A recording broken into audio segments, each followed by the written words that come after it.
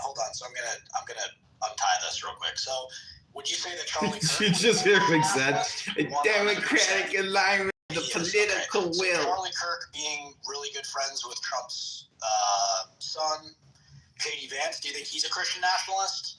Yes, he's much more opportunistic. Okay, so J.D. Vance, he is self. Okay. Yes. Okay. Why do you think that this entire group, except for Trump, so I'm just going to say that, a lot of his group are Christian nationalists. So for all intents and purposes, why do you think that they support Israel? Like I said before, I actually don't think that the Christian nationalist group that I'm talking about supports Israel. They're huge anti-Semites. They're not dispensationalist Christians.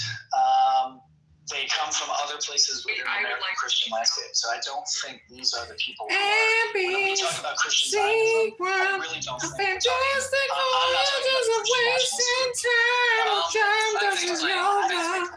John's doing yoga, listen to ABC Woman, and this is room at the same time. Is because they put America first, and they're Christian, and they like Christian values in America, but they sit down with Zionists that are also influential and powerful, and they look over things and they make a realization that benefiting Israel is benefiting America overall. It's a good ROI. Not exactly. And therefore they continue to promote Israel, and Israel continues to help America, and it's a win-win situation. Okay, I don't think it's just a self-serving thing with the Christian nationalists, and I do think that they are two separate movements: the Christian Zionists and the Christian nationalists. The Christian Zionists support Judaism, I would say, from a religious interpretation of the story of the Old Testament. Them being descendant of Protestants and the descendants of the creators of America, they share the ideological perspective that a certain people with a certain national narrative should unite under a more perfect union. They are in bed with Israel because Israel copied their literal playbook in forming their own national identity. This is why America and Israel are very often aligned. That's a more Christian Zionist perspective. However, the Christian nationalist perspective is a more modern interpretation of how can we apply our now modern and very real sensibilities of religion into our national identity as a result of our democracy. We should be able to express that aspect of ourselves. They too end up aligned with Zionism because even at their most racist and most anti-Semitic, they are so America first. The very notion of a Jewish state far away from America is strictly aligned with their very immediate political goals. So you just have a general alignment, first of all, with America and Israel, and secondarily, both the Christian and nationalist movements that exist within America. They just love the idea of Jews having their nation in Israel.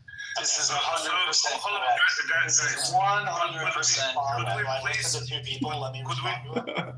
Could we please, before you do it all, Chase, could we please define what Christian nationalism is? Because, like, Charlie Kirk Here is... we go with the explanations on how to define Christian nationalism. Of course he is.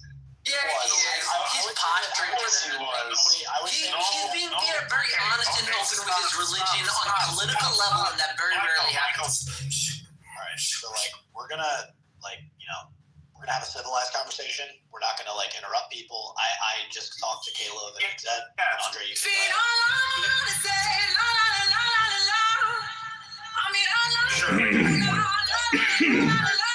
What Christian nationalism is, because somebody the two wolves, people who actually write books about Christian nationalism, who outline the ideology of modern Christian nationalism, have nothing to do with Charlie Kirk, who is pro-American Constitution, who is the Bill of Rights and all of those things. Christian nationalists are against those things. They want a state that is sort of aristocratic, some sort of aristocratic state where Christianity is on the forefront of statehood. How are you guys saying that? Can we just please define? I just want to hear from Caleb, Michael, and Chase. Can you guys define what you understand under Christian nationalism? What I mean by Christian nationalism is the group of people who put the Bible before the Constitution. and who want America to be. I'm not going to be able to give you a definition. I'm just going to be able to rattle off like examples. They are people who want America to not be secular anymore, in favor of not just religiosity in general, but in favor of a particular interpretation of Christian religiosity. And in so doing, they want to undo the checks and balances which have served as the backbone of American Republican democracy. They want to undo that in favor of some kind of supremacist Christianity. I think it's a bit more complicated than that. I think that within the Christian nationalist movement, you do have people that genuinely want Bible first and undo the Constitution to whatever degree it conflicts with the Bible. But I think that's a bit more fringe. And Charlie Kirk was a bit more of a front-facing middle ground that's a bit more mainstream of, I think, responding to the general reasonable critique of why should we try to remove our moral sensibilities from our legal structure? And the Christian nationalist movement is saying they should inform our legal structure and politics. And Charlie Kirk is sort of, from this perspective, the vanilla version of merging Christian ethics into more political spheres. That's what they're aiming for. So, I mean, I think that's, I mean, I will accept those things. My argument is that there can be a group that, like, believes that. They can do whatever they want. Dude, the Christians already have a ton of control over politics. 100. Like, you have a problem interrupting people. Do you know that? I've been told that. He does. Okay. So if you do it again, I'm just going to move you down. He doesn't care. Okay. So, It's true. yeah. So my argument isn't that. My argument is that it's unlikely that it will actually work. Your fear. First of all, it's impractical to do that for obvious reasons. I don't think that a lot of those groypers, I don't think that a lot of those Christian nationalists understand all of the benefits that Israel does for them. I don't think that they actually understand that it's a win-win situation. And I think that if anybody that would be considered a Christian nationalist goes into those positions and sits down and says, they sit down with influential people that are Jewish in America and they say, listen, benefiting Israel does X, Y, and Z for America. And then, they sit down and say, okay, this, and this. They're going to probably come to the same conclusion that Trump did and J.D. Vance, and that's why you see their actions being reflected there and saying that, okay, it's a win-win. America's culturally Christian. Obviously, we want to enforce Christian values, but it's not going to be to the expense of Jewish people or to the expense of Israel. And that's why you see this playing out like this. And I think that your fear is irrational. And I think that your fear is, and the reason why I think it's irrational is because when it actually comes down to making these decisions and being in these positions, none of that's going to happen because it's bad for America. So I think my fear is founded. I got to respond to that. I think when you say it's not going to work, you're not looking at the ways in which it's already happening. And I think your conflation with the Israel stuff and Christian nationalism is exactly right. I think you underestimate who has influence over who when they sit together. And like I said before, just tread lightly when you're talking about Jewish influence like that. Yeah. Okay, so whatever. So the reason why, I do not accept neither Michael's nor Caleb's definition of Christian nationalism because it's so broad. It's encompassing anyone who might be nationalist and might be of a Christian faith. And this is not what Christian nationalism is or is about. And I'm going to read you a couple of, definitive features of it, according to the person who actually wrote a book that's called The Case for Christian Nationalism, Stephen Wolfe. Okay, so the nation is a natural community. So in his idea, the nation is pre-political. It's an organic community formed by shared ancestry, language, and culture. Civil authority under divine order. So for him, civil government has to be ordained by God, not only to maintain order, but to advance a nation's Christian good. So there is absolutely no neutrality of the government in terms of religion. Government should be explicitly Christian. Rejection of liberal neutrality. He explicitly rejects ideas of religious neutrality, pluralism, and egalitarian universalism, arguing that these undermine people's capacity. This is a very key one, by the way. Capacity to live as a unified Christian nation. This is what actually distinguishes people who are Christian nationalists from people who are nationalists and Christians, or people who are Christian and uphold values of the United States, at the forefront of their, first principles. And the last one is telos, so to the end or good, thought by Christian nation, according to Wolf, is not merely peace or order, but the earthly and heavenly good of its people. So it's the salvation in Christ, and basically using national identity and national power in order to promote salvation in Christ. None of those things, well, maybe not, maybe only one out of all the things that I mentioned could be applied to Charlie Kirk. So by definition, he would not be a Christian national. Yeah, and I'm going to repeat what I said, because so Jewish lobbying in America, Zionist lobbying in America, has an impact on politics in America. Okay? Does that make sense? Am I speaking Chinese? It's just false. Okay. It does. It does. No, I understand what you mean, but it does. But it does. Definitely is true. Like, pretending that doesn't have an impact on politics is crazy.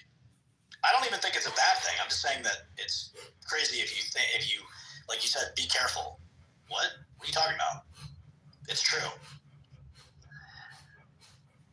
You're trotting out classic anti-Semitic, I think unwittingly. You are navigating the waters of classic anti-Semitic ideas about oversized Jewish influence.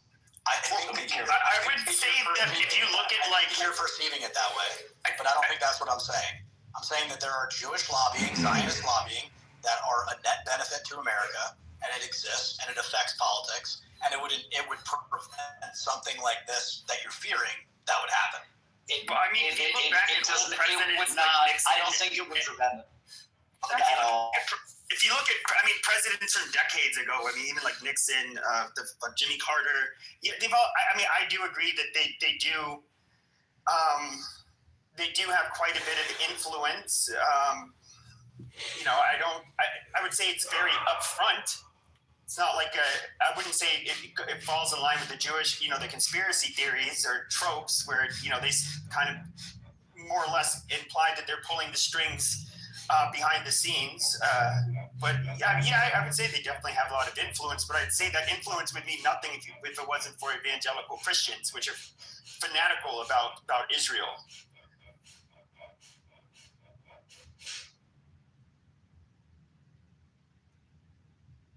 I think it's a check and balance and I don't think that it would happen. Like, I think it's very, very low chance that would happen. It's actively being challenged and undermined. It would be very detrimental to America, and these people are America first. So it's not like actively being undermined. But do you understand? Even I am somebody who thinks our relationship, it's just my personal opinion. I don't know. There's positives being an ally with Israel, and we wouldn't want them to be an ally with anybody else, because they're pretty competent, capable little country. But I kind of question, should we really be getting as involved as we are with Israel? But there are definitely people who do not. Shit, I forgot the point of it. The answer is yes, obviously. I don't think that's the obvious answer. I think that's debatable. But just realistically, if we're not looking at it through even is it beneficial to the United States? That's where I think you can. The answer is yes. If you look at France and Spain, if you look at other countries that we invest in, they do literally very little compared to what they do, what Israel does for America. What does On top of Israel that, do that's most of the more? money. What? What does Israel do that's Wait, hold on. Before you go down this thread, one sec. I can Because literally you're listen. going into a new thread. Hold on. I have Go down this.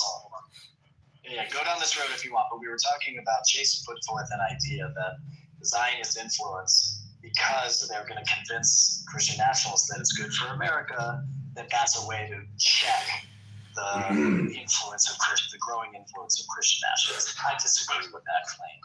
That's a silly claim to make. Caleb, do you make a distinction between nationalism and patriotism? And also, how big do you think Christian nationalism is in the United States? Yes, I make a distinction between nationalism and patriotism. Patriotism is like part of civic religion. Nationalism is some kind of like supremacist ideology that says something other than, we are coming together for the common good and co-creating, this society and this government. How big do I think it is? That's a good question. I guess my best answer to that is growing. No, I mean, I get that, like, you think that the people are attracted to the idea, but how big do you think? You think like thousands, tens of thousands, 100,000s, Dude, it millions? could be like I anywhere think it's between like millions. 10 and 20% of the Republicans. I mean, do you remember? Yes, millions and millions. And it was kind of we knew what she was doing when she did it, but I would consider Candace Owens is probably one. I don't really watch her, but when they say Christ is king, it's like they're using it. They're basically weaponizing the term, especially when Candace Owens said it, to her boss Ben Shapiro. What she was doing there. It is a kind of a way of saying like, hey, that was a very Christian nationalist thing to do. Basically, they're asserting their dominance as Christians, as superior. But you've probably noticed, like even on social media, a lot of people are saying Christ is king. They're saying a lot of this, using a lot of coded language, which can kind of seem like it's innocuous. It might not be anything bad, but definitely trying to push Christian nationalism. I think it's also like the new punk rock thing. I would say the last several years for younger men. And I don't know, it's growing. It's cool. It's actually cool to be like a Christian now. Like even when I was younger, you made you a fucking dork. But you see, guys, I mean, this is the thing. Like, I'm glad you make a distinction, because I think that the conflation comes that a lot of people who support Trump and are patriotic, right? They want to make sure that United States stays as a strong nation. They are somehow written into the nationalist category, which they are not. I mean, they don't want. I consider myself consider myself a nationalist. Yeah, but nationalism is like, I completely agree with Caleb. And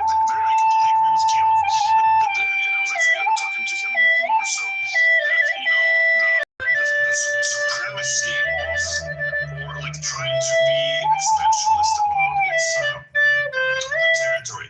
That's like one of the key features of nationalist identity. And I think majority of the people who supporting Trump are not of that trend. Like, they do not want to, gain more territory, like, or join another like state of the United States. They're more in line with upholding a certain traditional set of values or first principles that they see, have been kind of muddied as of late. And many of them, actually happen to be Christians, but that doesn't make them Christian nationalists. Do you understand what I mean? I know what you mean. I think you're right that one of the things we see often with this kinds of nationalism is expansionism. I would not argue that it's a necessary, prerequisite to being called a nationalist movement, but I understand what you're saying. At the end of the day, if you want what's best for what's best for Israel. How is that? How can you say that so like smugly and confidently? Because you need to do the research and need to look at the consequences of Like what that what? would mean if it would be lost. Okay, you go ahead. What? Intelligence, counterintelligence, military equipment. Most of the stuff that's brought back to America is reinvested, or most of the money that is. Yeah, I can live off of. Yeah, I think that's a lot of that's garbage. And, you know, we still give them millions of fucking credit to buy our weapons. A lot of what Israel does in terms of trading to Asia and to Europe is very important. OPEC dealings, a lot of Middle Eastern influence and control. There's a lot of things that Israel does that's really beneficial to America. Well, I would say that the number one thing. Counterterrorism on top of that. Yeah, I think. Well, you know, of course, we don't have a way really in on it, but a lot of the people that worked in counterterrorism for the CIA and FBI have not had very nice things to say about Israeli sharing their intelligence. But I won't get into that. But I would say the fact that we support Israel it puts us at odds with the whole Muslim world. And I'm being serious. That was even Bin Laden's, what he listed as number one motivation for attacking the United States, in the fact that we have troops on Muslim lands. I do think that, and of course it costs us money, that we have to deal with their lobbyists. I can't say that it's like it's not a black and white thing where I can say, oh yeah, it's so beneficial for us. You can make the argument they're an ally, and we do what we can for our allies, and it's the right thing to do. Fine, fair enough. But if I'm just looking at a cost-benefit analysis, I know I think that's silly to say that it somehow has benefited us.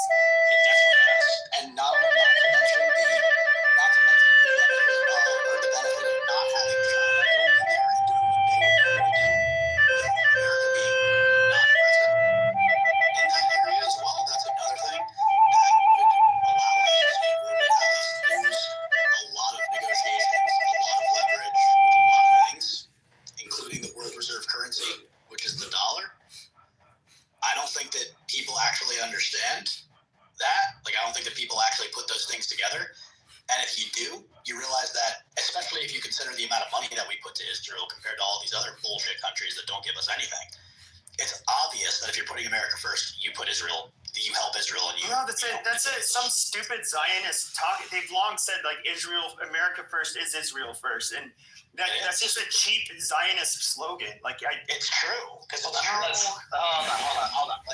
on. There's the confidence. I agree with you. I think that Israel provides many benefits to America, and therefore the support should continue. It is not necessarily, however, obvious to everybody, right? And I think to say, I hear from the America First crowd the opposite, right? No, we don't want to support Israel because of America First principles. Now, I hear what you're saying. If they really understood what the benefit was, then they would do it. I'm not convinced that that's true. I'm not convinced. I think America First is isolationism, is circling the wagons, right? I don't think, I read the foreign policies of America First. I understand the logic of what you're saying. I don't think it actually bears out in the pragmatism of like real politique on the ground. I think that the reason why they don't think so is because of a lack of education and understanding. But I think people like you have to understand. I support Israel, and them having a right to exist as a Jewish state, and all of that, and defending themselves. However, I do think that politically we are way too enmeshed, and I'm not a fan of it. What is all of the what is the media coverage been for the last not just since October 7th, but even with Trump's presidency? We keep on focusing on Israel, and I don't know. I just don't. I think we're too involved with the reason we're focusing on Israel because there's a big international relations kerfuffle in the Middle East. Yeah, yes, I realize, and it's a problem that nobody seems to be able to solve, and this is Trump's. Maybe he can leave this will be a lasting part of his legacy. If he can truly find peace there, I'm not convinced that it will happen anytime soon, personally. But I get why it's happening. But I'm more on the isolationist side.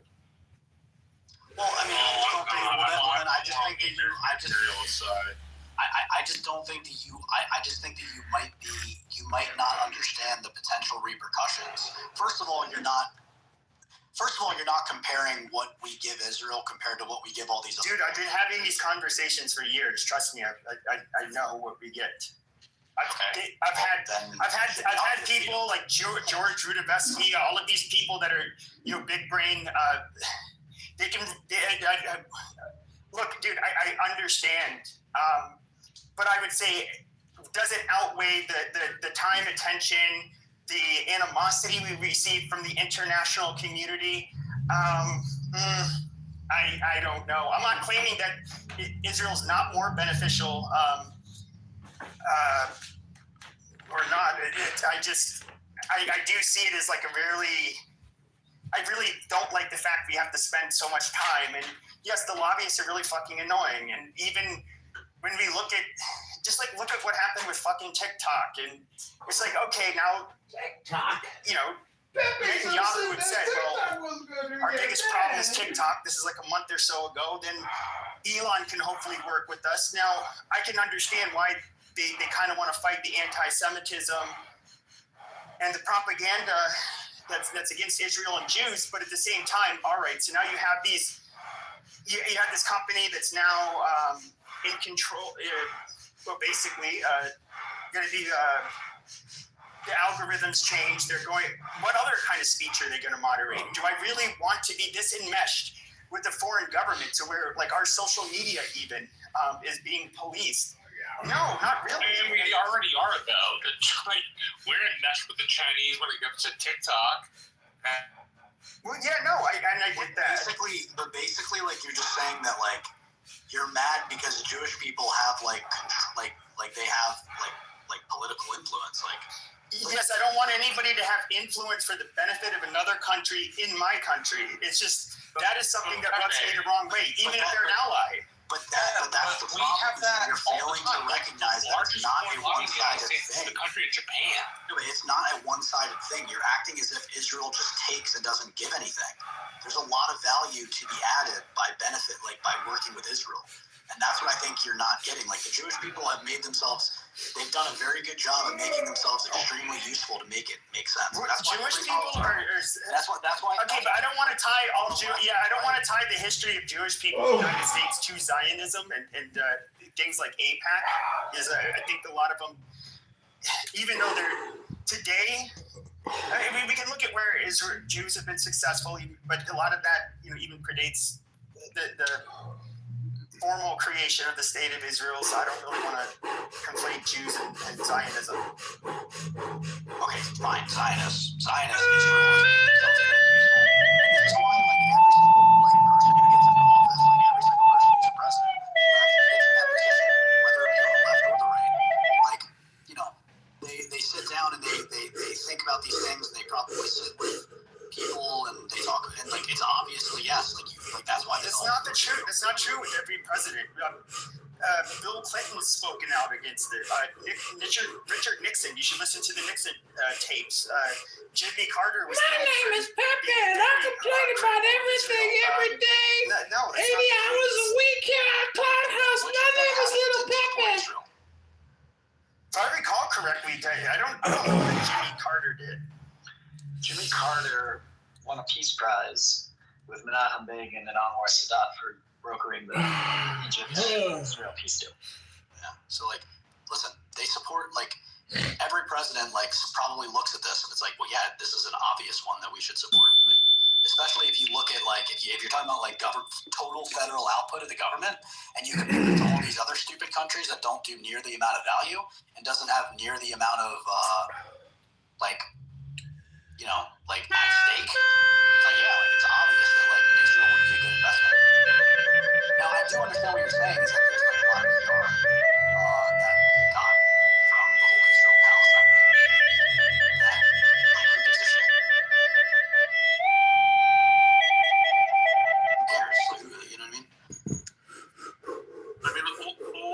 it's important to remember that, in order not to fight, what is it called, like have hot conflicts, it's much better to have satellites who are friendly with you in the regions the most aggressive towards you. And, the Middle East is fairly aggressive. I agree. The Middle East is. I guess this is such a hypothetical. There's no way to know. But I mean, I wonder, would we even have a need to be in that part of the world if like the state of Israel had never existed? I don't know. I mean, if they kill each other, I understand it's important for gas and the shipping lanes and all of that. That's very important. And yeah, we know that. That's why I mentioned those two. But I don't know that we would. I mean, I personally don't know if just in the Middle East in general, outside of Israel, I don't know. It's not really a hypothetical. It's not really a hypothetical. We know that the West, we know that Western Europe was interested in it. They wanted it to colonize it on their behalf. I'm not sure why we would expect America to have sort of a less, right? The only reason that the Europeans were able to do it is the fall of the Ottoman Empire and World War I, et cetera, right? Had America wasn't involved at that stage, but the Western powers were. So it probably would have come along, don't you think? Oh, I think. I don't know what would happen in that region of the world. I mean, once again, I support Israel, and then I don't want anything to happen to the state. You're just annoyed. I know what you're saying. Like, you're just annoyed that, yeah. But at the same time, listen, and then that's also not taking into account what geopolitical opponent would go in and do what America's doing. But yeah, that's why I said that when I started off, they're a fairly capable little country, and it would want them. They could cause a lot of havoc if they were to be allied with an adversary of the United States. So, yes, that's obviously part of my calculation. Which is exactly what would happen if America stopped supporting it. It would either be Russia or China. Yeah. Well, that's why that's what would happen. It was during the Cold War that's where we really depended on Israel to be an ally. It was part of it. Yeah, it's not much things changed, though. I mean, it's still China and Russia still at odds with the United States. Yep.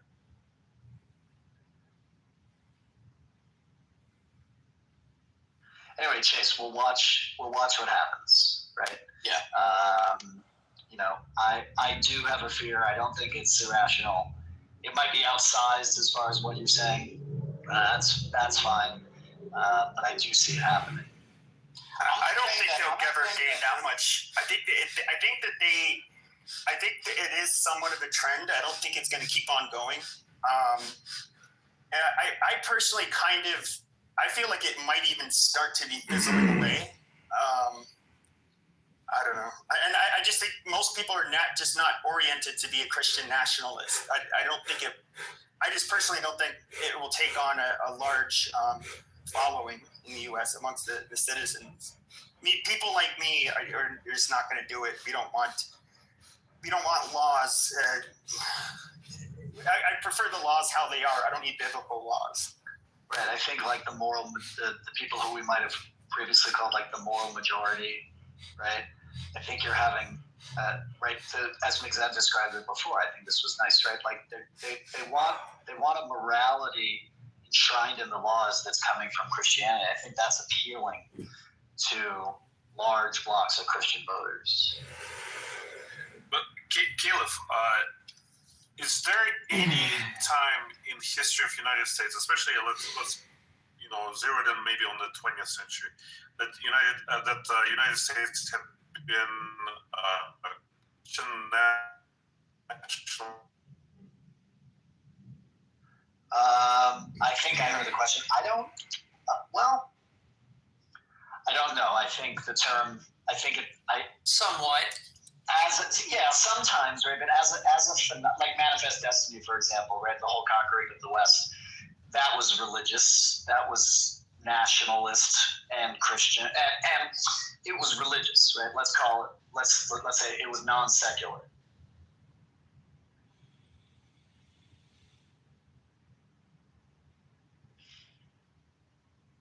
Yeah, Pepe, I both of us are conservatives, I am in the camp that, for intensive purposes, Israel is like kind of the 51st state of the U.S. Like, I'm kind of in that camp. Well, I would say it's kind of funny. So Trump, of course, he wants to make a name for himself with this peace deal. Then the Knesset does their performative vote on annexing the West Bank, even though Trump had said prior that they're not going to do it. Then of course you have JD Vance saying, "Oh, I don't know what this stupid game was that they're playing. They're not going to annex it." It is. I would say even after, which kind of shows the level of, they're kind of showing who's actually in charge. And then in order to save face, Netanyahu had to come out and say, "Oh, well, no, we're a sovereign country." And but I would say even after the October 7th attack, when we had the election coming up, Biden totally made them slow roll that invasion into Gaza just to because he didn't want it to hurt Kamala's chance at winning. I do think that I do think that, like, with this enmeshment, we are in each other's business, like, way too much for my liking. Yeah, and like, for obvious reasons, the U.S. helps Israel just as much, but like to a different degree, like their survival. No, at the end of the day, we can tell them what to do way more than the other way around. I mean, they are Israel's somewhat beholden to the U.S. Yeah, of course. And so that's my point. Like, so Israel has and obviously they know this, and so they have figured out a way to make themselves extremely useful to America, and by pursuing their own selfish interest, they then benefit from America benefiting them. Because of the fact that they make themselves useful to America, they get the ultimate benefit of having the strongest military in the world helping them and making sure that they get military funding and they get military equipment and they get all the benefits of that. To be fair, though, it's also a symbolic. It's also like that for religious reasons, but then also I think most Americans realize that the Islamic world is at odds with us, and it's kind of like, why would you? Here you have this country that is on your side. Why would you ever abandon it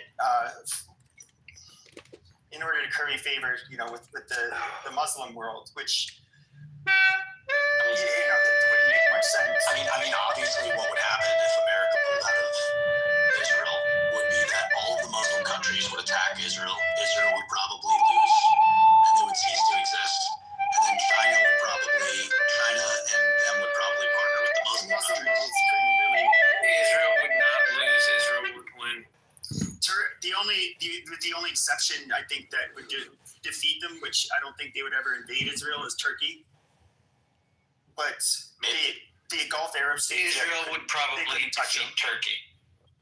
Yeah, but Mixed, we're talking about all of these countries combined.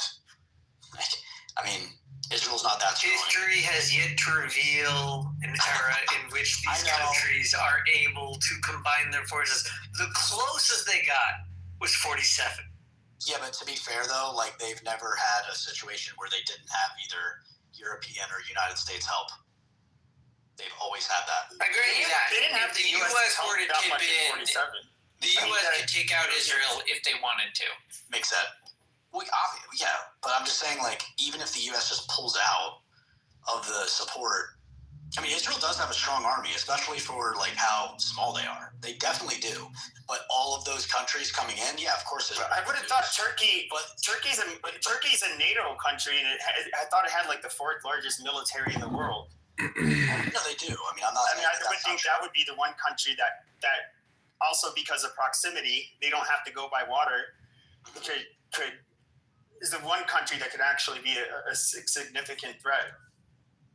Oh yeah, for sure. Of course, Turkey would be a threat. Yeah, but I'm just saying that in general, like China would just partner with like Iran or Iran and all these like Middle Eastern countries. Like they wouldn't need to partner with Israel. They would just partner with the Muslim countries.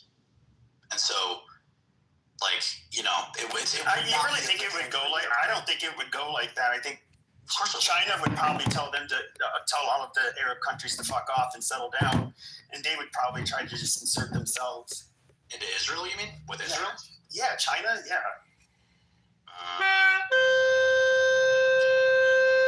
Maybe, but like I don't mean like take it over. I mean, in other words, they would partner with Israel. They would try to be the yeah. No, I mean maybe, but like no.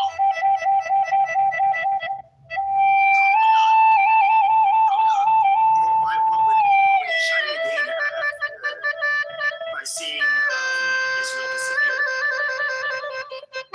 What would they gain? Yeah.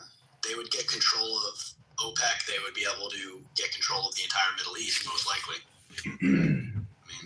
But the Europeans aren't going to let and the West is not going to let them get a hold of the Gulf Arab states that we rely on for gasoline. Yeah, dude, but our proxy in the area is Israel. Otherwise, we have to send our own forces in there. Yeah. Better to have somebody else do it for you than to have to do it yourself. I hate to agree with Marshall, but that's true. Agreement?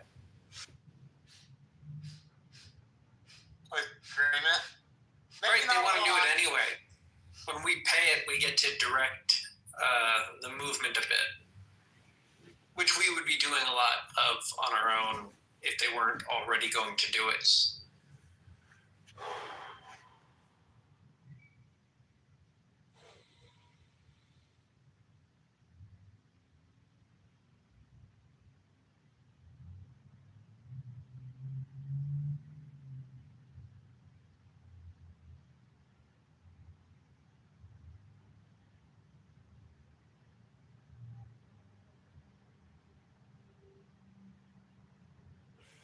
So, what do you guys think of Mahmoudi in New York City? He's a fucking scumbag. Well, I did see somebody. All hail the King of New York. Somebody sent me a message. It was Pearl. New York City is going to become the new Cali. What was it? I'm trying to see what it was. It was so it was a survey. 43% of Jewish voters in New York City said they'd vote for him. Then among the Jewish voters age 18-44, that figure is 67%. Do you guys think he's a threat, like some Jews are saying? Like against the Jewish people? I guess. I mean, I definitely see outspoken Jews on X that are saying he's. Yeah, of course he is.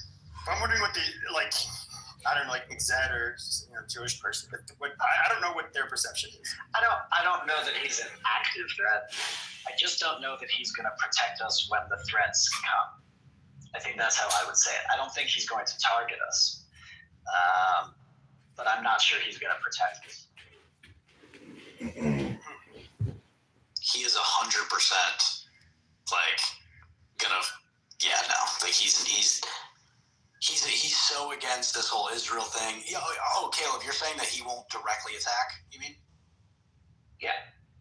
Well, maybe not right away, no. But how can he attack the people? Well, he doesn't. He's not like gonna go. He's not gonna direct the police to upset pro-Israel protests.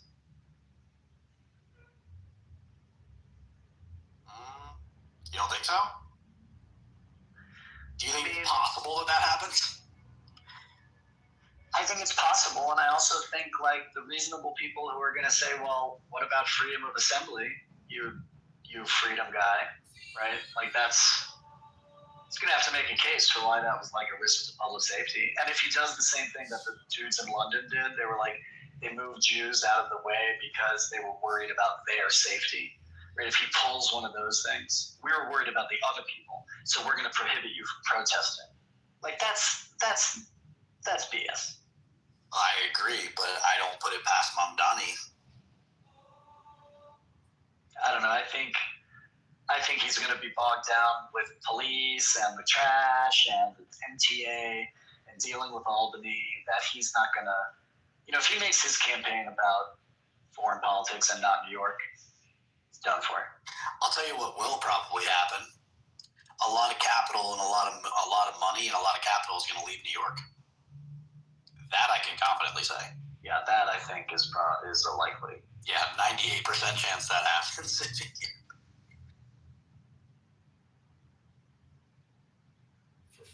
Pepe, what do you think about Mamdani?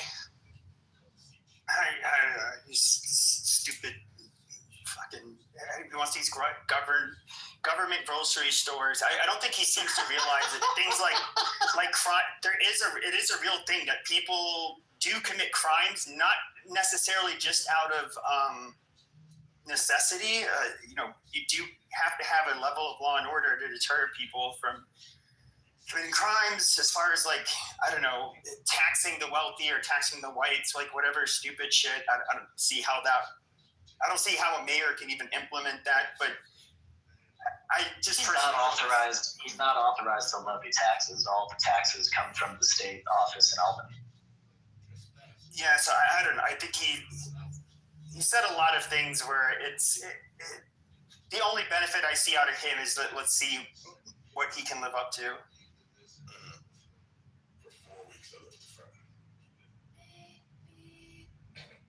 Yeah, not America.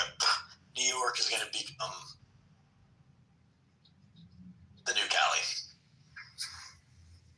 Specifically New York City is going to, similar situations are going to happen that happened in California, I think, over COVID. What's that?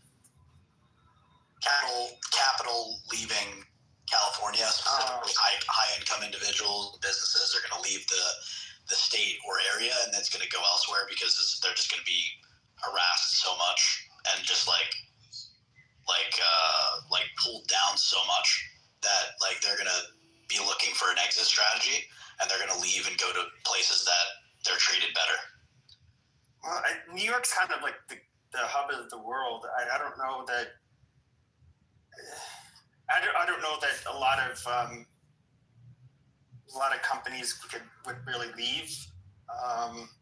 California was kind of on that trajectory for a long time. People talk about the homelessness and that kind of stuff, but they've always had a large homeless population, and it did increase quite a bit. But they had really lax laws, for personal drug use. Of course, they have a very, very mild climate where if you're homeless, it's probably the best you're going to be able to do outside. So I don't know that he would do that kind of stuff, but I think, of course, California is just really, really, really expensive, similar to New York.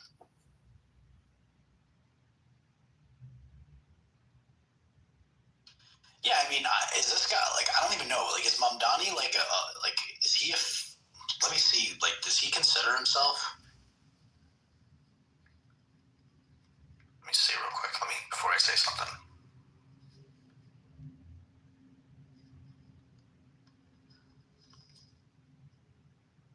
Yeah, so he's not. These types of things that he wants to implement, where it's the rich get just taxed out of their ass, and then those rich people clearly have other options to go elsewhere where they're treated better. I just don't I think that that's going to happen every single time.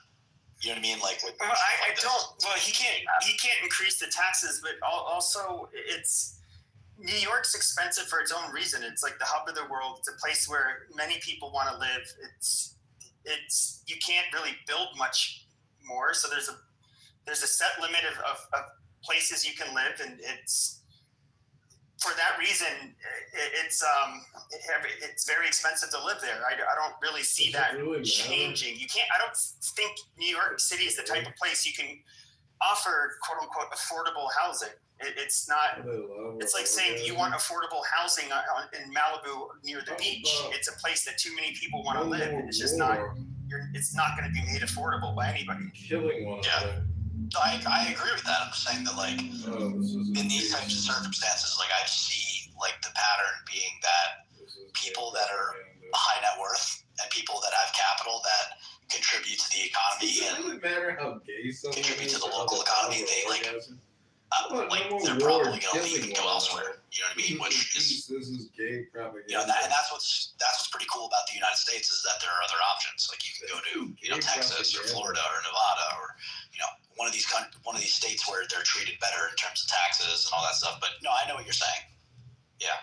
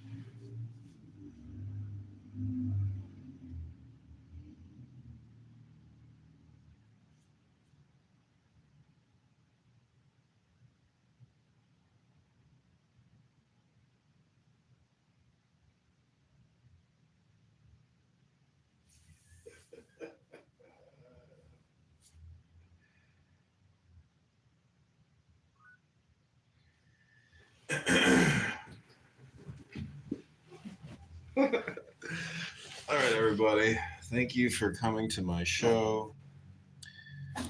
Our friend Mountain is here.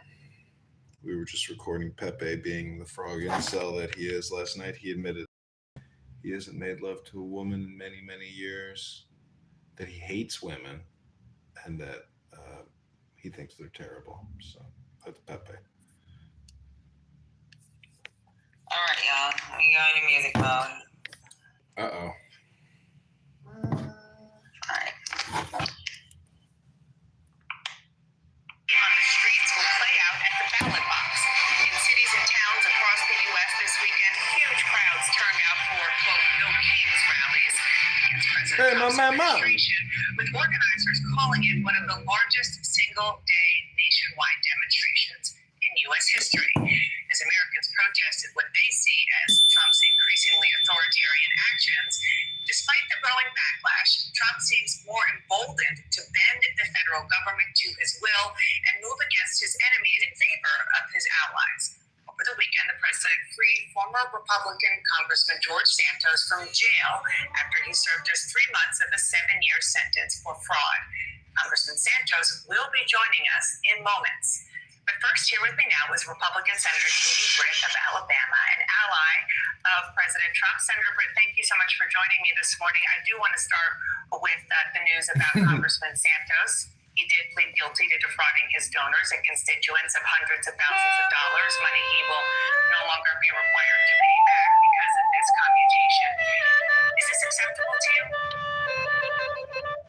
Look, I'll let Congressman Santos speak for himself when he comes on your program next.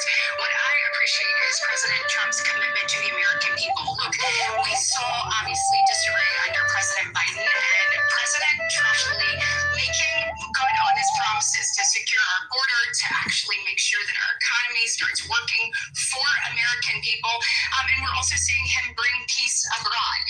So I'm focused on the things that President Trump is focused on, and that is making sure that the government gets back up and running, and I certainly look forward to making that happen soon. I do want to talk to you about all of those things, but real quick, no opinion on the commutation? Well, look, President Trump has the opportunity and the ability to do this.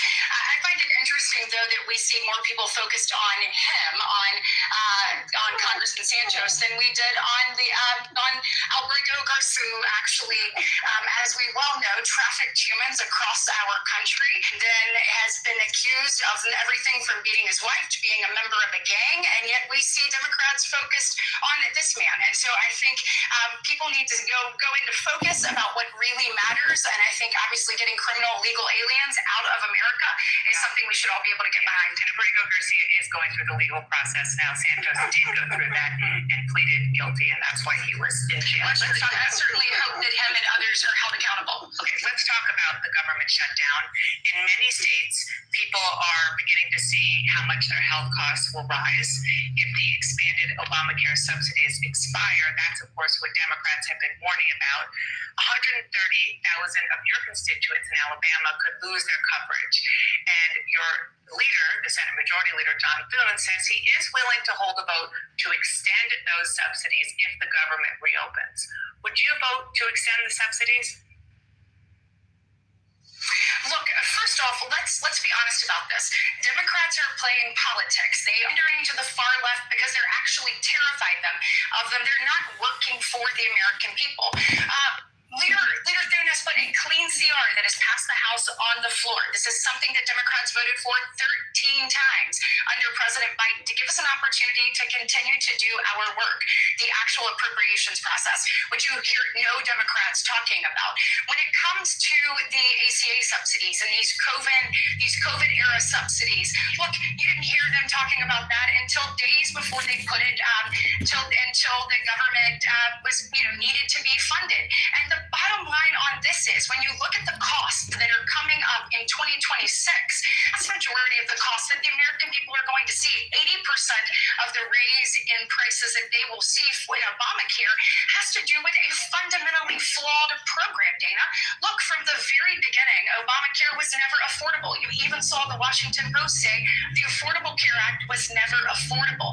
So in 2010, they put in subsidies in 2014, then put them in COVID in 2021, and these subsidies that they are fighting for allow millionaires to be able to take advantage of people that have reached out. Wait, hold on one second, Anna. You know, people have reached out to us who have maybe 2 homes in different places, and they are getting these subsidies. The fact that Democrats are going to the mat so millionaires can get additional money from the government is absolutely mind-boggling. This program is wrought with fraud. It is absolutely has no income cap. So I want you to ask Democrats if they believe in that. If you were to extend these just as they are now, you're continuing to waste money, basically put it up in flames, and we need to make sure, just like we did with the working families tax cuts, that the people who actually need these things, Dana, can get them. And Democrats, once again, can care less about how much we spend, and they just want to try to find a political edge, and they don't have enough. Senator, I hear you saying that there needs to be reform, which I understand. In the short term, though, the question is whether or not you would approve, because you might have an up or down vote on that, a 1-year extension for the premiums as they are. Would you vote yes or no? Well, what I want to vote is to open the government, which I have done a number of times. I have said that I'm absolutely open to having conversation, but we're not going to extend a program that is wrought with fraud, waste, and abuse. There would have to be adjustments to this program to make it make sense for the American people. Look, we are spending out of oblivion, and the Democrats don't seem to focus on how do we make these things actually work. Our healthcare system is broken, the system that they put in place, and I remind you, this is their program, Affordable Care Act. These are their subsidies, and they set the day for their expiration. And now the Democrats want us to dig them out of a hole. What we want to do is make sure that the American people work and look, and people get paychecks.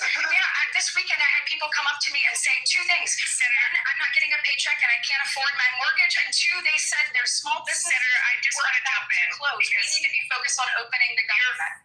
Yeah, right. And so your fellow Alabama Senator, Tommy Tuberville, said allowing the credits to expire would hurt my state. Do you agree with that? Look, I think there can be reforms to these credits, but ultimately we're going to need a total overhaul. So I am absolutely willing to have a conversation, but we've got to open the government first, Anna. I mean, and I hope you call them out on this. They are holding the American people hostage for their own political gain. These things happen January 1st. We have plenty of time to have these conversations, and I think that we will. Yeah, and just want to move on, but what the Democrats have said, because I've interviewed lots of them about this very topic, is that they try to have conversations both against this crisis and Republicans wouldn't engage. The other thing I do want to point out is that health insurance companies are setting their rates. Now, I do want to talk about IVF because you were a major driver behind the president's announcement this week of plans to lower the cost of in vitro fertilization and make the process more accessible to Americans. And we didn't go as far as he promised during the campaign, which would be free universal IVF coverage and require insurance companies to cover it. Is that still the goal? Look, President Trump is the most pro-IVF president that we've had. From the very first conversation that I had with him, Dana, which he mentioned obviously in the Oval Office, where we talked about this issue, he has been a strong, unwavering supporter. He understands that families all across our country are hopeful that they can either start or expand their family. And this, for so many Americans, gives them the opportunity for that. Look, 1 in 8 families actually experience infertility. We know 9% of men and 11% of women this is a challenge in front of them. And we know that the affordability of it puts it out of reach for so many people. So as he processes this, he is beginning to make strides in this that no other president has made, and I am so grateful for his leadership on this. Look, on Friday night, I ran into a friend of mine who literally told me her story, Dana, about that she was unable to, the affordability here in the United States was too great, so she had to seek treatment elsewhere so that she could begin the dream of actually starting her family. And then I got to see a child this weekend celebrate their birthday, and knowing that these families wouldn't be for IVF, or these people wouldn't have hope like you because of what President Trump has done. He's made significant strides in this, and I think he will obviously continue to lead, be the most pro-family, pro-parent president that we've ever had, and it's an honor to be a part of it. Senator Katie Brady, Alabama. Thank you so much for being here. Okay, did she answer anything that she asked her though? No. She said, I have a friend who she met up with Friday that had a IVF treatment. The baby was having a whole birthday, and you just found out Friday when you bumped into her in downtown Alabama. What's going on? You support having babies, but then you don't support the medical care to take care of them. That's crazy. Well, but see her. Never mind. This shit. Don't never mind. Say what you gotta say, sis. How you doing? Happy Monday. Go ahead, sis. Happy Monday, everybody. Talk your stuff. Go ahead. No, I was Get just in gonna there. say, most IVF babies are born healthy, but are you talking about just having well baby care? Did he offer that as Yeah, I'm well? talking about after the baby is born and down the years down the road when the baby needs health care and stuff like that. Oh, well baby care. So, yeah, I don't know their stand on that at all.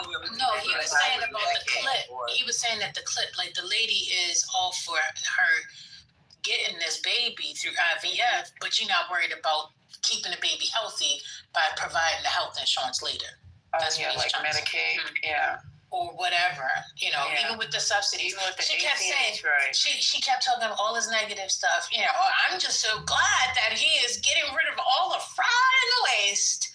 But are you for the subsidies? Well, you know, I mean, you know, we are, but it's like, what are you saying, girl? They talk out of all sides of their mouth. It's not the front, the side, the back. Just all portions of their mouth is coming out of words. I don't get it. Because stuff like that frustrates me when I'm talking to somebody. Just stick to the question.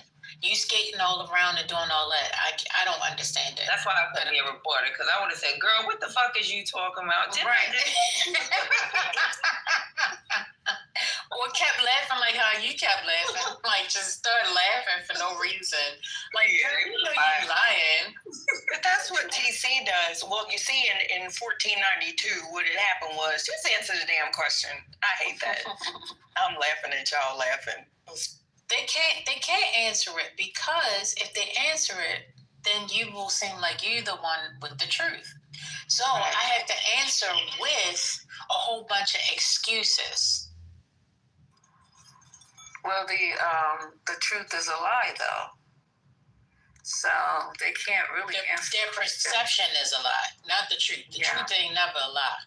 You know what I mean? Is in their world, the truth is a lie is the truth. The truth is a lie. It's like, you know, they have times, and it becomes that. So he was good though. You can't answer, because if you answer, you've taken a position, and they're not taking a position one way or the other. They're not taking a position. Yeah. Right. In other words, they're not. They gotta have a position. Like she just kept stating the position over and over. No, she didn't. She said President Trump has always been, and then she would fill in the blank. But the position is, are you for the subsidies? Yes, no. Instead of answering that, you keep telling how you're paying for these rich people to have health insurance on these subsidies. And, you know, you're making excuses as if the subsidies aren't needed. If you need the subsidies, then have the conversation about the subsidies. Stop filling it with all this other stuff. Isn't there cap on eligibility for these subsidies, though? Yes. And she kept saying millionaires getting this coverage. What are you talking about, girl? Stop. Wow, that's crazy. What millionaires getting it? Maybe somebody that recently is no longer a millionaire? I don't get it. What is she talking about? That's why I was like, millionaires. Maybe they used to be a millionaire at one point in time. Oh, that's a clubhouse millionaire. Or it could be the clubhouse millionaires. It's the clubhouse millionaires. I was a millionaire Tuesday, but on Thursday. He asking you to cash app him $10 for a club.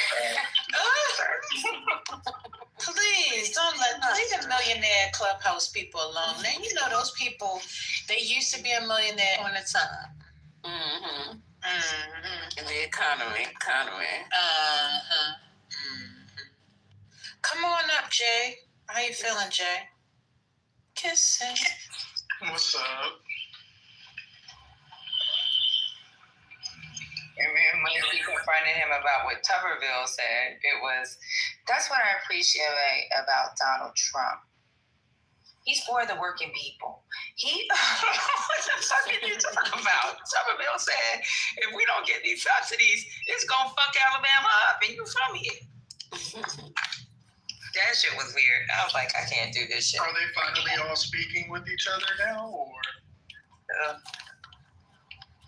Congress? No, I'm playing State of the Union and going through each. Okay, does this shit go off on Friday? Food stamps, SNAP, all that shit?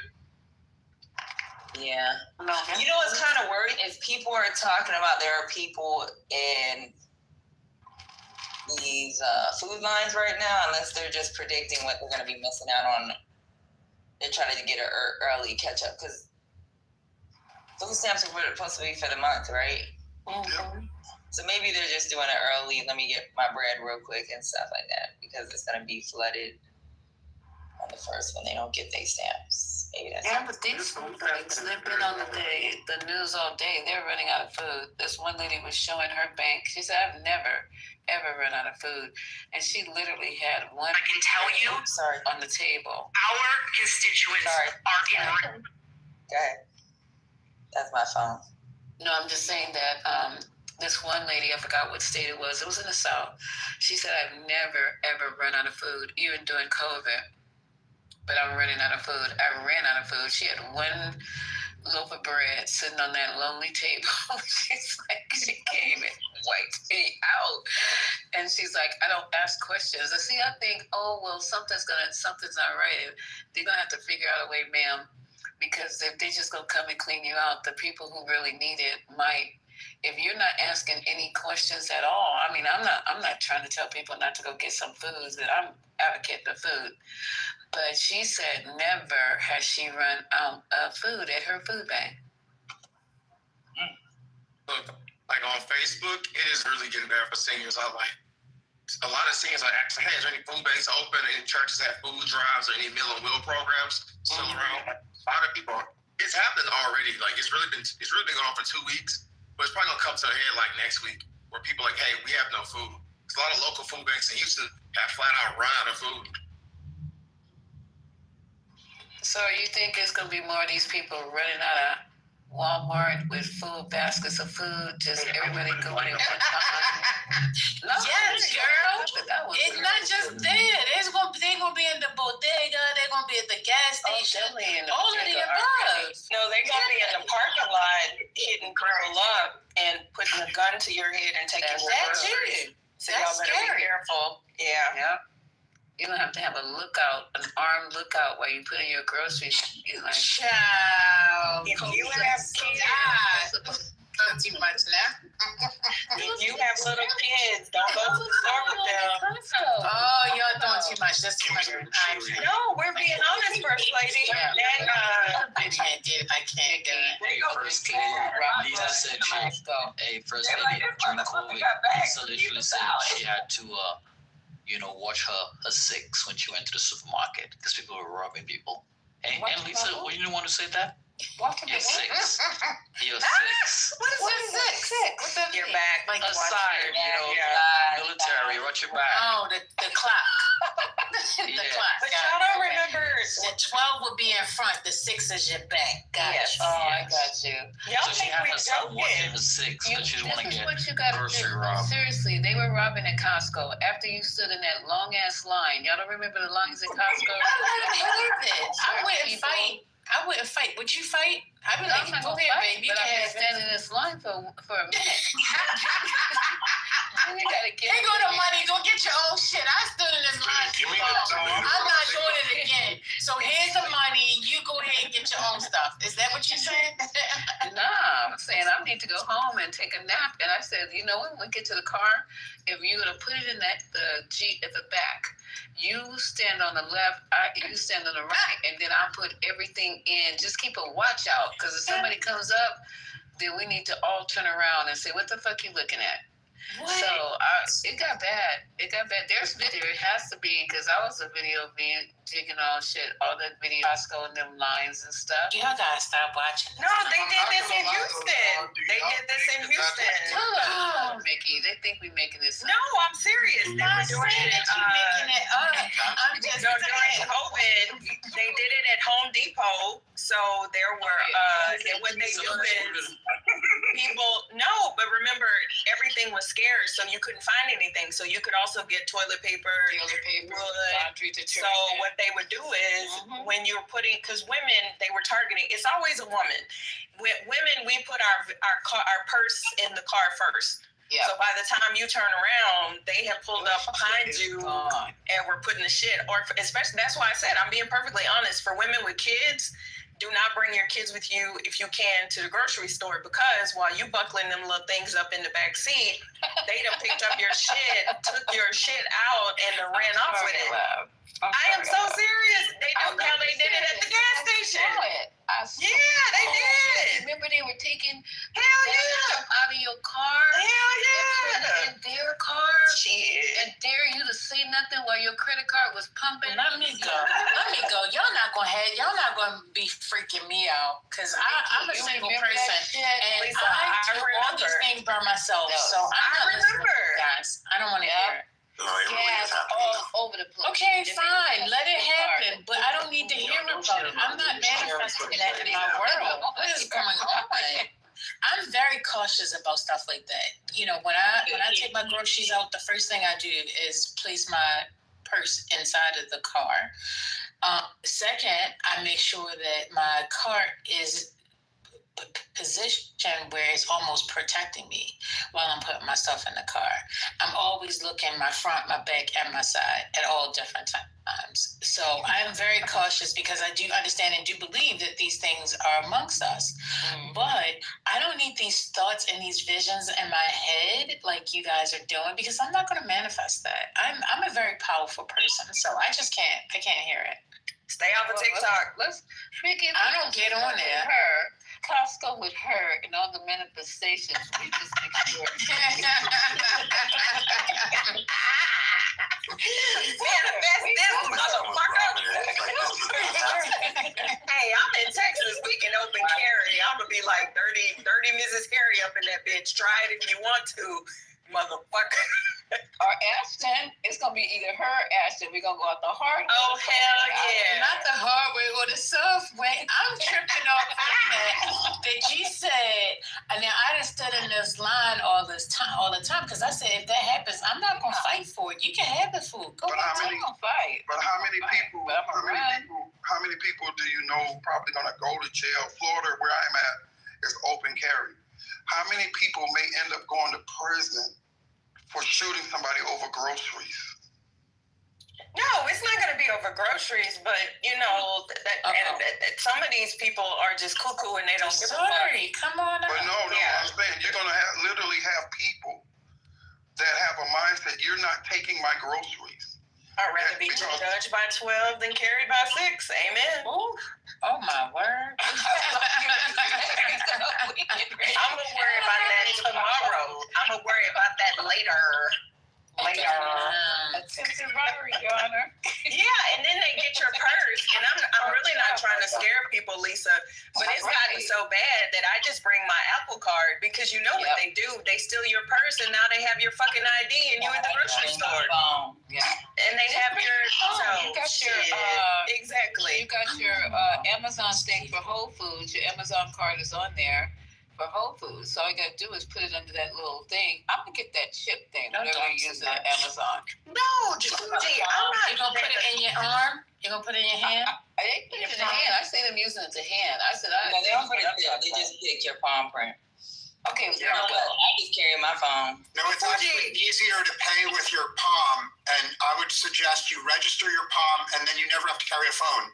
But Fuji, we're not fantasizing about you can talk on your palms too. My hand. No, some of these people, these grocery things, like talking from my hand. Yeah, there are chains where like people do this on purpose. Like going to Whole Foods, I can assure you that is not a poor person that's going to Whole Foods. That's not a person that's a person that doesn't give a fuck. Like I just read this little story last night, and I don't mean to. It happened, so bless her heart, and I pray for her family.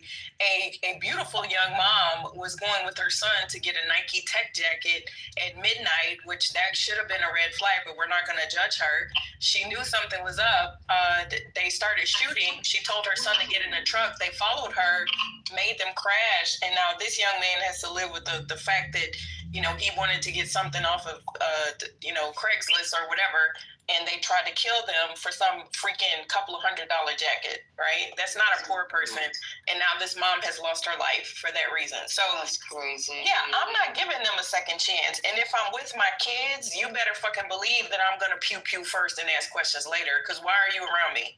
No, get away from me. I'm a mom. I'm a woman. Why are you rolling up on me? Absolutely not. So I'm sorry. I saw that on word porn. It said to forgive a person is to give them a second chance to screw you over. I said, hey, going into my lexicon of quotes. Yep, to forgive a person is to give them a second chance to screw you over. I said, I'm printing that one out. That's it. Don't live by those words.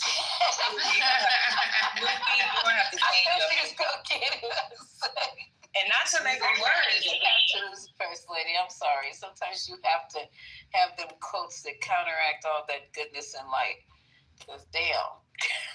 But speaking of Houston, y'all, see now this did not make the major news cycles, which lets you know that they're hiding information on purpose. You know, they found a young man that was partially burned and hung under a freeway pass.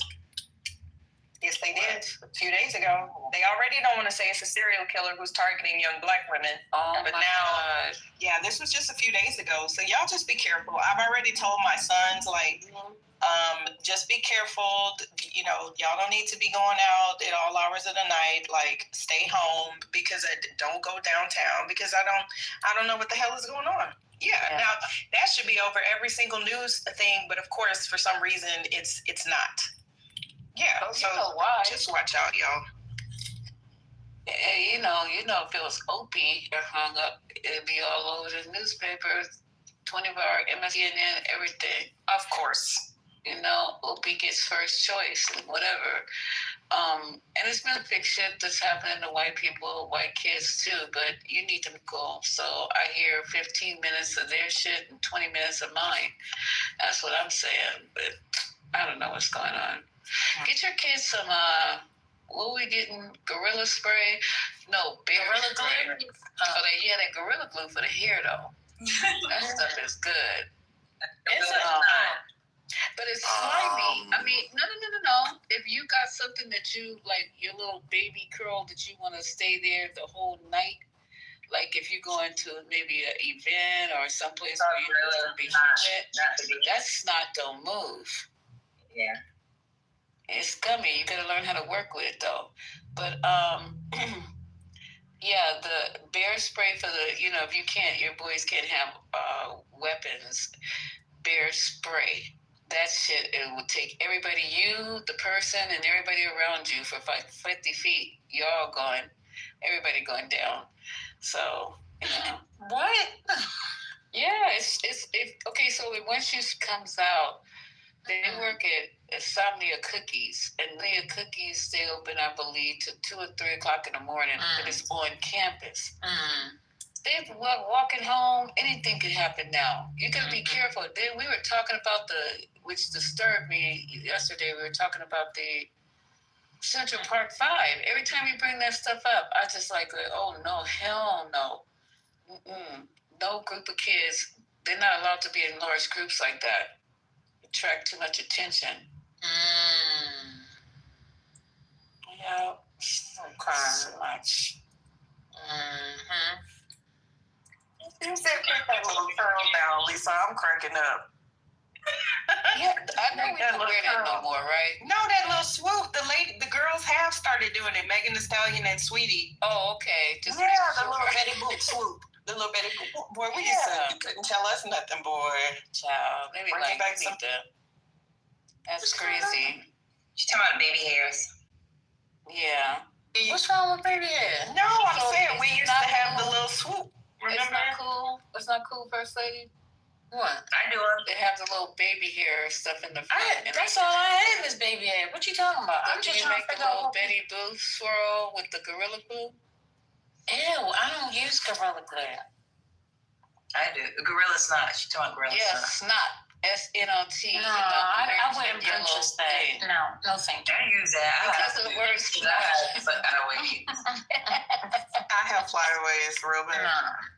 I just use some Blue Magic and Child, I put Blue Magic in your hair. By the end of the day, there be hair sliding out. I like it messy. I mean, when I wear my real hair, I like it messy. So Blue Magic makes me sweat. I don't know why. Maybe because it's so damn hot in Houston, I can't. Well, I'm always cold, so it probably warms me up. To be honest, I don't know. What happened to Gives Janet? me love. Huh? What happened to Janet? Don't people use jam? I think they have like a bad reputation. Yeah, somebody said, every once in a while they're like, "Don't use this; it sucks." And then, because remember, what was that? That oil. I love pink moisturizer. Yes, I love it. They changed the chemical. They changed it from the original. They were that's what I'm right? saying. I used to love them. I used to use that in my hair. That didn't work on my But coarse and curly. They changed their product. You said that they sold themselves? I think so. I don't think they're black owned anymore. Oh, it was BioSilk. I'm sorry, First Lady. I like BioSilk. I use BioSilk. Yeah, that was the shit. And I use Paul Mitchell pomade. I love anything Paul Mitchell. That was my patient before he died of pancreatic cancer. And his brother, Paul Mitchell Systems, and he came and he brought, after his brother passed away, he came, and I guess the only thing he could do to deal with the grief, and brought everybody just boxes and boxes of Paul Mitchell System shit. Because when Paul Mitchell, that stuff used to be like top tier. I don't know about now. It is that Awu Pui was my shit, boy. I love that Awu Pui, whatever that was called. It is. It's Awu Pui. Awu. I don't know that brand. No, that was Paul Mitchell. That was one It's of the hydrating. Oh, you talking about his wash? Mm-hmm. God, that's been so long ago. I don't know how you remember that. I still have it. Yeah. Yeah, I still have it. I use Humetrix. Humetrix Nexus. Oh, that is my vibe right there. And I use their Emergency by Nexus, Humetrix, which is Humetrix is a conditioner, and I forgot what Therapute is the. Humetrix is a shampoo, and Therapute is the conditioner. All that together, your hair gonna be laid out. Love me some Nexus. Yeah, water down the conditioner and put it in a bottle and spray my hair with it. Yep. Use it as a leave-in. Yeah. I have Olaplex, but I've had my hair braided since I bought it, so I can't really give a good report on it. And Olaplex is good too. It's like $300 if you buy 1 through 9. So I use Olaplex as well. You said $100 if I buy what? No, 300. 1 through because they got number 1, number 2, number 3. It's high as shit. Is there a reconstructor in there? Yeah. Okay, yeah, that makes sense. If they got a reconstructor, a deep mask, what else are they throwing in there? Some type of Humetric conditioner. Do you sit under the dryer with the heat cap? If I use Olaplex, so Humetrix is my everyday go-to. I'll use Olaplex like once a month. And I have at my house I have a steam dryer. So I just put water in it and freaking sit under the may want to. That's cool. I get the heating cap, and the one that fits in it has coils in it. I went to sleep in that heating cap one time and fucking burned my edges. I just fell asleep. You put the heating cap on, you put the plastic, you put your conditioner on. I was putting on emergency, and I put the plastic cap on, and then I put the heating bonnet, which they should call it the bonnet. No, I ain't never used that before. You haven't? That thing is love. If you not if it takes somebody's edges off. Well, I went to sleep. That was my bad. They told me to go to sleep with the damn heating cap on. I just fell asleep. Hey, Happy. Look at Happy, Lisa. Happy is happy. Oh, Happy. How are you? Look at Lisa. Look at his PTR. The things it takes to be a diva. Yeah. I hope you guys are doing well. Now, this can't be Happy. Are those implants? Nothing like that, Lisa. I think you can take up the entire center court. I don't want you to interrupt here. No, I'm just asking if those implants, because you have a 1 grade for, you actually have a 7-pack? I don't think so. Damn, but they're just so perfect. That's why it's like. That's AI. Actually, it was a googly image of mine, so it got rated like that. Okay, got it. Yep. Those biscuits are my biscuits. Oh, okay. I like that. I heard that. Are you available for parties? I can distribute my biscuits. I have something to do in July, and if you're available, listen. All you gotta do is come and keep your mouth shut, and then just wear the little buttons. Just come and keep your mouth shut. Just arise. It's not even 5 o'clock yet. What's happening? I meant arise. Just be. Oh my God, Lisa. Don't say anything. It's only gonna be like an hour or so. Can you do that? All right. Just send me your. Oh, damn, not direct payment. Okay. Yes. You guys are terrible. You know this young man. He's probably in medical school, right, sir? That nigga in Pakistan sitting. Oh, in his backyard. Talk about. Yeah, he might have been online right now, taking TikTok videos so he can make pennies off the dollar. He's the founder of data science and AI and a public speaker. Oh, you'll be perfect. Yeah, please. Sometimes naughty, sometimes funny. He sounds like a public speaker, doesn't he? Yeah, but how come all his clubs is just him? Yeah, nice question there.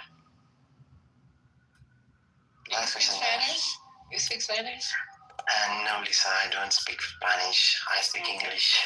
All right. But you don't have to say anything. I needed a Spanish person, but you don't have to say anything. You look Spanish. Lord Carlos Atlas.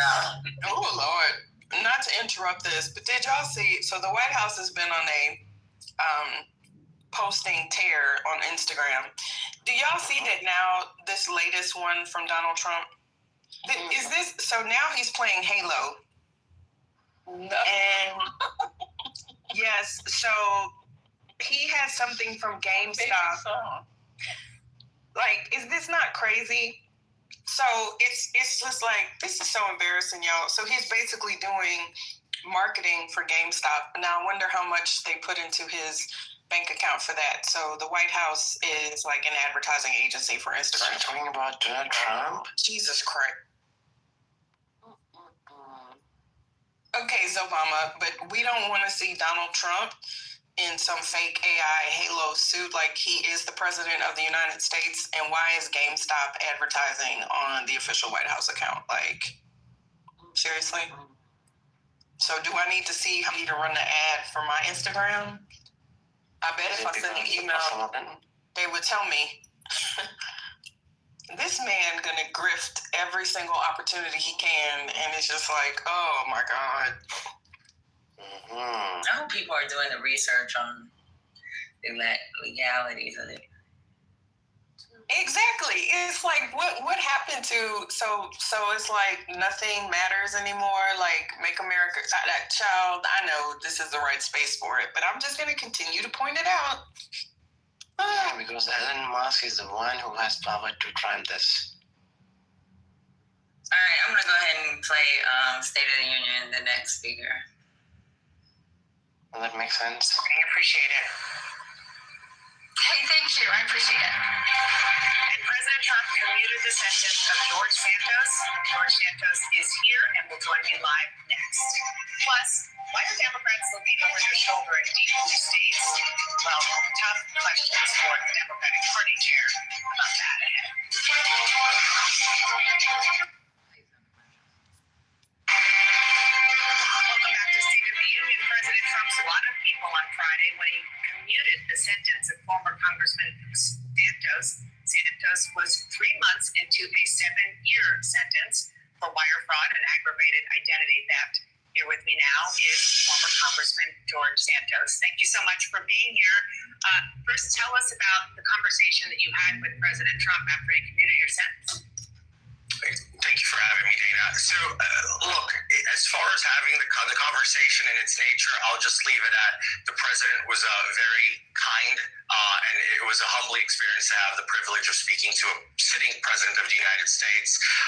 Where I come from, that's just not something that happens, and it's not normal for my family and I. So I'll leave the contents of the conversation private. It's also not normal for a president to commute the sentence of somebody like you who pled guilty to the crimes that he did.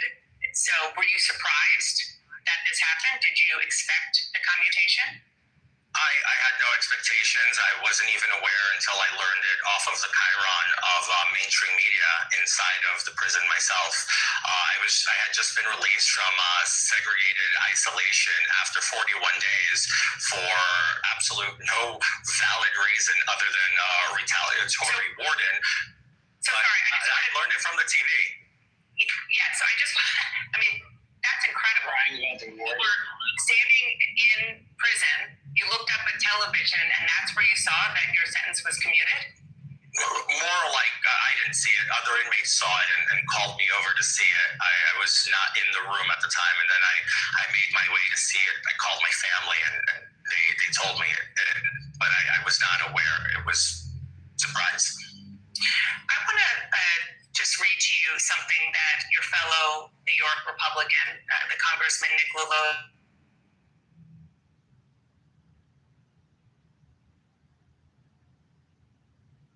that your sentence was commuted. He said George Santos didn't merely lie, he stole millions, frauded an election, and his crimes for which he pled guilty warrant more than a 3-month sentence. He should devote the rest of his life to demonstrating remorse and making restitution to those he wronged. Another New York Republican, Congressman Andrew Garbarino, who is part of the ethics committee, at least he was when they were investigating you, said your victims haven't been made whole and that, quote, he has shown no remorse. The less than 3 months that he spent in prison is not justice. What's your response? Look, they're entitled to their opinion. Dana, this isn't about tit for tat. It's not about revenge. It's not about retribution. It's obvious they are my critics, and they have the right to do that. And they have the right to say whatever they're saying. I'm not going to sit here and go on my former colleagues, Lilota and Garbarino. It's just, that's not what it's about. For me, I'm looking at this very simply, Dana. I'm going to look to the future. I've learned a great deal and a very large slice of humble pie, if not the entire pie, for the experience I had at FCI Ferriton under the care of Warden Kelly. But I will say that this isn't about that. I don't want to rehash and go into these things. Life is too short. I have been granted a second chance. I have made a very concise decision to apply that for good and use that to make amends with my community, with my friends, with my family, and those who I have left a sour taste in their mouth, and hopefully one day get my critics to at least appreciate that I've turned around and done better with my life. This isn't about glitter stars and glam or going back to Congress. So It's really not. This is a very personal journey and road for me ahead. It is not going to be easy. I am still a felon. I still wear the scorn of my poor choices and my poor decisions, and I have to fight that myself. Now, if you want to talk about my sentence, look, I argue there were three defendants in my case, myself, my treasurer, and a former staffer. My treasurer gets a 3-year probation sentence, which is appropriate for a first-time nonviolent white-collar crime. I get a 7-year disproportionate sentence that is anything but political if you talk to anybody who really looks at these kind of cases. And then you look at my staffer who's still sitting in FCI Ferriton, which Sam Mealy unfairly. So you really need to take this and see what's equitable here. So I still think for it to be equitable, Sam Mealy should have a commutation afforded to him. And I think that probation would have been the appropriate sentence from the get, restitution, probation. And now I don't make those decisions. I'm very grateful to President Trump, Dana, and I sit here quite literally. I don't know how much more humble I can get before people believe I'm humble or remorseful, but I can just do the best in my actions moving forward. You were ordered by the court to pay $370,000 in restitution to the people you defrauded. Will you still pay that back? Well, if you really say the people, I just want to be clear with your audience so that we're not misleading them. 85% of that really goes into the investment made into my campaign for polling and TV ads and literature by the National Republican Congressional Committee. The investment was made to win a race. I won that race. There was no fraud there. This is a case we argued with the prosecution, but they needed to inflate the numbers in order to make it a more appealing case for them in federal court instead of just going after the mishandling of finances, which, by the way, most members of Congress currently who are still serving in both parties who ever have had issues with FEC filings, they pay fines. Nobody actually goes to prison. So it's inequitable in its nature. Well, this is about the fine. I mean, this is about paying money back. And whether you describe them as victims or just donors to the NRCC, what the court said is that they should get their money back. Will you work to try to do that? Well, look, I can do my best to do whatever the law requires of me. So I don't know what that is. I've been out of prison for 2 days. I agreed to come here to speak with you candidly and openly and not to obfuscate. If it's required of me by the law, yes. If it's not, then no. I will do whatever the law requires me to do. You have said now a couple of times that you feel remorse and you are humbled. What will that look like in actual terms and the way that you live your life? You know, I learned a lot. I met a lot of interesting people. Prison is a place where it's a great equalizer, quite literally. It doesn't matter. I was incarcerated with a billionaire, and I was incarcerated with people who were homeless, and it's a great equalizer, and it's very sobering. And you hear the stories, and, we're just human beings. We go through different walks of lives, and we have trouble. And the reality really comes down to, how can I help rehabilitate people? How can I be a voice of helping change a system that needs desperate changing to help rehabilitation? Prison is not rehabilitating anybody. It's actually creating recidivism because it's not doing what it's supposed to do. I'd love it. I told this to the president that I'd love to be involved with prison reform, and not in a partisan way, in a real human way, in a way that we affect it, that it helps society, it helps these individuals rebuild their lives, and we have a better system with less incarcerated people. America today has 250,000 federal inmates approximately, and I think it would be much nicer to look at reducing that number. And if I can be a part of helping that, I think that would be a great road to follow in the future. When he announced your commutation, President Trump praised you for having, quote, the courage, conviction, and intelligence to always vote Republican. There are a lot of people who are really unhappy about your commutation because they see it as President Trump giving favorable treatment to you because you're a loyal ally of his. You know what? I I say this, and I hate that we have to go down this road. And then there's a lot of people who were upset with President Biden who pardoned his entire family before he left office in an unprecedented move. So pardon me if I'm not paying too much attention to the curl clutching of the outrage of my critics and of the people predominantly on the left who are going to go out there and try to make a big deal out of something like this. It is known that presidents have the power of the pardon and the clemency, which are plenary, and they're extended at their will. President pardoned his son after he said he wouldn't. I didn't see outrage. I mean, some of your colleagues. There was some outrage. There was some outrage because there was a lot of people literally licking their wounds because they had said, you see, he's magnanimous and he's not going to do it. He's all about the right thing. So he lied. So I'm not going to debate this, but I'm going to say, look, there's always going to be critics. People are going to like me. People are going to hate me. It doesn't matter whoever gets clemency in the future or whoever that person might be. I'm pretty confident if President Trump had pardoned Jesus Christ off the cross, he would have had critics. So that's just the reality of our country. All right, I'm going to skip over that analogy and just ask you, last night gave you some quotes, are your fellow Republicans. Before there was a conviction, you were kicked out of Congress in a pretty big bipartisan vote. What is your message to your former colleagues now that you are out of prison and you are talking about being humble and having remorse? Let's work for the people. I understand. I was in a chaotic ball of flame 2 years ago. I was my own worst enemy.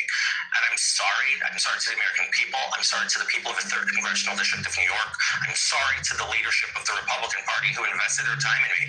My chairman in Nassau County, my former chairman in Suffolk County, my chairman in Queens County, my chairman in New York State, along with the voters. I'm sorry. I genuinely am sorry. And to my colleagues who I forced their hands, quite literally, with my own doing, I'm sorry I put you through that. And I do hope that you all continue to work and continue to deliver for the American people, because at the end of the day, this country's worth fighting. It doesn't matter if you go it from the left or from the right. Let's just try to meet in the middle, find out common ground, and let's just deliver a great America full of prosperity for everyone in this country. Any future runs right now? I'm 37 years old. I can tell you this. Not that I can see it in the next decade. I'm all politicked out. George Santos, thank you for agreeing to come on. I know that you've quite literally been out of. Okay, we ain't talking about that. No. Any comment? Yeah, the grift is on. He's a big grifter. That 37-year-old comment, man, I will run. That's what that means, right? That clearly that's what it means. Yeah, that's what it means. That dude's a fucking psycho. I wouldn't trust him around anybody in my family. That dude is a psycho. Did he say something about pardoning Jesus? Yes. He said if he would have pardoned Jesus, he said I'm gonna go around that analogy. I'm gonna skip over that. Child. She wanted to say that bullshit. Is what she wanted to say. Exactly. She took a minute. Like, I'm just gonna skip around that. I'm not around this analogy. You just child. You can have these people. He said it was did he say sobering? He said something to the fact of being sober in regards to, he was in there with a millionaire and he was in there with a homeless guy, So poor people are the only one that commit crimes. Yeah, he was saying it was balancing him out, that he was able to see like the world, and that he was flaming. And he said it. That he was, flaming at some point in my life in 2022. So he's reformed. He has been delivered, and he's just grateful. Did he say that he's okay with getting probation or something? He didn't have to do this. He was like, I'm grateful, but he didn't have to do. Is that what he said? All I would say was that he thought the sentence was too much. He thought probation, if I heard correctly, he thought probation would have been enough. So he was whining about that. He was whining about apparently implying he was mistreated by the warden. But yet he's coming out humble. So when he said that, was he talking about him or the person that's still in jail? No, he's talking about himself. Three. Oh, okay. But one of the three is still in jail right now, is what he said. No, so he was saying he was the only one that got prison. Dummy, they turn state's evidence on you. They use their confession to get you the fuck up because you was the head guy. Exactly. Like, what the fuck is going on here? These people is crazy. This fucking privilege that motherfuckers think they got. They do it to broke folks all the time. Pick a nigga up off the street and be like, you seen him do the dope? Yeah. Turn state's evidence, we won't charge you with prostitution. Like, come on now. They use your people against you. That shit funny. That shit funny as hell. I thought that was a funny interview too. Especially with his reference to Jesus Christ. Definitely top tier. But to be honest with you, I would not have expected anything less. If anything, I would have expected more. Because he definitely is he's a drama person. He was always dramatic. When he was walking them hallways, honey, and he did his interviews, he definitely was there for the tea, okay? And that is how he talked. Pretty much, he would take his hair and roll it behind his ears. Go ahead. Good afternoon, ladies. Hey, TC, how you doing? Hey, good afternoon. Monday. Good afternoon. Happy Monday. Happy Monday. You gonna be nice today? Are you gonna play nice? I don't know if I'm going to be able to be on for long today. I got family day today, but I'm driving to go pick up my dry cleaning. Well, while you're there, while you're here. Yes, of course. So I'm always nice. Cool, always nice. No, I think if you consider the circumstances, we Santos got a pardon, and we know what a pardon is. A pardon is like, it's tantamount to like unmerited grace. Like, you get this pardon, not because of anything you did. You don't deserve the pardon, but you're going to get it anyways because I'm deciding just to have some mercy on you. And so he benefited from the pardon. And I think when he got the pardon, he comported himself exactly the way you would expect somebody that benefited from a pardon to behave. He was very contrite, very conciliatory. He apologized to his constituents. He apologized to the American people. He apologized to the victims that he hurt. He said, I'm turning over a new leaf. I've been given a second chance. I promise to use this second chance to the best of my ability to lead a life. He said he's walking away from politics. I don't think you could have had a better recipient. He didn't say that. He did. He said, I think he said not for the next 20 or 30 years, I think he said. He didn't say that at all. Oh, he didn't say that? He didn't. We just listened to it. He said maybe not for the next decade, but Okay, decade, yeah. I mean, I think a decade is longer than the sentence he was given, so that at least I think that's fair. He intends on atoning for his crimes. Because he's still engaging in politics. He wants to get on some kind of commission that has to do with prison reform. So he's still engaged in politics. He lied. I just listened to him. That's why I was like, I giggled for a minute because I was like, wait, hold on. Him serving on a committee. Yeah, so that helps with legislation, correct? No worries. But is it a paid position? Is it something that's an office of public trust, or is it a volunteer position? I really don't know. He's not gonna do shit for free. Not with the reputation that he has. No. I don't know. As from what I heard, it sounded to me like he had turned over a new leaf, and he sounds like. But he doesn't want to pay back the restitution. So I think he's destitute. I don't think he has a choice. He has to pay. No, he doesn't have to, and he just said that. Did you listen to that other interview? Or did you just walk in? He doesn't have to pay back the restitution. No, he doesn't. And they asked him. He said, it's what the allowing laws. Like, the law doesn't require me to. I'm not going to. So pretty much the law, they already said he ain't gonna pay back the restitution. Well, first off, he's also under threat of being sued by people, so he's not gonna say stuff on television that will put him at a. But he said he's not gonna pay back. He pretty much said no. feeling from that, but you know. He said no. There's no yes, maybe. He doesn't have an option whether or not he's going to pay back restitution. He said he's no. He said no. Anybody in here listen to the interview? I don't recall the conversation about restitution. The conversation was when she asked him the question, and then he tried to go around the law. She said, "I'm asking you, are you?" And he said, "No." He actually said, if I have to, then he said, but no, or something like that. There was definitely if I have to. Yeah. Which meant no. Yeah, see, if you're not listening and paying attention directly to these people, you definitely will get lost because they know how to, swim upstream and lose you, I giggled about that too. Cause I ain't paying these motherfuckers back. That's the question for me, me mad. And then him acting like he was surprised. He knew that they put in a You just don't get fucking pardoned. There's a whole application process, stupid. I didn't know. I found out. No, you knew. Your lawyer told you what your options are. Being that he's in New York, there's a lot of favors he did for Donald Trump, which was our initiative in the city. So Donald Trump owed him. He looked out and gave him his pardon. That's what happened.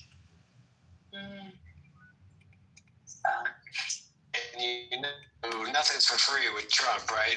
Trump's not doing this out of the kindness of his heart. So Santos is I think he owes something to Trump. No, I think Santos did look out for Trump as president at first. So I don't know. So I guess it's a fair trade. Especially when you want relevance, right? This guy wants relevance. Right.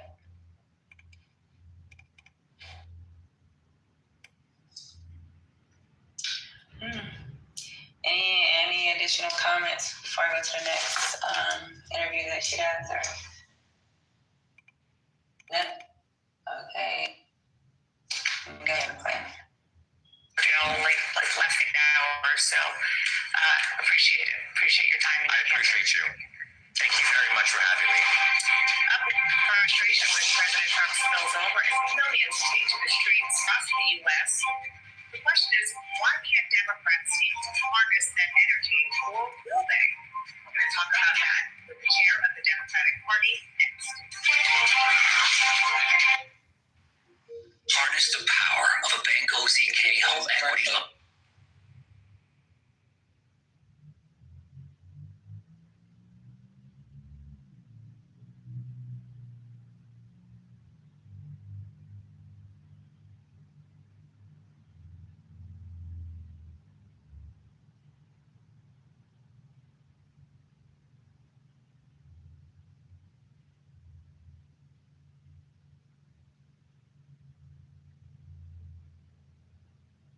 Isn't typically a battleground state, but a 10-point swing to the right last year as Democrats worried that could change. Now, with just 2 weeks until the critical governor's election there, polls show a too close for comfort race for Democrats and a question of whether Republicans could pull off an upset. Well, here with me now from the Garden State is Democratic Party Chair Ken Martin. Thank you so much for being here.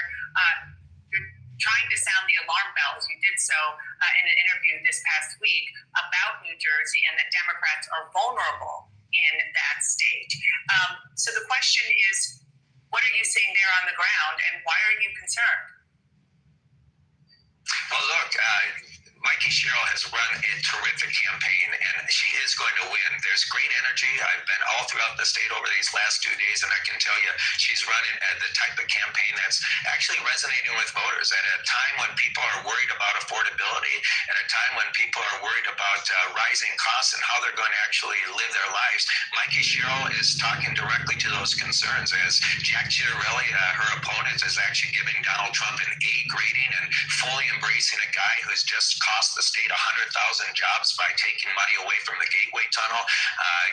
This guy, Jack Ciattarelli, has shown no interest in actually standing up for New Jerseyans. All he's doing is bending the knee and kissing Donald Trump's ring. The Democratic Party, I don't need to tell you, has been struggling with fundraising, and CNN reported that you privately promised over the summer that the DNC would spend more money in New Jersey than 4 years ago. Are you doing that? We are doing that. We've made historic investments here much earlier than ever before. This is the biggest investment we've ever made in New Jersey and in Virginia, much earlier than ever before, as I said.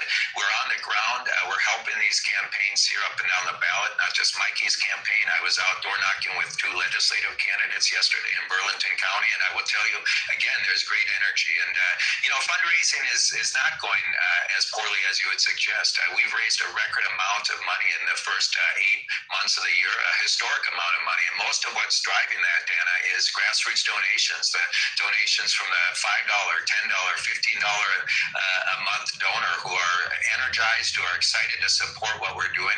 And I've been really buoyed by that. And so, look, we're taking that money and we're spending it. We've seen a record overperformance now, Dana, in the 45 elections that have been on the ballot since Donald Trump was inaugurated.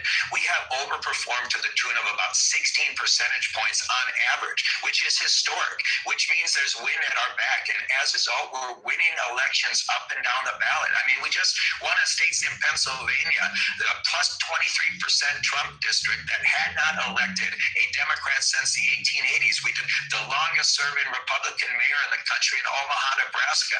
We won Iowa State Senate seats to break the Republican supermajority. So I say all this, right?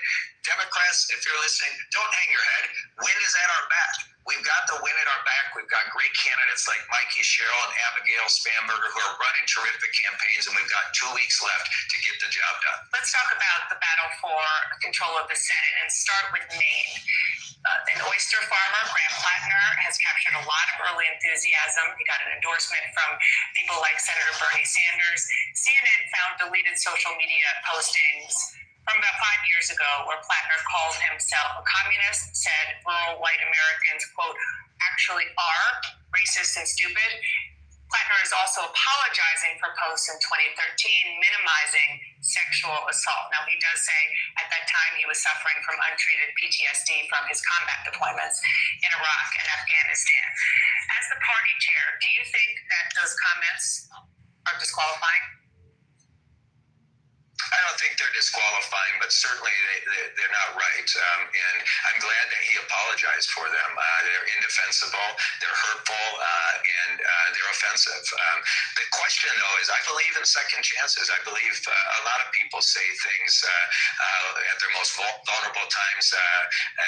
They say things when they're young that, again, are offensive. And the question for me is whether or not they actually learn from them, whether or not they actually reflect on those, that they're sincere in their apology, and more importantly, that they have changed their behavior. And as I listened to Graham Plattner, I absolutely believe in his contrition here. I believe that he acknowledges that the words he used were harmful and offensive to so many people throughout this country. Again, people deserve second chances. People deserve evolve. People deserve to, a chance to change their character. And what I've seen from Graham Plattner suggests that that's what has happened here. In 2024, the Democratic base was trying to tell the party that Joe Biden, who was an aging candidate, was a bad idea. In Maine, there is a Democrat running against Plattner, the governor, Janet Mills. She announced her Senate bid. She would be 79 when sworn. In Massachusetts, Senator Ed Markey is already 79, running for re-election. He now has a challenger in that primary. Is your party missing the big takeaway, or one of the big takeaways from the 2024 election? Look, Dana, as I've always said, it's up to voters in all these states to decide who they think will be the best candidate to represent us as we take on Republicans in each of those states. My job as a DNC chair is to build the infrastructure we need to win. And then once those voters actually decide who our nominee is, to actually fight like hell to make sure that they win against Republicans. That's where my focus is. We're not going to put the thumb on the scale for anyone. If other folks want to do that, That's their prerogative. But the DNC is going to stay out of primaries. Let those primaries happen, and then once the primary voters send us our nominee, we're going to fight like hell for them. That's how I've always led, both in Minnesota and certainly over the last 8.5 months that I've been DNC chair. I will support our Democratic nominee, whoever that is, and in the meantime, we stay out of those and let the voters decide. And Martin, chairman of the National Democratic Party, thank you so much for being here. I appreciate it. Thank you, Dana. And any comments? Yeah, she's wrong on the New Jersey race.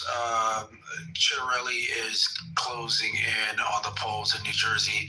New Jersey has been a Democratic state for at least the last 8 years. And I'm not surprised that they're trying to Cheryl across the finish line. There's a lot of it from the black voters against the Murphy administration in New Jersey, and they're not turning out in the same numbers that they did for Murphy. And so Cheryl, if I were her, Mikey Cheryl, I would be a little bit concerned right now because Chiarelli is gaining on her quickly and close to the election, and Cheryl is losing black voters, which is a death sentence in politics for Democrat. Well, you don't want the Democrats to win anyway, right? So what does it matter? Like, what are you doing? Yeah, New Jersey Democratic policies are not going to help. Whatever. New Jersey's kind of weird, right? When it comes to a state, they're fucking racist as fuck. A lot of shit that goes on within New Jersey, you would have thought they'd been a Republican stronghold all along. The thing is, I think it's the unions and it's the loss of factories that may have kept a lot of those poor people voting and keeping them relevant as Democrats. But to be honest with you, Jersey is full of fucking racist ass people, bunch of people with wealth, and they're I mean, honestly, I always thought that it was kind of weird that they were a Democratic state, especially if you're like in and out from New York City going to Jersey. It's a fucking bunch of racists out there. Everybody knows that. Well, wasn't he Republican? Who? The governor at one point in time. The one. Chris Christie? Mm-hmm. Yeah, he was. But I think he's talking about the presidential nomination. Right. No, I'm just saying about the Republican Democrat thing. Like, I feel like it goes back and forth.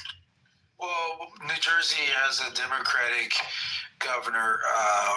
They have two Democratic senators. One that's sitting behind bars, former senator, that's Menendez, and New Jersey traditionally votes Democrat. So it's a pretty blue state. Yes, Chris Christie was governor for some time, and before him, you had a Democratic female governor. Forget her name, but yeah, things like Crystal, something like that. Yeah.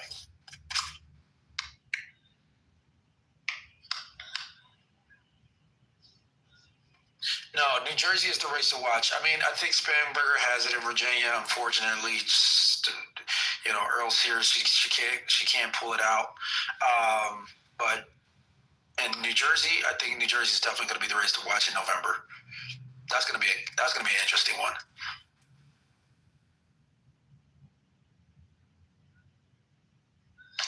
Yeah, no, but Jersey's purple. Yeah, I don't believe that shit that it's a fucking Democratic state. If you look at North City, they're going to be Democrat. But then if you look at South and Western New Jersey, it's a bunch of Republicans. Don't let fucking somebody from Philly tell you, or wherever the fuck he's from, Delaware, I don't know what the hell he's from. Don't let somebody from Delaware tell you what the fuck Jersey is. Because Jersey they are in purple. Yeah, I literally lived in New Jersey, when I left college. That's why my family lives in Jersey too. I got family from Camden. So South, and again, if you look it up and you look at who represents them, South and Northwest Jersey is usually red. It's North Jersey that like Essex, Hudson, Middlesex. They are Democrats. They just have the heavy population. The fuck? You act like I don't know about New Jersey. I've been telling y'all, my aunt's been living in Camden since I was a little kid. I got family from Camden. I got family in Cherry Hill.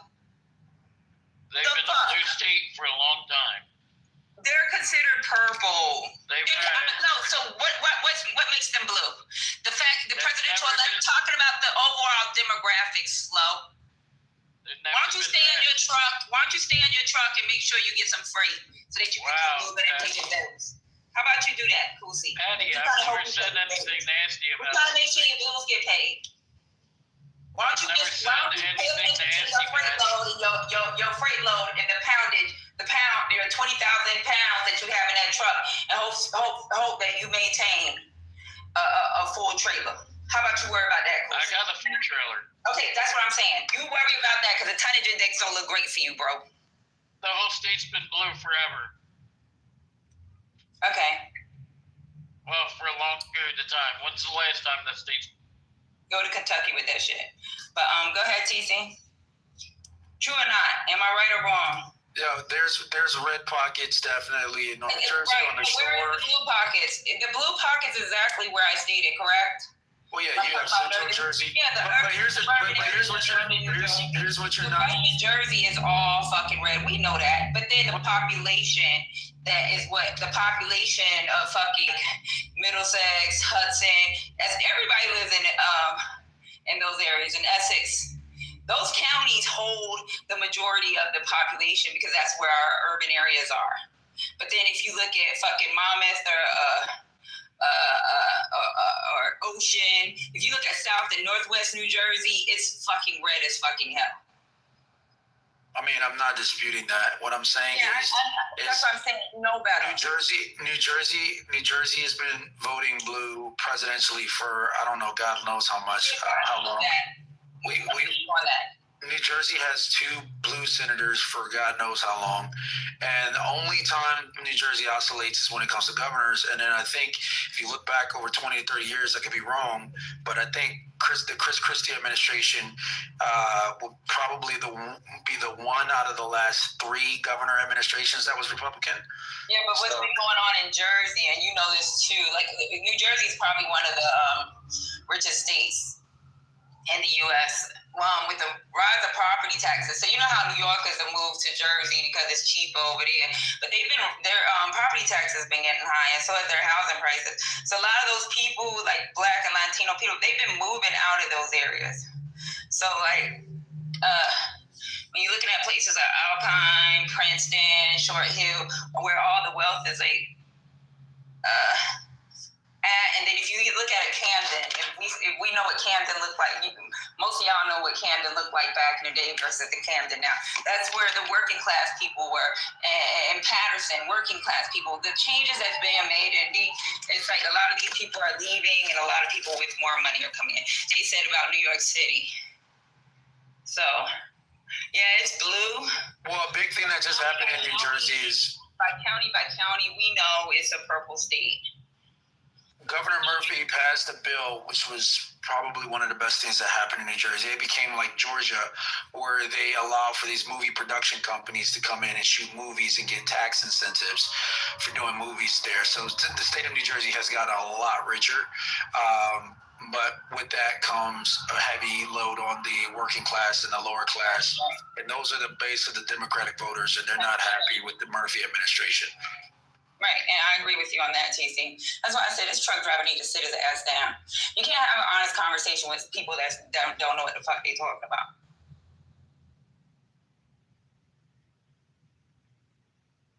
But I agree with you. They are blue when it comes to the presidential election, but we all know that it's a purple state when it comes to local politics and who represents them. That's a fact.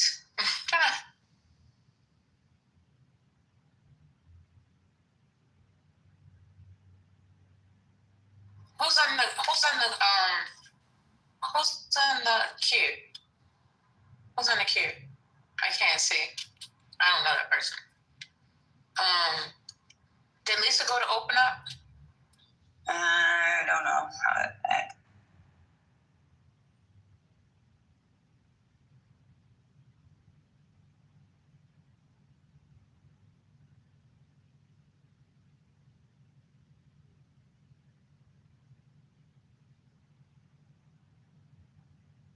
I didn't look at the news today at all.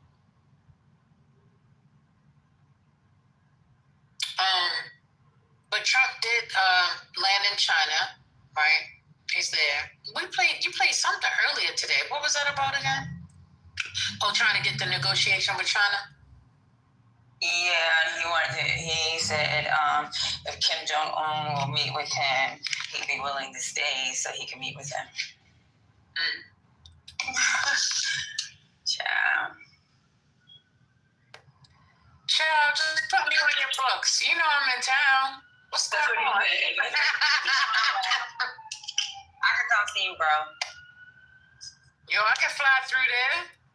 Just let me know. You understand? Like, I'm here. People in the house. That's what he do. He makes them pretend when people are visiting, he makes them act like they have a great society.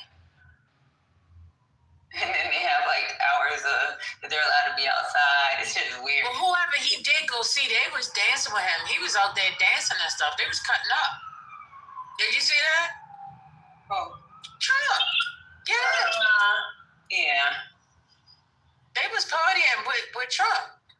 Not partying with Beyonce. They was partying with Trump. Oh, you talking about Malaysia or Thailand? One of them? Yeah, girl. Yeah. I was like, all right, get it. Yeah, that's the Asian countries where you get people partying and stuff. Philippines, Malaysia, Thailand. Fucking China, ain't no girls gonna come dancing in front of you. You go to Korea, if they dancing in front of you, it's gonna be in traditional dress and you are gonna be bored. Oh no, it wasn't women. It wasn't like how when he went over Middle East. This was like just I think it was, you know, the natives there. I want to say it was some men. I saw mostly men. He looked like a grandpa dementia payment. Exactly. Oh my God. Fuck menopause. You know, like Thailand, Indonesia, Thailand, fucking Philippines, they go against the grain with the Asian community. He was coming off the airplane, Patty. That's how bad it looked. So they were playing music and he starts doing his little weird thing. Yes. And then the other guy started doing the weird thing. And it's like they were, you know, like when a child does something and you really want them to sit down, so you just start doing it like, yay! Like, just stop, please. No, it was embarrassing as hell. I'm sorry. He was all off beat. I was like, this man here, my goodness, just shake the hand and keep walking. Oh, he can't dance. You seen the NFL, they be doing the Trump dance. That's what he was doing, the back and forth with the hands, like, bro. I saw that clip, First Lady. Made me throw up in my mouth. So somebody said that and I hate to do this stuff, right? Because then you get the people in the chat. I don't think we should conjecture on people's medical conditions. I'm like, it's the president of the United States. So a doctor, because poor thing, they're taking pictures of him from all kind of angles. So somebody said it looks like he has some colostomy bags. Like that's why, because his suits are always so big that it might be like congestive heart failure. Because something, his health is going down. Have you seen like his face? He looks all clammy now. Mickey. Her name is Reformed. Her name is Reformed. Oh yeah. Or just call me Pseudo. That'll work. Reread. Yeah, but he's old. You can't connect cardiac, or you can't connect those together. Oh. Because the colostomy bag is taking the poo-poo out. And then if he had congestive heart failure, there's no other, unless they, I don't know, was it put a pacemaker at the top? Lisa. And a colostomy bag at the bottom? I'm Lisa, not sure. you damn well know that man had a stroke, a couple of strokes. Come on, you know No, that. I'm not saying he didn't have a stroke. I'm just saying the puppy suit, I think if it is the colostomy bag, he in trouble. Maybe that explains when did he have the surgery, and maybe that explains the odor. Because if you don't have a tight seal, right, y'all? Right. The tight seal around the ostomy. This is gross. That means that. You brought it up. I didn't bring it up. Don't you do that? You know, I didn't say nothing like that. I would never talk about my person like that. I would never. Lisa, I'll be looking at those TikToks. I'll be like, ooh, okay, look at the. So they showed a picture of the back of his knees, and I didn't even know that you could put. They said it was like they showed. Don't wear no shorts. How are you gonna see the back of his knee? No, they showed like in the suit, y'all. I'm kidding. I'm telling y'all, this is crazy how this analyze. These people be. I'm MAGA. I'm like, this shit could make some sense, right? Y'all gonna get the back of his knees, Mickey. No, so they show. So okay, you know how they've showed like the way that because Trump's suits, he looks very disheveled. They're not tailored. Like everybody can acknowledge that, right? Like the French president. Yeah. Exactly. He's not like Obama. It's not a good fit, and it has nothing to do with his weight because you can you know they can tailor the hell out of a suit. So first they were saying like maybe there was something that he was carrying in the front, like he wore the diaper. Now, I'm saying that's totally plausible because the way that his pants suit him and the way that he sits at the desk like you hide it, it could look like he has an adult diaper on, and adult diapers are big and, you know, or whatever. And there have just been too many reports about him, the sniffs and like, so I'll and I'm not making fun because Lord knows I'm older, right? It could happen to any one of us, so that's not it. I just wish they would be honest about it. But so Lisa, what this guy was showing, he said he was a doctor, and I didn't Google his credentials because I'm like, it's social media, whatever. But he panned to the back of his knees in the suit, and it looked like there was something, you know, like the top of it sticking out. And I thought he said that it was like a colostomy bag. And what he was saying is that if he has that deep intravenous thing, because, you know, the vein thrombosis. Yeah, like with the bruising, right? Because why would the bruising just be on one of his hands and not the other? And then, you know, his ankles are big as shit. That one time they showed his ankles, and I know that's edema, that you're carrying too much fluid, right? Because I even had to deal with that at one time when I came home, and then my aunt was like, what the fuck? I was like, oh my God, I'm looking like Wendy Williams over here. Scared the shit out of me, but then my doctor was, I mean, not, you know what I'm saying, y'all. Well, I ain't got no sense. Whatever, I ain't got no sense. Just pray for me. Hey, Lisa. But you know what I'm saying? So that's a lot going on, right? That's a lot going on. Let me think about the colostomy bag, because the leg bag is usually used for urine. The colostomy, okay, so the leg bag is attached to the penis, and then they secure it around the leg. It's just a smaller bag, not as big as a regular Foley bag, right? So then that way you can wear it in your clothes. But a colostomy bag is right over the ostomy, and that's in your tummy. So it does inflate with gas and stool and whatever. So you do have to have on loose fitting clothes. And it would, now if he had both, he's fucked, for real. And it might explain the odor, because people keep talking about he has this odor. And that's, right? I never smelled him, never been around him, but people are saying that he has an odor. Smell like shit. Yeah, he smells. Yeah, they said a lot of people say he smells. Like this is like a common thing going on in DC. But Lisa, I wanted to say, isn't there like some other treatments? Or you smell like musk or something? Wait, hold on, nation. He smell like you. So, Lisa, after having some type of some cardio or vascular problems, or like things like stroke, isn't that like some intravenous treatment that they would use, like overnight stuff, because that would be causing the bruising, right? What's the injection that they're giving now? Jesus, I can't think of it right now, but you get blood thinners, and that's true. Yeah, and the blood thinners, they have a shot called come on, nurses in the room, damn it, can't know everything. I gotta Google it. Starts with an R, I think. So that shot, and he could be getting that, and he gets it once a day, and it will cause bruising. So I don't know, but it's specifically in the hand that's throwing me off, and only one hand. And he's saying, it's because people are grabbing my hand. Well, boo, don't have nobody grab your hand. It's just that simple. Don't shake my hand. And but that's why I'm saying it's probably like some type of intravenous treatment that he's having overnight. He's probably sleeping with it.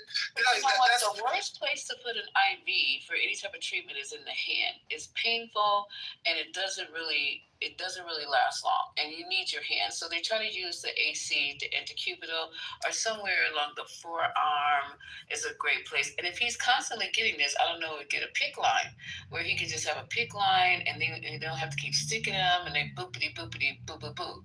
So I don't know. We need to do more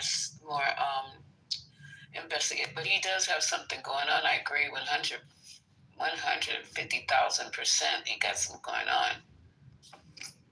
Yeah, he gonna hide them records forever. Thank you, Lisa. My turn. And that's what they said, that maybe it's from like IVs in the hand. Yeah, sorry. That's why it's not popular, babe. the bruising. That's the last place they want to. And you can't keep putting it in the same hand. If the hand's you see what I'm saying? Because they can't see no longer. Let me get some free information. You know, if I was dirty, I would literally go into his my job for that, but I can't. No, they gonna fire. Don't do that. No, I'm never gonna do that. Trust me, I'm never gonna do that. But if I was brave enough, I would.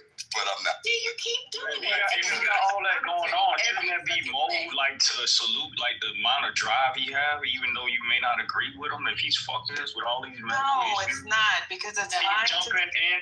Oh my God! Can we not have the crackhead apologies for 1 second? Is that Hold on and let us the conversation. Hush. Y'all want to echo chamber. Y'all want to echo chamber. I get it. I don't know. Saying that like it's gonna hurt our feelings. This is the first We time don't I'm give a talking. fuck. I don't give a shit. Nobody gives a fuck, y'all. Yeah, y'all. I'm sorry, Patty. Y'all on bullshit. Y'all always feelings like. I'm chilling. What the hell? I don't give a shit. I'm chilling. You don't say like you just want an echo chamber and I'm trying to speak. I don't give a fuck. The hell? Are we supposed to give a damn? We don't. No. I don't. See, why do you think it's a requirement for us to sorry for your president if he's falling apart? No, that's not what I said. That's not what I said though. I didn't say. I said what I said was that speaks to the determination of a person when they are dealing with all those issues, right? Like they jumping on and off a plane and going from city to city. Like whether you like them or not, like that's willpower to be able to do all that shit. At that age, for me, I'm not doing all that shit. I don't have that level. I don't have that level of determination to jump on and off a plane, city to city, giving speeches, standing, all this old crazy ass shit while I'm struggling. It ain't no amount of money in the world for my health. It ain't no amount. No, come on, who we talking about? They can put a radioactive rod. It ain't no amount of money for my health. Are you serious? For $1 billion? Yeah, it ain't no amount of money for my health. You can't put it's already destroyed. You're not. No, that's what I'm saying. So why not try to salvage? Set it up. No. Why not try to salvage whatever you? Try to salvage. We can't talk at the same time. That's what I'm saying. I wanted to finish what I'm saying. Okay, but I'm gonna stop talking because I need to go on mute. I just want to finish saying what I'm saying. No, you want to talk over the fuck up. Modest. I was literally talking. Y'all cut me off because you hate what I'm saying. Because it make you kind of think like, damn, he is determined. You guys are all about hate. Lisa, I just want to tell you that's an excellent point you just made. Let me agree with you, baby. We're all about hate. So, and also, we just don't want to see this man thrive. You're right. I have to admit to it now because you caught me. All right. Well, I put him in the goo, so you know what? I did my good deed for the day, Haitian. Now you don't have to conjecture that nobody wants to hear you speak. I'm literally going to say, I didn't want to hear what the fuck you had to say. But, sorry. But no, you can't keep interrupting the mods like that. Y'all kill me with that. Like we owe you something. Send an email to Clubhouse, bro. Seriously, go cry to your mama. The fuck? That's Donald Trump's job. Like he got elected for that. He has the best healthcare in the entire world. Like, come on, he has the best of the best of the best at his fingertips. No, I'm not gonna. Exactly, I'm not gonna give him props for show me a person. Exactly. Show me a struggling person that gets up every day and that's sick and that does what they need to do. That's who is going to get my admiration. Please. You know, I do agree it's hard, but Lisa, you made a really good point. For billions of dollars, yeah, you do find a motivation for that. You're right, Lisa. That was a good point. Put one of them chemo rods up my, never mind, and then give me some baking powder so I can make me some biscuits or whatever, and then a couple of Red Bulls. I'm good to go. I'm going anyway, but I'm gonna make some money before I leave there because I want my whole legacy. He's all about legacy, right? Even though he's spinning, trust me, he's spinning.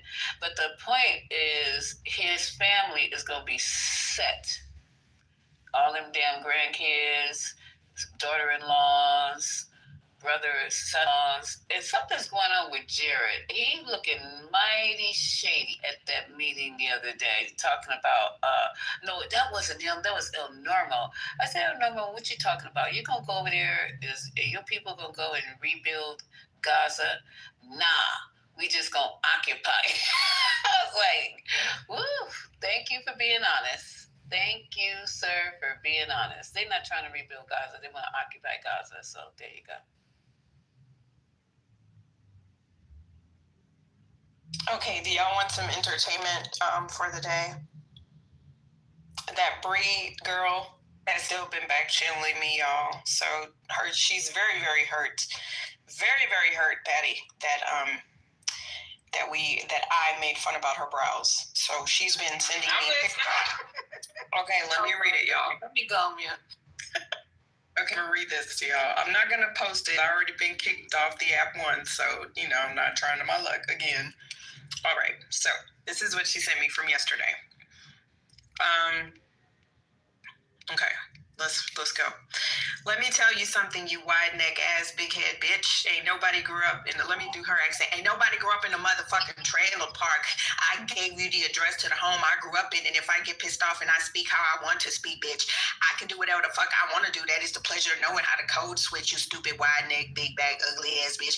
Oh, and by the way, you got some nerve talking about somebody drawing on their eyebrows, but you ain't even, bitch, you ain't even got any. You don't have any eyebrows at all. So while you over there projecting on other people, maybe you would like to look in the mirror and do something about that fucking double chin. See, you thought you had an easy pick. You thought you were just gonna be able to pick on me and I wasn't gonna do anything and I was gonna cry like a little white lady. No, bitch, no. You got the right white one. Let me read that again. You got the right one.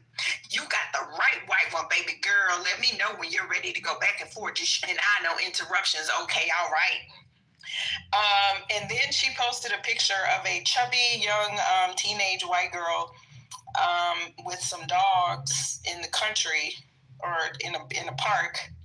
And then she posted a unflattering picture of me on a Zoom call that, they like to go through my social media and take snapshots, like you look through a Zoom and you take a snapshot and then they're like, oh, Miki's fat and Miki's this. And I don't really give a fuck, but I hope you learned something going through my social media. Why are we always going to be fat, though?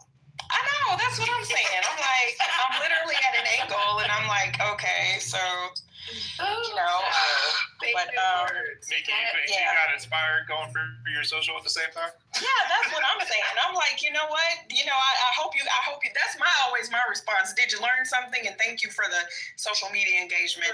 So she posted these two pictures and then she said, oh, where'd you go? So this is what I responded. LOL, why are you trying to prove something to me, peasant? Y'all have stalked so much to take a screenshot of me. Did you learn something? You were not attractive, and please recognize your betters. Being ghetto serves you well, so stay mad that I know nothing about it. And I said, by the way, that's a 300-year-old glass chandelier in my bedroom, ma'am. Now stay mad. I have a little tiny chandelier, y'all. It's a little tiny. So she said, bitch, I could give zero fucks about a chandelier. Old asshole only has a hanging light fixtures to be proud of. I'm sorry. She called it a light fixture. Riri. Wait, okay. Yo, that was a good comeback. It was. Bitch, I could give zero fucks about a chandelier. Old asshole only has a hanging light fixtures to be proud of. Laugh emoji. And I'm glad you don't think I'm attractive. I'm not gay, nor do I like whales. Your mother is ghetto, you old hoe. Your son is ugly as fuck, just like you. The ugly look passed along, light bright ass. Now this is a white woman married to a black man calling me light bright ass. I'll let my ghetto out, everyone, just for you, because you would never amount how I carry myself. Otherwise, you deserve to get on me. You're not good enough for the classy version. That's why you're old, ugly, no chin, just the neck asses in the bed. A lot of baby shoes cost more than your damn chandelier. You don't see a trailer anywhere in the background of my pic, you old hag. You see the corner of a 10-4 deep in-ground pool, though, and solid white German Shepherds. Can I get a white person to explain to me white German Shepherds an indication of wealth in the trash community? It's Bree. It's Bree. Okay, y'all want me to continue? Yes. Okay. How did it start? Mickey, how did this? Well, I didn't say that. That was the me saying it. Get it later. Just silence. Okay, yeah, because You missed it. She was bigly mad. Okay, so then this is what so she said, dumb hoe. And then she posted a picture of a chubby, unattractive person in what looks like, I sent it to First Lady, what looks like some sort of a dress made from like red, I don't know. This dress costs more than your damn shit, stupid. And then she sent me a picture of what looks like, a fam taking a picture. Again, no trailer hoe. So she sent me pictures, y'all. So this is what I responded this morning. Ma'am, you have a screenshot of me and I do not care one iota about you. I stay rent-free on your pathetic mind. Engaging in conversations about me with your equally pathetic quote-unquote friends, get a life weirdo. A supposed grown-ass woman sending a DM on Clubhouse and telling your weak-ass man I made fun of your eyebrows. Just sad, shake head, I feel sorry for you, be gone, peasant.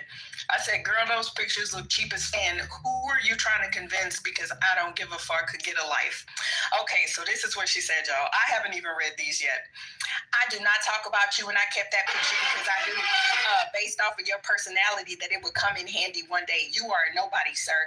They look cheap because you grew up poor and don't have photos from when you were a child. You're telling on yourself. I have a great life. You met a viral part of my life yesterday, wide neck. He showed you what you will never have. I also not as wealthy as you claim to be. I heard how you could use some help with money and lose. Need a loan. I got you. I used to think you provided useful information, and I've told you that before. Now you're just a trashy hag. Real, you came out and she's one ugly bitch. Any info you provide now is just hilarious since I know that's how you truly carry yourself. That's why you're called Debo by Jonathan and Nelson. And I said, bored? Go fuck your husband, weirdo. Only low-class bitches speak like you do. Nobody talks like that. Nobody with class speaks like that way. You're so trashy. And that is the end of old girl. She's big mad, y'all. She mad. So you won, but I'm gonna give it 5-2 because she had a couple of zingers in there. I wasn't reading all that. I just read that second part out for y'all because I was like, bitch, I'm not about to go back and forth with you. But anyway, yeah. So just the fact that she got the quotes evidence because she's gonna use it one day. That shit is hands down. That's weird. That is hella fucking weird. Because I don't have no. Yeah. I don't think you get what I'm saying. I don't think you get what I'm saying. When I'm saying it's classic, I'm like, that's how trash she is. She has to keep a picture on somebody because she would use it one day. What the fuck? She really is. You really are breastfeed. Season 1 through season Exactly. 12. Y'all, this was a Zoom that I did. It was a Zoom that I did, I believe, on YouTube or something. And I'll even PTR the picture. I don't give a shit. I have no makeup on. Somebody was probably like, Miki, can you talk about Roth IRAs? And I was like, okay. And the angle, and they've done this before. They will go and watch my lives or my whatever, and they'll take a screenshot, right? And you can take a fucked up screenshot. I'm not saying I have zero. I'm like, I don't give a fuck. Did you learn something? But she was, y'all, First Lady, you saw those pictures. Girl, y'all, this bitch is sending me pictures trying to substantiate to me that she's not poor. And I'm like, girl, these pictures not giving what you, but I don't give a shit. Why do you need my validation, but you're calling me low class, but you're trying to prove to me that you have money? I'm like, girl, we pissed her the fuck off, y'all. And then Patty, you want to tell it, her man came in here yesterday trying to talk about us in the chat, y'all. This is like... Yeah, it was weird because you know what's so bad about this? So Lisa's had her blocked for almost a year now. Not only did Lisa have her blocked, she unblocked her just for our room, which is kind of weird because she still had to come to our room. But She unblocked her to come to our room, kept her blocked out of her room. And her husband has been in your room the entire time. He just came on stage. So, like, this is addictive personality. They're really weird people. Like, she knows that you don't fuck with her, but found a way to be in your room through her husband's account or her husband. This is some weird shit. Telling you, I told you, if you have a block, there's a reason why. I mean, I don't care. I can deal with a fucking snake with two heads. But when you got these people that are pathological, that's where I draw the motherfucking line. Pathological can get you killed. But when she threatened April, anybody telling me you come into my house, you shouldn't say it. Don't warn me. Don't warn me, because you might get what you're looking for really quickly. Hey, the door. Hey, Miki, is it comfortable in there? Are you relaxed? inside of her head? Like, oh my God. He's remodeling. Oh, and shit. New floors and walls and doors knocked down, and the fucking toilets need to be yanked up. Ricky, don't stay too long, girl. It ain't worth it. That fixer-upper, don't do that. No, I'm just sharing with y'all because I'm like, you're right. This is now, I might clown on stage and da-da-da-da-da. Some people I truly cannot stand. Of course, we all have our favorites and we all have our ickies. But I'm not going to start sending you pictures to substantiate showing you a picture of a dog that I had when I was a child, talking about, you see that? Did you see that corgi? That's a pure blood corgi. We got money. Like, all right, so let me bring the everybody up to speed. So we were having a good conversation. We're talking about books, and then we started talking about PPP loans. And, Reform was telling us, there was a lot of people who actually got these PPP loans, that were already rich. They just found a way to do it. Now, Bree said, she told me that when she came on stage, she said she put something else in it. Nikki read what she put in the chat and was like, girl, something about black people who didn't, you saying this because you probably like big dick or something. Big black dick. And or maybe like some black girl, whatever, because you want to be black. But I'm just telling you this, and that. So then Bree starts going crazy in the chat, and she's like, bring me up, ho, bring me up. And I was like, no, don't bring her up, because I already know she's going to crash. I know she's a crasher. So, and I know one of these jokers up here brought this girl upstairs. I did. I said, okay. Let me just explain to you, Bree. I said, when she said that, I said she was joking. I mean, and maybe you do like black, dick or something, who knows, right? So, next thing I know, she was telling the story. She was saying that she was agreeing with her by saying that it was mostly black people that got impacted. And then next thing I know, it just went to hell. She said something else, and then they just started slinging mud. And then I know Patty got involved. And no, Riz got involved. And then Patty got involved because she said something crazy to Reform. And Patty was like, no, what you not going to do? So then it was like, oh, shit. And I started praying. I said, Lord, help me. Lord, get me out of here. And then... The hair comment. Yeah, she said black girls can't grow hair. Can't grow hair. Right. Yeah. That's when she went to the Google, and then she started typing that stuff in the chat. Right. I was just like, well, not too much on eyebrows, y'all, because, I got to draw my eyebrows on. So, so then that's when she started talking about black girls can't grow hair and something. And yeah, so then that's when things really went to hell. So from that point on, she got removed, and Patty told her she was blocked, and everybody said blocker. And then she was blocked. But like an hour later, the husband came in. And then the husband was like... Was he black? Yeah, him is black. He came to fight this woman battles with other women. It's crazy. It is crazy. He said she got more eyebrows than y'all. I don't even know if that was her husband. I think that might have been her husband's account because I kept trying to invite him up. Oh, I don't remember the name. Let me see. I think I took a screenshot, but his name was Jay. Jay Bill, Uncle Bill. It was Jay something. It was Jay something. Got in the middle when y'all was going back and forth. No, y'all didn't. Yeah, we handled it. Y'all probably couldn't have got in the middle to be right. Exactly. We were like, Raz was like, "Fuck you, bitch," and then Patty jumped in. Look at here, Mother Paul was like, "Oh, they was pulling that girl. They had her in a triangle. I got my girls with me. Oh shit." That triangle. They tried to get me caught up in it. I said, "No, wait a minute. Help! Get me out of here." I'm not laughing.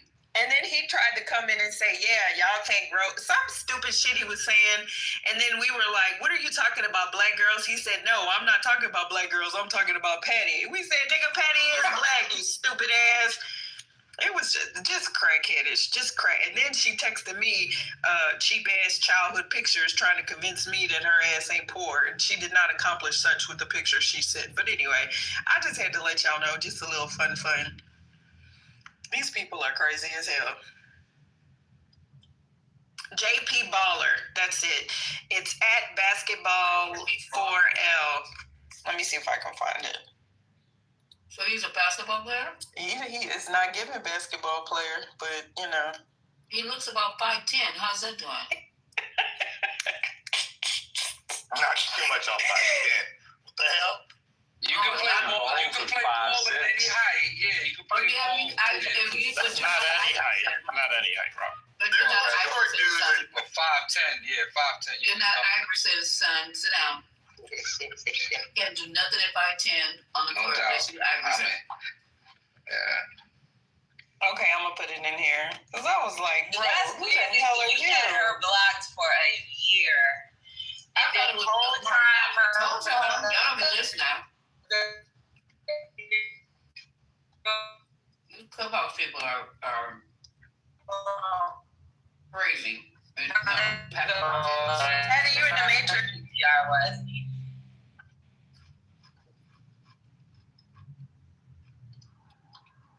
Sociopath. I remember he was talking on stage, and I said, "This nigga, man, he been at Lisa Room. He been at Lisa Room." Patty, look at his profile. He voted in the book thing. He voted in the book thing. So he was literally in here yesterday. Must have been sitting in the goo. That's what's so crazy. He was probably in there listening, right? Yeah, but he look on his profile. He was voting in politically correct because Patty was putting up the names of books to read for the book club. And look, he actually participated in the. So he's been sitting in here. These people need Jesus. I'm telling y'all. He's been on your stage, Lisa. He's been on your stage a couple of times. Him and Haitian has gotten into it. Oh gosh, I didn't even recognize him. I'm sorry, not at all, because he wouldn't have been there. I did not know that was her husband. Why would I have her? None of us knew. No, she never said it. And she was in Lonzo's room. Remember Dr. Jen? I was being nosy, y'all, so I went in on my burner. Why does she say she's never voted before? And she's black. No, she's white, but she was trying to sound black. So she was like, "Yeah, you got the right white girl today. You got the right white girl today." I was like, "Bitch." Yeah. First I thought she was agreeing with me, but then does she really? Oh my God, child. You know, if you gotta say shit like that, girl, please, like, don't come up in here. Enunciate, bitch. Enunciate. My daughter had plenty of hair. My daughter had plenty of hair, like black. Like I took it some type of way, to be honest with you. What are you talking She about? probably has mixed race children, and then to sit up here and say that's why black girls can't grow now hair. Like, excuse.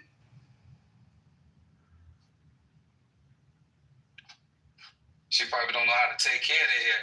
She probably don't know how to take care of their hair. That's probably what that is. Probably don't know how to deal with key hair.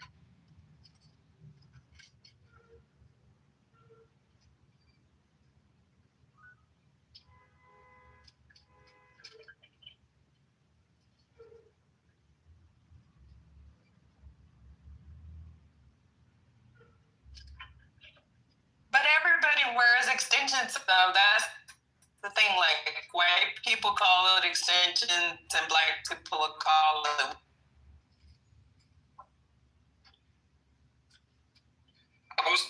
Y'all know what's so funny? I was watching Jurassic Park the other day. Ladies, I was watching Jurassic, the little white girl, and I was like, that's weave in her hair. It was so funny because I was like, it was. Like, I kept looking something about her hair. And when y'all watch Jurassic Park, if y'all ever do, I know that they have extensions in that little girl's hair. That's not. Hollywood does that all the time. Yeah. No, I didn't say anything was wrong, but right. Yeah. But the point is that people think it's their hair. And Lisa, not saying that young lady did it, because my sister is a natural. You know how they call it natural hair care these days, but like my mom just used to call it being lazy, because it had to be. Oh Jesus! Our hair had to be in a style. Yes, if I had a ponytail, you would swear to God that I had hauled off and cussed off my mama, because I was just lazy to her. Like, we had to have our hair. We had to go get a press and curl. Like, just ugh. So when my sister was like, Miki, I'm wearing my hair natural, I'm like, girl, that's what we used to say when we didn't comb our hair. But I'm glad that there's a phrase for it. I think it's very empowering. It's a cop out, yeah. Right, but for her to try to weaponize that as a white woman married to a black man, like to try to insult black women, like, which first of all, a lot of people have hair issues, right? Alopecia can be across the board. It was just trifling to me, but I just wanted to share that with y'all. I don't even want to, continue to pay her ass dust and his ass. That was fun. Mountain, are you okay? Don't give him no attention. Okay, thank you. I needed a reminder. Oh, someone's in the audience in the pool in the chat. Wow. Britt. Trying to get this. Britt, I am never gonna take a robo taxi. Would anybody else do it? I'm just not doing it. Yes, they're nice. They're so Lisa. They're nice. They're very nice. You say you like the aromatherapy. They have aromatherapy in there. They have light therapy. You don't have no musty driver. You don't have stank. It is so nice. It's like a nice mood music, light music, then aromatherapy. It's very nice and quiet.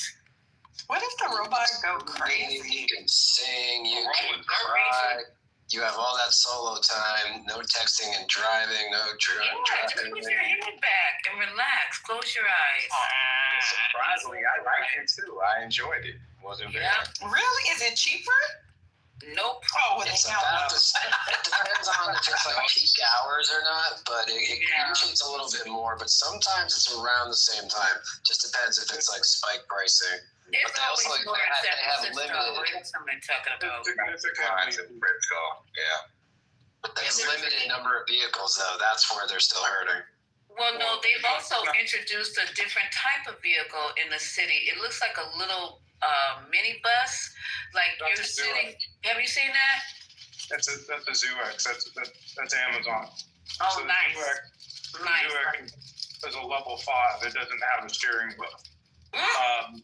And the robo taxi still do have a steering wheel, but at scale. And the reason why Tesla stock boom right now is because Morley has now said that autonomous driving has essentially been solved. And so what that means is once you scale, it is far cheaper than having a human driver. And in the initial phase, it'll replace around the estimate is around 10% of Uber and Lyft drivers. I'm tired of driving. Let me tell y'all something, right? I just realized how frustrated I am about bad drivers. Like, y'all don't realize it, but you know how much frustration. I was driving to Queens the other day, and I'm like, yo, I can't take it. Like, I can't do it. I can't deal with the dumb shit people do. So yeah, I think it's gonna hit sooner or later, because people gonna realize how much less stress it is when you're not behind the wheel. Because people do dumb shit. They just do dumb shit. That's why I sold my car, and I'm not driving until I get the right vehicle. I hate driving. I'm in an Uber or on the train every day, and I'm loving life. I love driving. No, I love driving. It's just the people do dumb shit. That's really what it is. They just do dumb shit. I'm the person who do dumb shit, so that's why keep me from behind the wheel. I love it. Like, you one of those people that just skip around somebody to get to a red light? Are you one of those people? He's one of them people that be on the Brooklyn Bridge and be making a third lane. About that? I've never driven on the Brooklyn Bridge, to be honest with you. Really? I like seeing the Manhattan Bridge. Well, listen, so like I said, I hate driving anyway, so I'm glad my life is free. I can just get on a damn Uber. Yeah, I mean, I'm a city boy all day. Like, I when I think about driving, you bike anywhere, Robert? Jump on your bicycle? I got a bike. I got a scooter. There you go. Better be careful in New York. Robert, I got a city bike. I got a scooter. I got the luxury. I got the luxury bike. Like, if I'm going on a date, I got the luxury joint like that I rent. Those are nice, like the leather seats. For your jakey bike for your date, you're bringing the luxury bike. Luxury, like a pedal bike? No, electric bike. Like these shits. Like are you talking about the e-bike? Like the one that guy who shot that man, that CEO had? No, I ain't got nothing to do with that. No, but they got, believe me, it's really a really luxury e-bike. It's really nice. It's not made, I mean, they go fast, but it's like, you have your outdoor brunch, you go around, do a little shot. Like, it's dope. It's a dope experience. Does the e-bike protect my e-hair? PTR. No. PTR. No. You got to wrap up. Who PTR are we looking at? Your bike. Because I want to get the one that the guy had. All right, I don't know what I know. When I go to, I'm cooking right now, but I will, but I'll show you what the bike that the boy. I know. Well, he did have money though. Didn't he bring one? Food is crazy. He bought it. He bought that bike. Yeah, you could buy it. Yeah. BMW has a really nice. Oh, you should have got. You know what? You get it at the end of the year. The BMW e-bike right after Christmas. I'm looking at them. They're like 15K. Yeah, they're like 15K. If you're a city person, I'm telling you, it is one of the things I want to put in the structure. One of the things I want to put in the structure that we're building is like a charging station for like e-bikes and scooters. So I'm trying to pitch that to my team. Like, and a convenient flash it because there's nowhere to leave the bikes. Like, if we could scoot around the city and move around the city and have parking for e-vehicles like that, I'm telling you, it's a killer. Why did you start that in the garage? It has to be covered, some type of cover. Yeah. I do not like it does. Shit is wet. No, get a cover. Yeah, that is correct. But yeah, I hate driving in the city, man. I'll probably be violent towards somebody with the dumb shit that they do. Yep. Yeah, so why don't you charge the e-bike in your garage in your bike room? And I don't know where you live in, but that's what I do. I mean, I charge it. Well, I got different spots, but like, when I'm, I charge it. Yeah, I charge it outside. But and then one can come inside. It's really safe. You can't get the low budget one because the low budget one got the cheap battery. That shit'll go on flames on you. So I'm gonna put one in at Laura Frank Bernard is she's been a CEO for. She's super popular. She used to be like in the pitch room or one of those big startup rooms or whatever. But I put her link in the chat. She actually has an e-bike or an electric bike or whatever, and she's on Chatter sometimes, but she's like going to Japan, she's going to China, she's going here, she's going there. So I think hers is pretty good because she's actually like a biker. So I just wanted to put hers in the chat because I think that it's getting popular because she basically has she started this company for electric bikes and e-bike rentals. So PTB market, personal transportation. I didn't know it was that big a deal. Yeah, I had no idea it was that big a deal. You know, it's like finding parking. Like when you go somewhere like that, it's just a headache. And then like it's like when you own a luxury vehicle, like Maserati, you can't just drive that around everywhere. You need like a little dun car to get around. Like you're gonna go to Walmart and all of that in a Maserati, like it's ridiculous. Like, what are you talking about? Yes. Anyway. Scooter bike.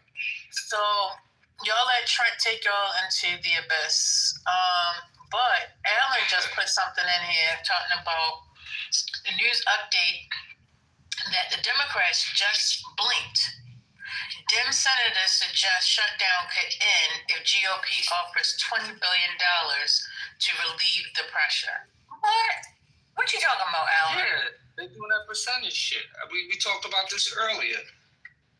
Yeah, that's. I said this earlier. It was a negotiation because if we're going 400% above the poverty line, the simple remedy is to go, okay, let's do 300 or let's do 200 above the poverty line. I think that's a way for negotiation to take place. Yeah, absolutely. But you can't eliminate those subsidies. Like, that's crazy. You just cannot eliminate those subsidies. It's not going to work. You said they're gonna Something about no bill or nothing coming about Robert. Go ahead, Roy. So what you're saying is they want to negotiate $20 billion in subsidy instead of asking for $1.5 trillion being reinstated to the budget. You now have a Democratic senator suggesting, well, maybe if they give us $20 billion, that would be enough to convince Democrats to vote for the continuing resolution. That's convincing nobody. Bullshit. Like, that's not even costing a lot of money. Not even close. No money. 20 billion versus $1 trillion. They're trying to get themselves out of it. So here's what's happening. They're trying to get themselves out of it by having some sort of symbolic victory they can hang their hat on. That's what's happening. Correct. No, straight up, that proposal is so horrendous. Like, somebody who did that? I didn't even slap them. Let's slap them. Well, Royal, in fairness, what is the way out of this? Not 200%. It's They're not going to get anything. CEO, there's no reason to give. Okay, win-win is the threshold, y'all.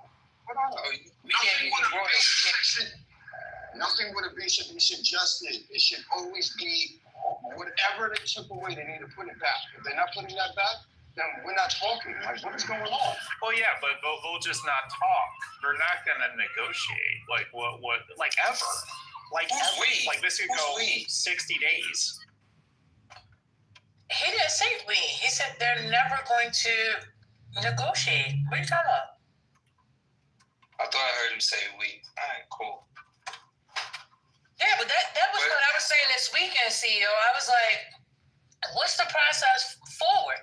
Because the request right now and bringing back what was in 2021, that ain't it. If you think that's going to happen and you think that that's what they're going to agree to, you can forget that. That's off the table. So you saying 20 billion? Yeah. Allegedly, right? 20 billion's above zero. So. But it's not going to cover. But wait a minute, hold on. Because the idea, from what I understand, CEO, is that the subsidies aren't completely wiped away, that they only reduced or went back to what the original Affordable Care Act is. Is that true? Can you confirm that? I'm not sure about that. But and also, isn't it $20 billion for them to sign a CR? Is that all they're going to do? Sign a CR? Correct. I can't confirm that is not the case. That is not the case. That is not the case. It's not merely rolling back the subsidies. No. If that was the case, we wouldn't even be talking about this. It is actually allowing insurance companies to come in and increase co-pays, premiums, and deductibles. It is about servicing the private sector, allowing the private sector to run amok against those who are the most vulnerable. That's what's going on. It's not merely that in that big bill. And if I wasn't cooking right now, I'll pull up the language, but it's more than that. It's not what they're saying it is. It's way more than that, guys. It's not just the enhancements. there are other protocols that they want to reverse. Absolutely. Just remember, that's only the healthcare portion that they're trying to negotiate. We're not talking about the SNAP or any other food benefits or anything like that, like WIC or like all of that shit is cut. We're only talking about healthcare. They will allow a negotiation for that, and then to say $20 billion is an insult. When we're talking about $1 trillion, that's why it's laughable, and we shouldn't even have this conversation. Royal, you're not like if you get the $20 billion, you're not giving up all that stuff. All you're doing is signing a CR. That's all you're doing. You're not giving up your position. The CR means there's going to be no more negotiations after guarantee. It means that you have 30 more days, or what is it, 30 or 60 days CR? What is it? Does anyone know? That could go to November 21st. So okay, that's 30 days. No, it ain't 30 days because it's the 27th. Okay. So every time you're signing a CR for 4 weeks, and you get $20 billion. But is that what that article says? You know, I don't click on links. I don't know if this is true. You know what I mean? Like, are we just talking about based on what we think we know? Or do we actually have any actuals at this point in time? Because I don't know. People, look, don't be misled. This is not merely just about the enhancements that they want to reverse. It's that, and they want to do additional damage. It's not just that. So be clear, and I know that for a fact. I did the research. The impact is not just based about that. If that's the case, we wouldn't be in here. But what I was saying is, if you want to negotiate, remember, those who are 400% above the poverty line still can get the benefits. Perhaps you could reduce it to maybe 200% instead of threshold and other provisions like that. I think that will work. I think that is the area where they should come to terms with. Yeah, I think y'all just got a whole bunch of talk going on at this point in time because y'all talking about they're not trying to negotiate for the SNAP program and all this. And I don't know if that's quite true. I brought up the fact that, remember, that's not the only thing they cut. We're only talking about the healthcare subsidies, but there's other programs that they cut too. And so if you're trying to negotiate on at least one thing, right, and that one thing you're negotiating is like still cut by a lot. We're talking about it's only 1% you're negotiating back. Then this is laughable. Okay? This is only one thing out of many others. That's the problem with this conversation. What I think is laughable is that when Biden was president, with the Congress he had, he passed certain bills. And now Trump is president with the Congress he has, he passed another bill. And instead of accepting that and using regular congressional procedures to see if they can change the law and change those bills that were passed and the budgeting that was passed, the Democrats are using a Hail Mary and saying, we're not going to sign the continuing resolution unless you reverse what Trump and we as Congress passed. Okay, so hold up. All right. Did you finish? Yeah, essentially. Go ahead. Okay. All right. So one, let's go back. When we talk about this big beautiful bill, Congress pushed it through, right? And if I'm not missing, still, who has the majority over there in the House? Who has the majority, Alan? The Republicans have, what is it, a 3-vote majority? Okay. 53 to 47. Okay. Right. All right. And do you not recall that it was the Republicans holding out? Oh, of course. On the big beautiful bill that they gave in? The Republicans were holding out on passing that. Yeah, you don't remember that? No, I don't remember it. But Of course he does. Yeah, the bill passed, yes or no? Yeah, Yeah. No, I'm just going through the process. I want to make sure all right. I want to make sure that we, have a conversation so that we're all on the same. Yeah, sure. Okay, so that did happen, right? Correct. So they got it done. But once they got to the Senate Democrats did not want to pass the big beautiful bill, and neither did the Democrats over there in the House. They didn't want to do it either, right? So now this is where we are. So when you bring it up and you say, well, this is what has happened in the past we haven't had it, whereas these people will not be able to afford health insurance. The American people, we the people who are actually supposed to be working for us, they're sitting there saying, hey, listen, guys, this is what's going to happen. It's going to be major cuts towards your SNAP benefits along with your health care benefits. So we don't want to get this passed through until we actually have a conversation. They did pass it in March, right? Schumer went on and was like, okay, all right, I'm going to go ahead. I'm going to do what's best. We're going to pass this CR, and then we're going to have a negotiation. We got to get out front of this. Yeah, I mean, His background is open like that, but it's annoying as fuck.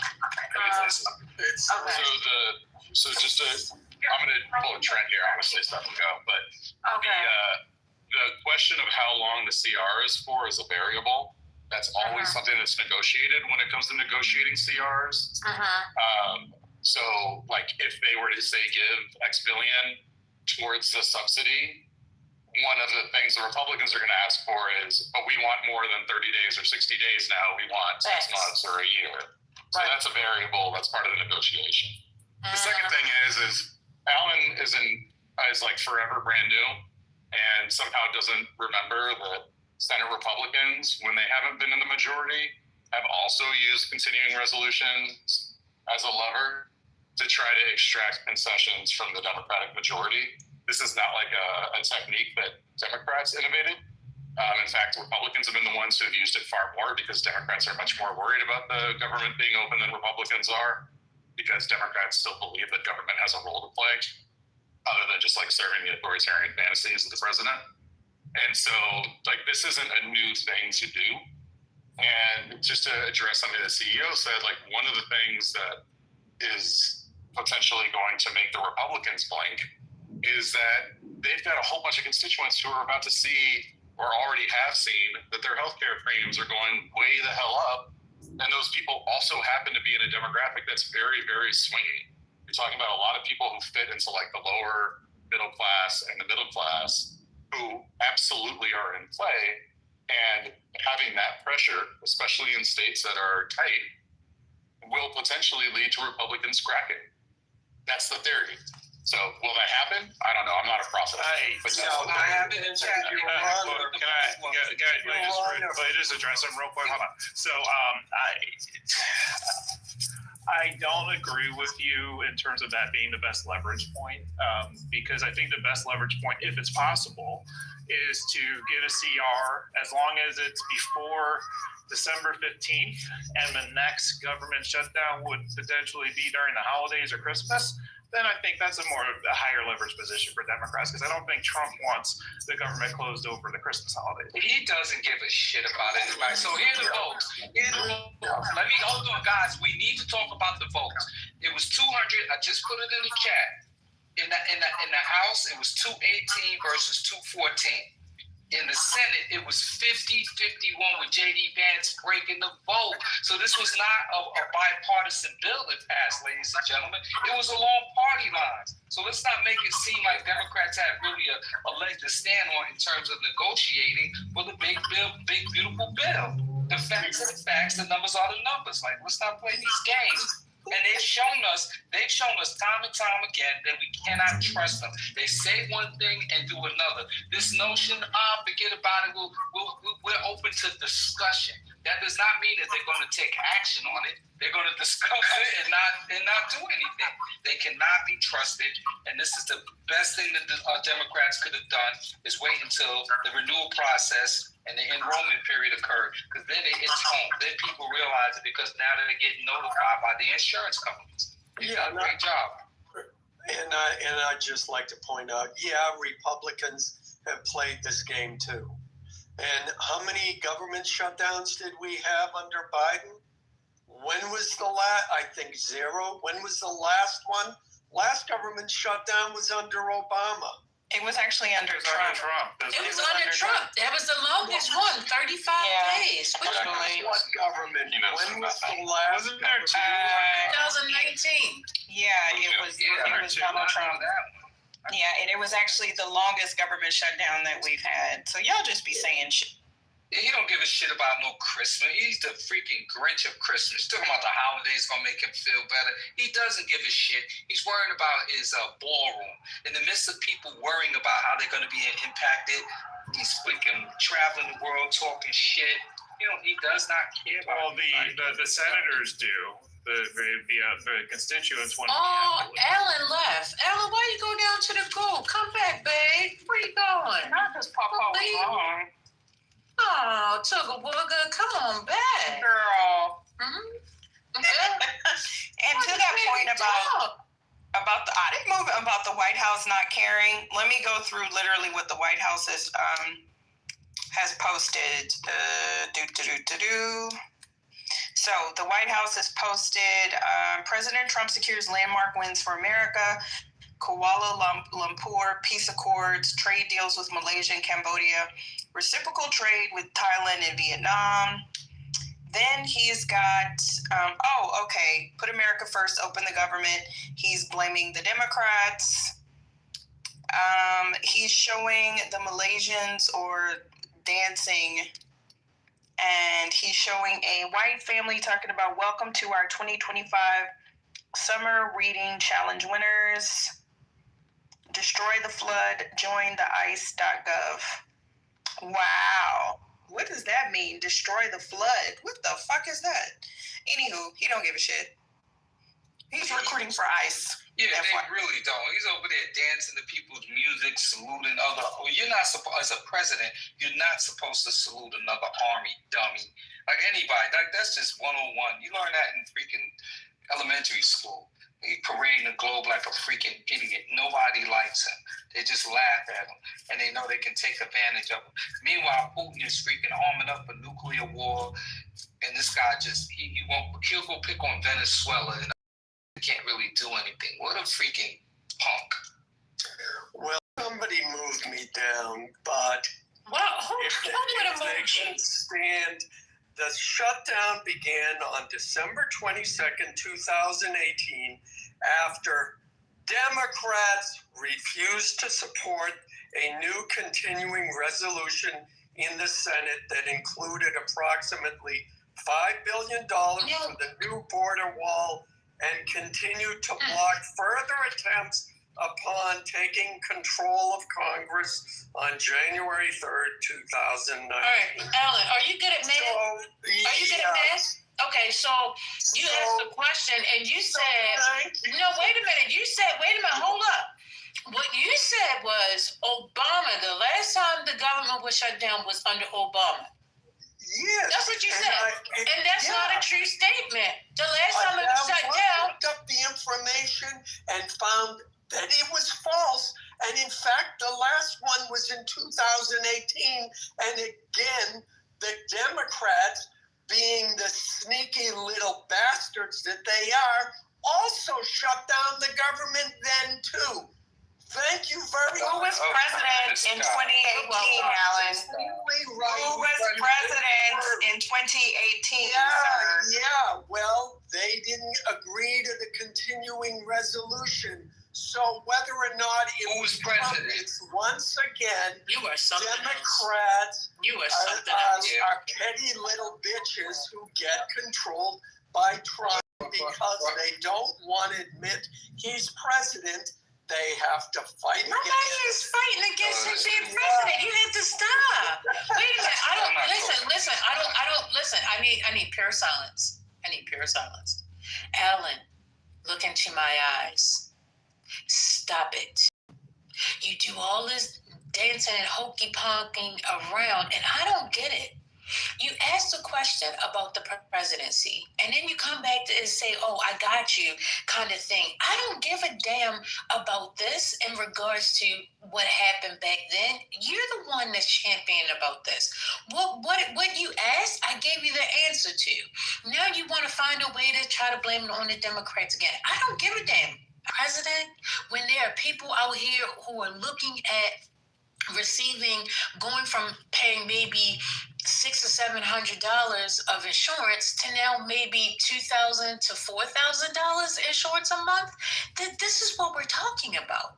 So if you don't care about those, you got to stop spreading those type of rumors. It's not healthy. I know that if in fact you really say, if you are a Christian or a believer, I'm not sure, because you might go into the atheist rooms and things like that. I'm not sure. But one of the 10 Commandments says, "Thou shalt not bear false witness against thy neighbor." And right now, what you're doing is bearing false witness. You don't know what you're saying to be true. You're making that guesstimation and putting that out there when we clearly hear these people sitting there saying that they're fighting for the people's insurance. You gotta stop that. Well, if I may respond. First of all, if I look into your eyes, you know I can't resist you. So no, I'm not going to look into your eyes. You know, look at that game. The power you have over. That's that old school right there. How can I refuse you? Second of all, of malicious intent. When I looked it up just now, I did see again the statement, the last government shutdown was during Obama. So that information is still out there. That was the information I had going into this conversation now within the last 15 minutes. And I saw, yes, that wasn't true. And I admitted, okay, that wasn't. Accusing me of this malicious intent, no. No, that wasn't a part I was malicious. I didn't accuse you of that part. I'm talking about the fact that you're saying that the Democrats don't want to acknowledge Trump as being the president. That was the part that I was talking about. Oh, Jesus. Hillary, that's a given fact. Hillary Clinton still says the current occupant of the White House and is part of the Democratic Party in 2016. That was part of their strategy. Do not call him President Trump. Call him number 45. To this day, they still can't admit he won. I haven't heard that. I heard Kamala on the night of. Wait a minute. What I heard. Hold up. I heard Kamala come out and succeed on the next day and say, "Hey, listen, he has won," and she turned over the power. Maybe you could tell me something that I don't know, but I didn't see those things. Yeah, I know, and that's the talking point they hang their hat on. Oh, well, Hillary Clinton's, conceded the election. Kamala conceded the election. Yeah, one time they conceded, and then for the next 4 years, he is not the proper, I forget the exact wording. He's not the real winner of that election. No, that didn't happen. Now you're exaggerating. Now you're exaggerating. Stop. Yeah, I can go. Initially, you said something true, but now you are lying. Thinking about but I can find videos from a few months ago. She still uses the term. Yeah, but you just said somebody said he didn't win. Who said he didn't win? Who said that? Who said he didn't win? That's a choice. Who said that, Alan? Who says which part? That he didn't win. The election was stolen. How did we get to Hillary Clinton from a government shutdown? She's not even an official. Wait. She can say whatever she wants to say. How did we get to Hillary Clinton when we're talking about a government shutdown? I don't understand. What's going on? Typical distraction. It's one of those free-flowing conversations. You got to go with the flow. Well, I don't want anything to say so like you. You know what? Let me stop. First lady, Alan. Do you have to?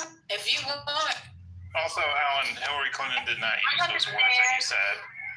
So that was false as well. And I understand what you're saying, but what you're saying, what you're talking about, what you're feeling, and not what actually happened.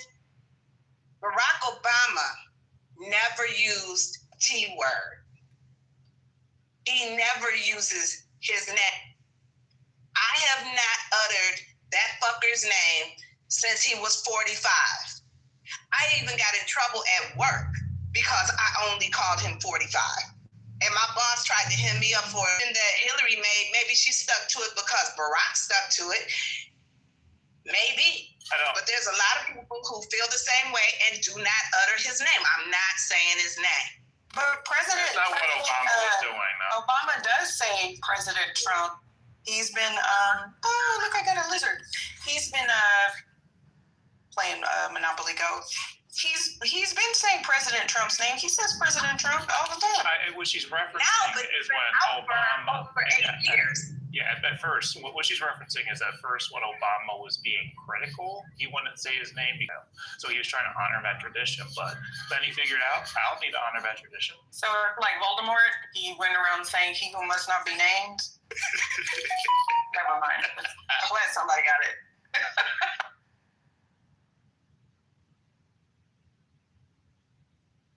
You know, it's almost time for your nap. Yes, I know. And my big busty home care nurse is going to come administer. Why y'all keep getting him started? Like, stop.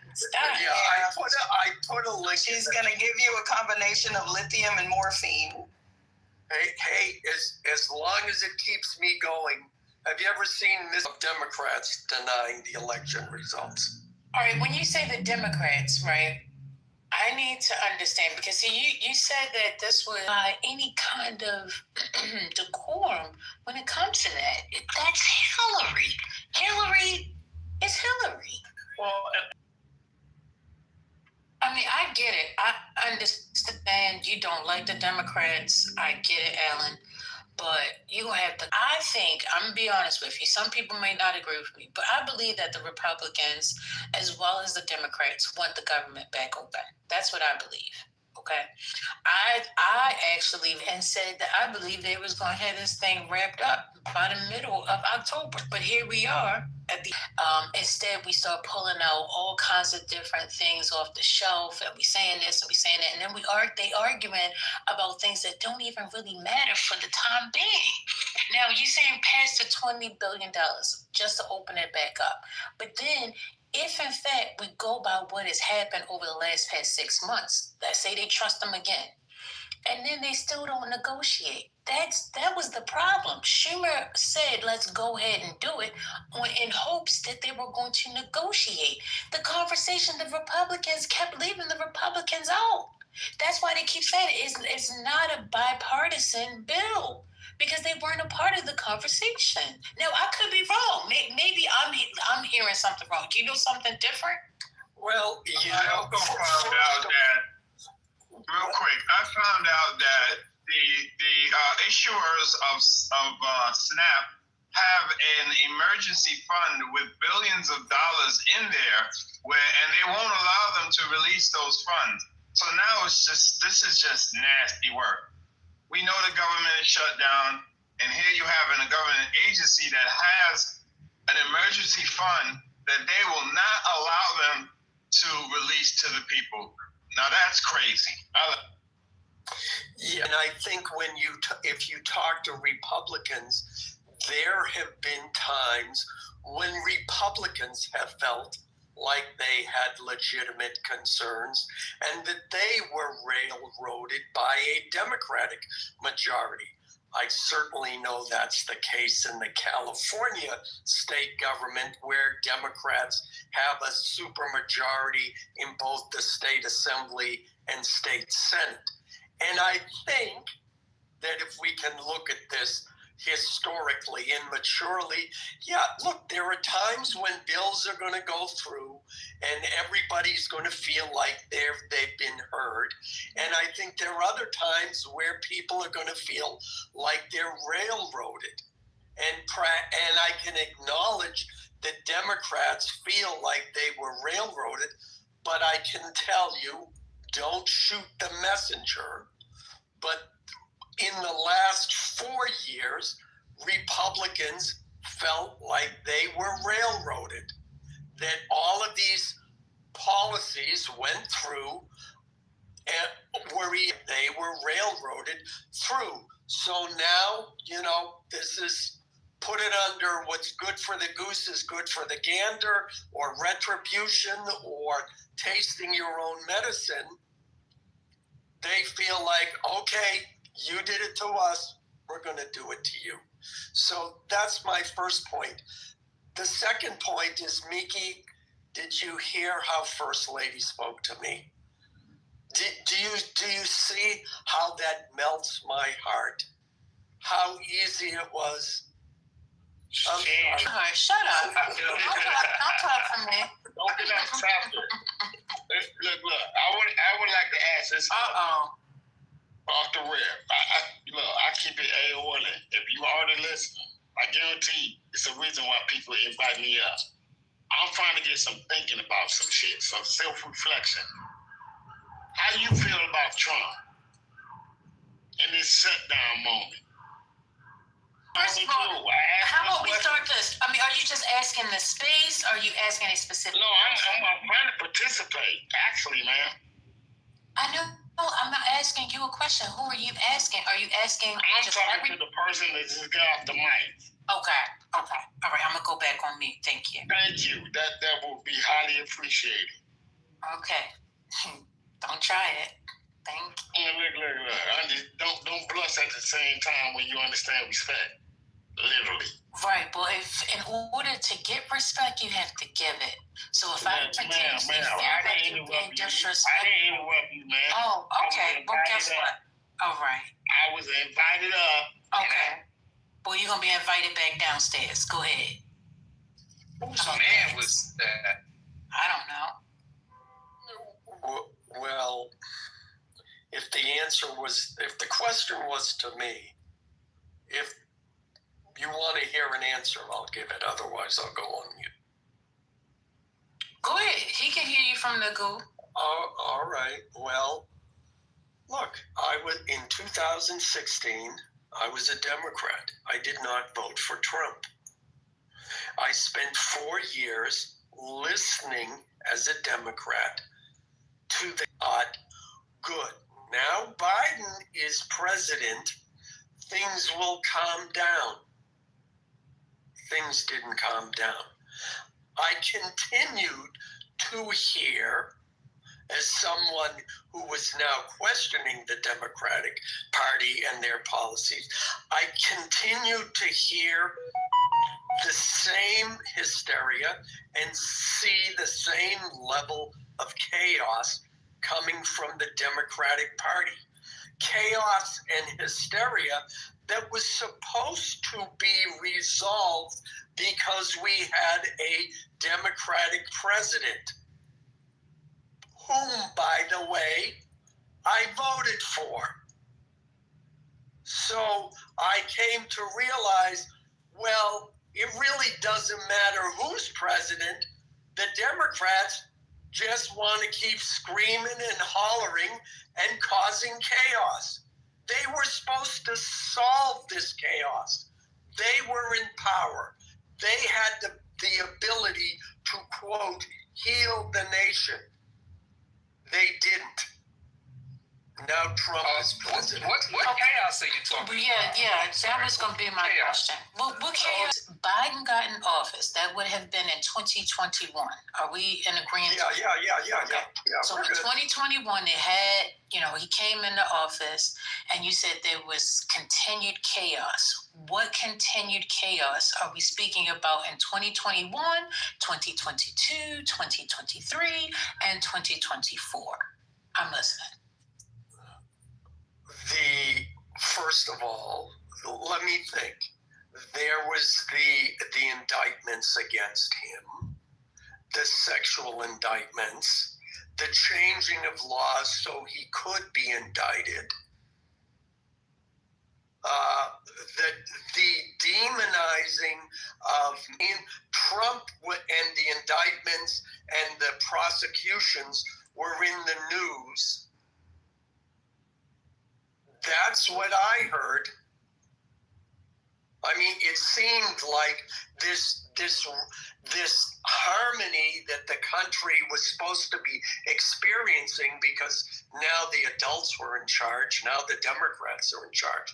That never went away. Trump, it should have been, thank you, President Trump, for your service. Have a nice life. So here's the thing. So Trump, first of all, never went away. He was still doing corruption. So he were being prosecuted for the, I'm sorry about that. He was prosecuted for the things that he did. He was doing things like, oh, I'm not going to give the FBI or give the government back the files that I brought home to Mar-a-Lago, even though the FBI recurrently tried to negotiate to get those things back. He didn't bring it back. It's stuff like that he does, right? That keeps him in the news. And then he pretends as if he's not going to get in trouble, and then pretends that when he does get in trouble, somehow, it's the Democrats' fault. Like, how about not do crime? If I did a crime and I get in trouble, I'm supposed to blame the prosecutors for it? None of this makes any sense. Like, you just brought up things that Trump is the one who started it, contributed to it, and then you're blaming the people for publicizing it, for trying to correct it by bringing them to justice for any type of crime. And I understand why you're saying that. Here's the unprecedented action by the Democrats, or here's the tradition that Democrats broke. When you leave the presidency, everybody understands that presidents have to deal with a lot of crap, and probably did some crap that you don't want to know about. They leave you leave an ex-president alone. It's thank you for your service, have a nice day. In my lifetime, that's what I saw. Even Richard Nixon, when he resigned, and this is considered one of the good things Ford did, Ford pardoned him. They left him alone. That was the end of it. If Democrats, basically, from my viewpoint, Democrats elected Donald Trump because they gave him billions of dollars worth of publicity. And in the end, what the independence of this country saw was, Jesus, you're just beating that guy up. He had some documents he shouldn't have had. You don't take him to court for that. Okay. So, Mr. President, you forgot to bring those here. There's some documents we know you have. We come by and pick them up. He said no. All right, so... Yeah, so then you did, in any event. That's my explanation. Okay, all right. So I know some people are going off in the chat talking about, this is just a useless conversation. But if people keep telling you how they arrived to where they arrived, and you don't want to receive that, and then you keep doing the very thing that people tell you that pushed them over, happened, right? But you're saying you think that it was all political in the reason why they went after him. Is that the idea? Is that... If you... I just wanted a yes or no. I just wanted a yes or no. Because then shouldn't tell me, what is the reason that President Trump continues to say Biden's name? He continues to say Obama's name. Like, he just, every time he gets on the microphone, I promise you, if I had a penny for every time he said Biden's name, I probably would be a millionaire by now. He says Obama's name. And another thing that he continuously says is that, the last administration, they did a terrible job. He's doing the very thing that you're saying that the Democrats were doing. But I don't hear you having smoke for him for doing the same thing. And he did the same thing to Hillary, even when he was in office, and he was already elected. He had won. He was in there. You don't remember all of that? I'm just trying to follow the logic and trying to make sure that you're balancing. If it's good for the peace, it should be good for the gander. Yeah, and that is a fair point. And the only thing I can say is this. When Trump does it, his base loves him. And I think that's the point. If it ain't broke, don't fix it. And that's the difference. Trump does it, and he's viewed as being, oh yeah, he's telling it like it is, or whatever it is that they say about have that down. That's something they project on black people, by the way. Say that again? That's something they project on black people, that we're always angry. And this is, or crazy. Don't forget crazy, because they said that about me last night. Let's not forget about that. I've seen a lot of presidents. Hold on. I've seen a lot of presidents. I don't think in my lifetime I've ever heard a president of the United States go in front of an international audience while traveling around the globe and belittle a former.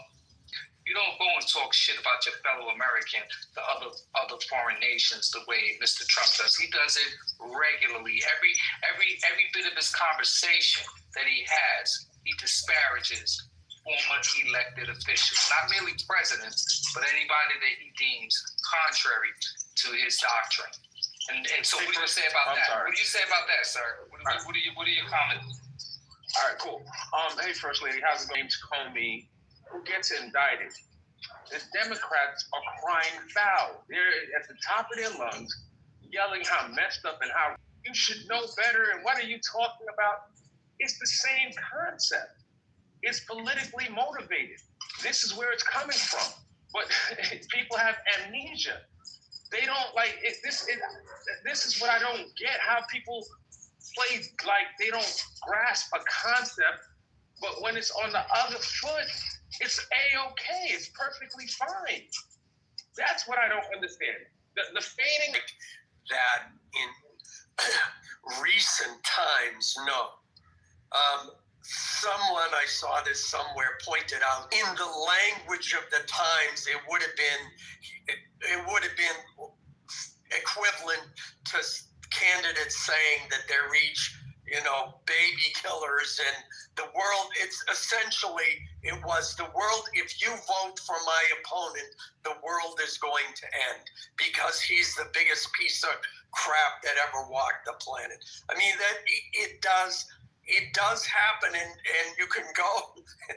It's actually funny to hear the British do it, hear them throwing insults in Parliament. It's hilarious. But yes, we haven't had a president do that, and it is precisely that reason why he does it, because he knows it unnerves his opponents. The other thing, reason to why he does it. I see. Okay, got it. Well, yeah. Johnny didn't know any better, right? Johnny. Yeah, I mean, look, and here's the last thing, and here's my last excuse. And forgive any New Yorkers on the stage, but have you ever been to New York? Yeah. Do you know what New Yorkers are like? Born and raised, and Trump's an asshole. And guess what? I'm from Massachusetts originally. Oh, God. They call us massholes.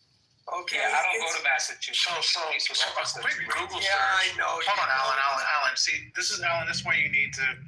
A quick Google search could have told you while traveling overseas on official business, Obama couldn't resist wading into politics matters back home.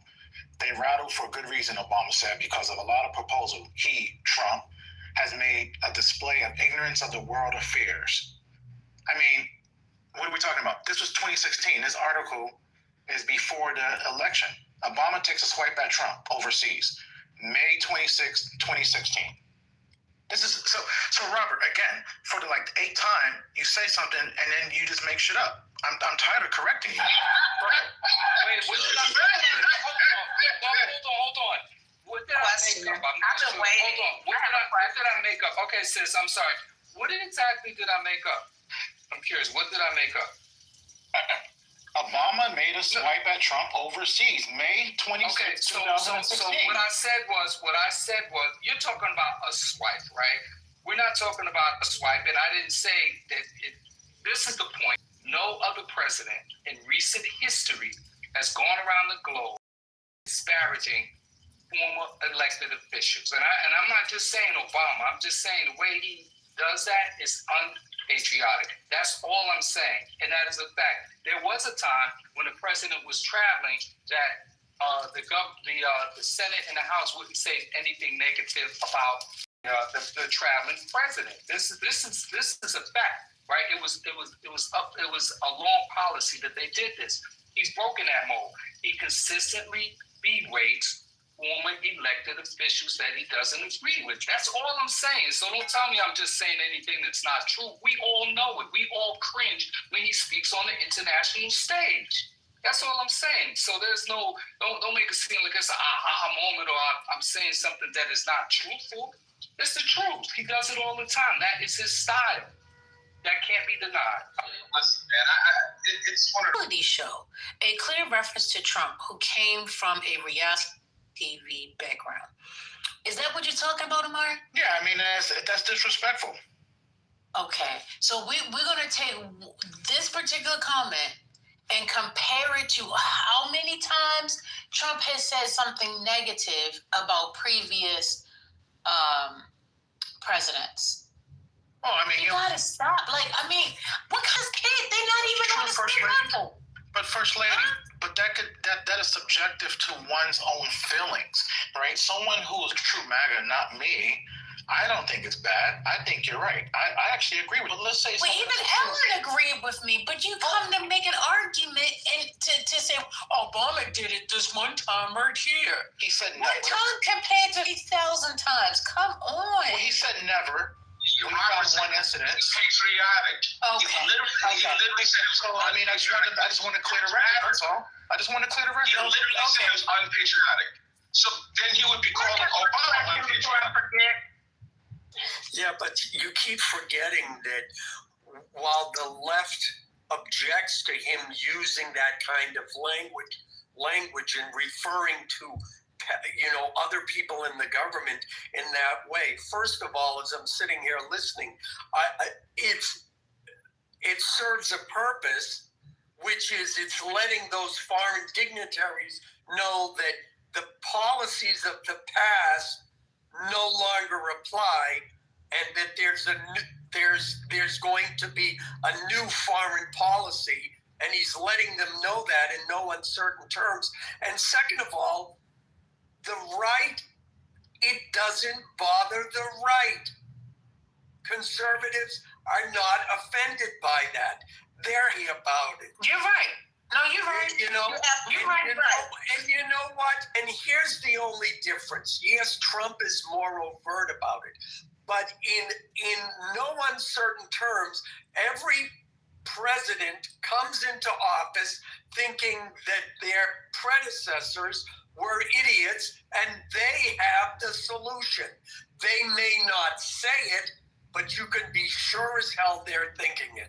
Second of all, to the person who hasn't been to Boston, I would highly recommend you go to see the Celtics and their 18 world title. I love the Celtics. All right, what's going on? Let me go to my sister Sandra. Sandra, we haven't heard Sandra Bertrand. Thank you, sweetie. I appreciate it. I don't understand because we're dealing with something that we've never dealt with before. 47 has said, point blank, period, I hate Democrats. To me, that was him saying, I hate you, Sandra. I hate you. I don't care if you die. I don't care if your family dies.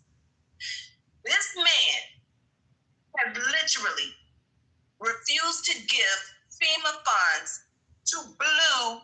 He refuses to help anybody that turned blue or purple. He gives less than a fuck about anybody. The only reason he helped when my governor went to the White House and begged him for the ice storm in February. But honey, let me tell you, that was up in the UP of Michigan. Everybody up there, those houses start at $5 million. It's the only reason he gave them some aid for that fucking ice storm. Ain't no black people up there, ain't no blue people up there. She had to humble herself and go to him. I don't know if she got on her knees or not. I don't know. Gretchen will do pretty much anything to help the people in Michigan. But she literally got aid for those people. But they're all multimillionaires. My girlfriend, her fucking dad, her grandfather is the founder of Lazy Boy fucking Furniture. They got a compound up there. It's like 25 bedrooms. She has her own hair salon attached to that damn place. The whole family lives there. 20 plus people. So he don't give a fuck about us. He said he hates us. So why do you think the people that represent the Democrats are fighting so hard? Alan, the shit that you said, some of it makes sense, but a lot of it doesn't. Because he don't give a fuck about us. And he said he wanted to purge when these people do not get their food. 2021. I had to get my friend to come over here and show me how to rack this fucking shotgun. Because when these motherfuckers run out of food, they come to my house, they gonna get their head blown off. That's all I got to say. Because he said he wanted to purge. How many times did he say that, Alan? So hold on, before you go It's out. about to be a fucking, wait a minute, I'm not done. It's about to be a fucking purge. It's about to be a fucking purge. And it's gonna hurt the people in the cities. It's gonna hurt the people. It's gonna hurt a lot of people. Go there. You want to go? Okay, can you just give me 10 seconds? Just literally a sentence. Sandra, I just want to be clear. Are you asserting that there are no rich Democrats? I come from a family of rich fucking Democrats. What are you talking about? My fucking cousin, I just talked to him the other day. He's a nuclear physicist. Right now, he's working for Homeland Security. He hates Donald Trump. No, there's a lot of rich motherfuckers. Okay. But I was talking about where he offered the help. Yes, where he offered the neighborhood rich people. There's no black people up there. Okay. Oh my God. You said he hated. You started by saying that he hated Democrats. He said he hated Democrats. Okay, Sandra, stop. I don't want to argue with you. This is what you said. He said he hates Democrats, but then you're saying that he's helping rich people that are Democrats. This is inconsistent. People that he helped. Wait. I didn't say that. I said that he helped my governor, who is a Democrat, asked him for help to help the people up in the UK because they had that tragic ice storm. Those were not Democrats that he helped. Those were not Democrats. So your assertion was that they were not.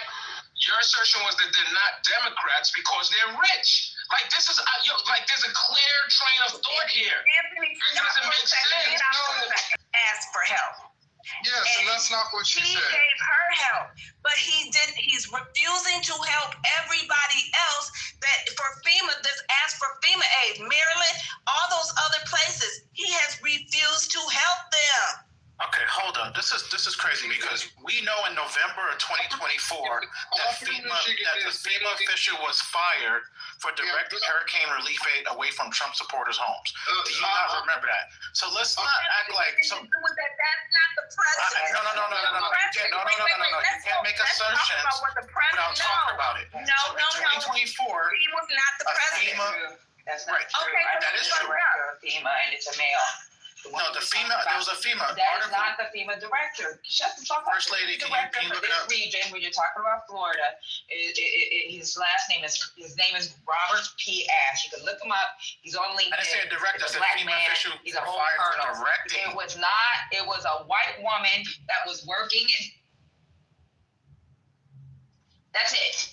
It was a gross exaggeration by the goddamn media. Look up Robert P. Ash. He is the director for FEMA for this region. You can't make that up. That is a fact. Yes, you're intentionally misconstruing. I'll drop I in the don't chat. care what the article said. I told you who the director is. You can read the She article. is not the director. Stop it. You can read the article, Trent. Before you start talking about stuff you don't know, You're Trent. educated. We know you're not. You're intentionally misconstruing what Sandra said. Upper Michigan Upper Michigan is mainly Republican. Okay, what Sandra is saying is accurate, and that's what I don't look. You know, Anthony and Mark. Governor asked for help. What part of that do you understand of her saying? I know she asked for help. For that region. Yeah. Hey, look, what Sandra is. She asked. Yeah. Okay. What Sandra is trying to say, which you both know is true, is that funds are being redirected based upon the political ideology of the area, and that's wrong. Where? That's dangerous. Point to a situation of any. When was the last disaster we had? FEMA applications that come through every day. It was the California fires. And the Trump administration did provide money for the California fires. And they actually put a pause on it first. You are a They liar. put a pause on it first. If you No, they Google didn't. search, I did it. I did the Google search. That was being so there was to meet with the governor. When he went to meet with the governor, all the trucks that were for FEMA was ready to move, and they were put on hold. And that was to fulfill that region's warehouse. And it wasn't only trucks coming from region 4, other regions, because the funding has been gutted. So where they have pre-positioned stocks for California, a lot of those trucks were put on hold until he had the conversation with Governor Newsom. So stop acting like this is not what happened. In the state of Maryland. So listen, sir, after the fires in California, the state of Maryland suffered hurricanes on the eastern shore. That's Republican country. But because we have a black governor, we have not gotten those funds. He froze the funds for the Key Bridge. Biden piloted the money for us to get to the Key Bridge. Trump won the election and stopped the funds. He stopped the funds for that rural community in Alabama that have sludge in their drinking water. So now they're dealing with. He stopped the funds. I could just look it up right here. Oh, you didn't pay attention. Okay, look, those some hardcore Democrats to me. Yeah, okay, look, you don't have to go back and forth on like every single issue. The point of what they're trying to say, what she's trying to say, what you both know is true, is that Trump is targeting people based upon their political ideology, and if you didn't vote for him, then you're not an American, and you don't deserve the rights of other Americans that did. So explain Alabama then, Trent. Explain Alabama what Ty just said. Hold on, man. Black communities. Hang on. I think what we all can do is submit that that's wrong. You don't have to come up here and booty clap for Trump on everything. You know that's wrong. I know that's wrong. That's not the type of America that you want to live in, because the shoe is going to be on the other foot someday, and it may not be in our favor. Okay, and so we can all admit that when you were president of everyone, not just for the people that who voted for you. You didn't vote for Trump. They won't do that though. He didn't vote for Trump, so how can you say our? They won't do that. There's so many MAGA people. This is what both parties including Anthony, including Amari, that just won't do it because they want to just show their loyalty. Well, one person said Alabama, and then the next out of someone else's breath said that he only going after blue states and blue areas. So I'm a little confused. So in Alabama, that community was awarded under the Biden administration, the Transportation Department, because they have been suing for decades because environmental racism and the sludge is kind of like what happened in Flint with their water, right? So they finally get the money. When Trump comes in, They had the hearings in the Senate. You can look those up on YouTube. And they asked the Department of Transportation, why did you reverse that money so that community couldn't get their water pipes clean? And Trump decided, because they were a black community, that they considered that money sent to them DEI. And that's from the Trump administration.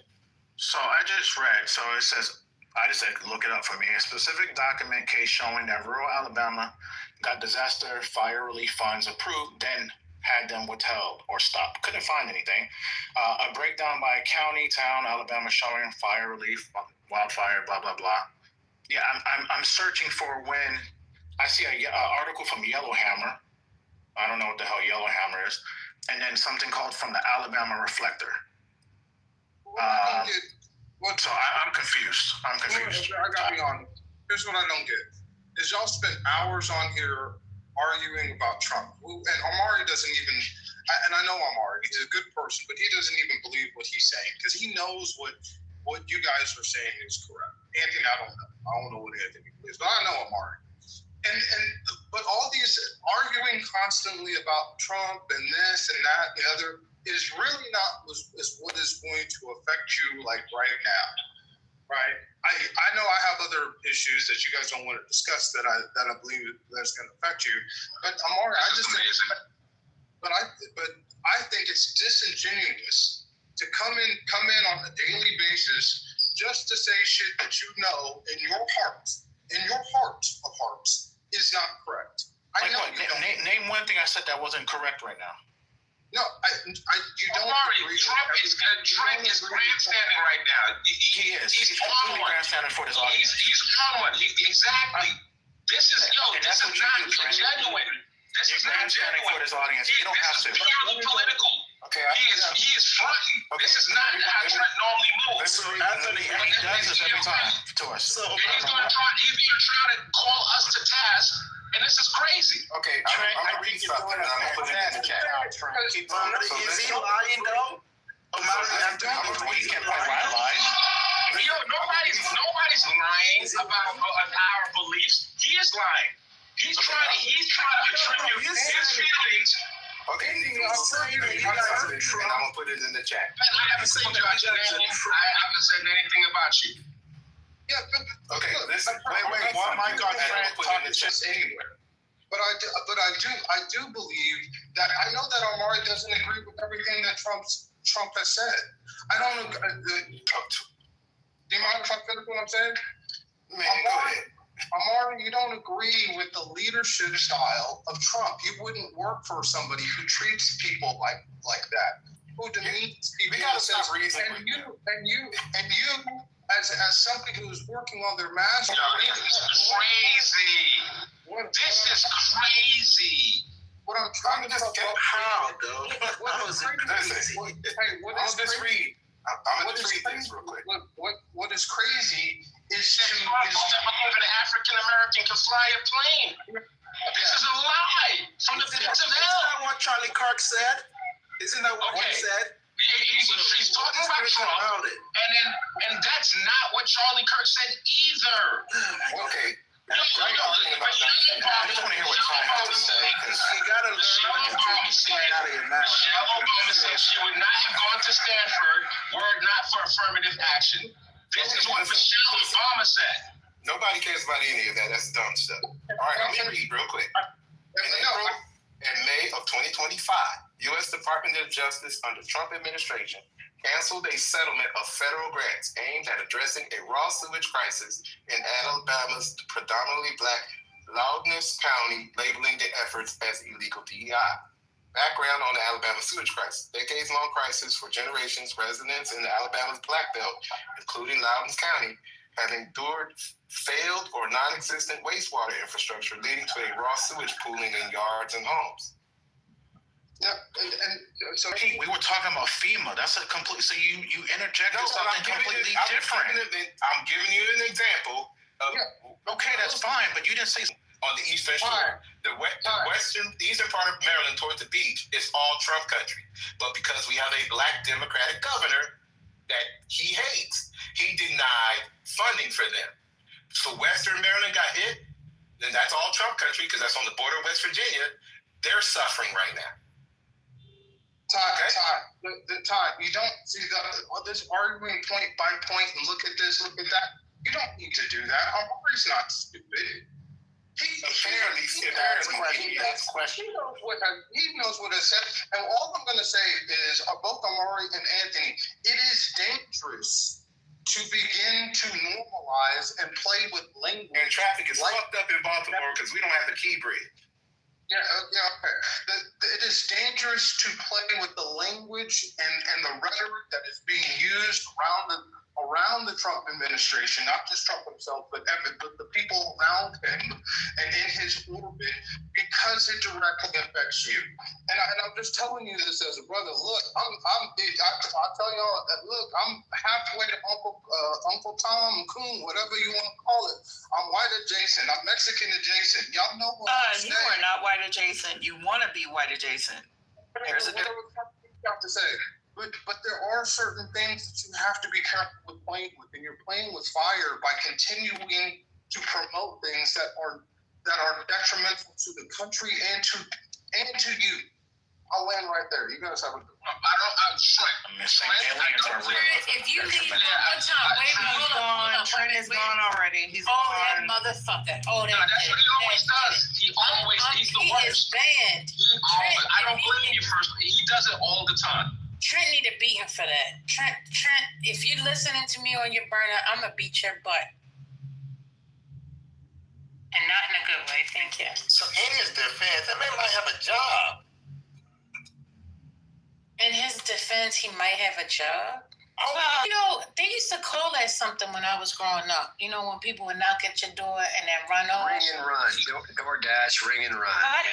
In Trent's defense, that ain't what we used to call it. But in Trent's defense, in his defense, he's the only man complaining and probably spends the majority of his time with his wife. That's all I'm gonna say. But I will say this is a beautiful somebody because I didn't even get a somebody chance. be on this app. This shit is really crazy. Yes, I am. Yes, I am. I get a chance to tell Trent. That's not 25. That's 2022. That's really pretty. That's a great costume. That was nice. I appreciate it. I'll let her know that you liked it, and I appreciate that. And she looks gorgeous in that. You're the Grinch? Yeah, I'm the Grinch. That's funny. That's funny. Trent. What's up, my name? What's up? No, I'm joking with you. I said, why don't you have on a costume in that picture? Oh, that's funny. That's funny. So, look, Anthony, I love you. You can call me fake, but somebody said it. Like, my wife actually called. That's why I had to leave. But look, I use my real name. You know where I work. You know what I do. You look at my LinkedIn.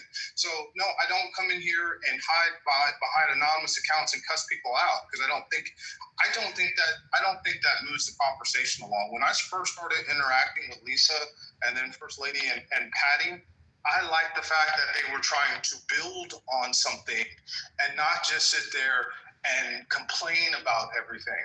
They were trying to build a consensus. So what I disagree is coming in here and yelling.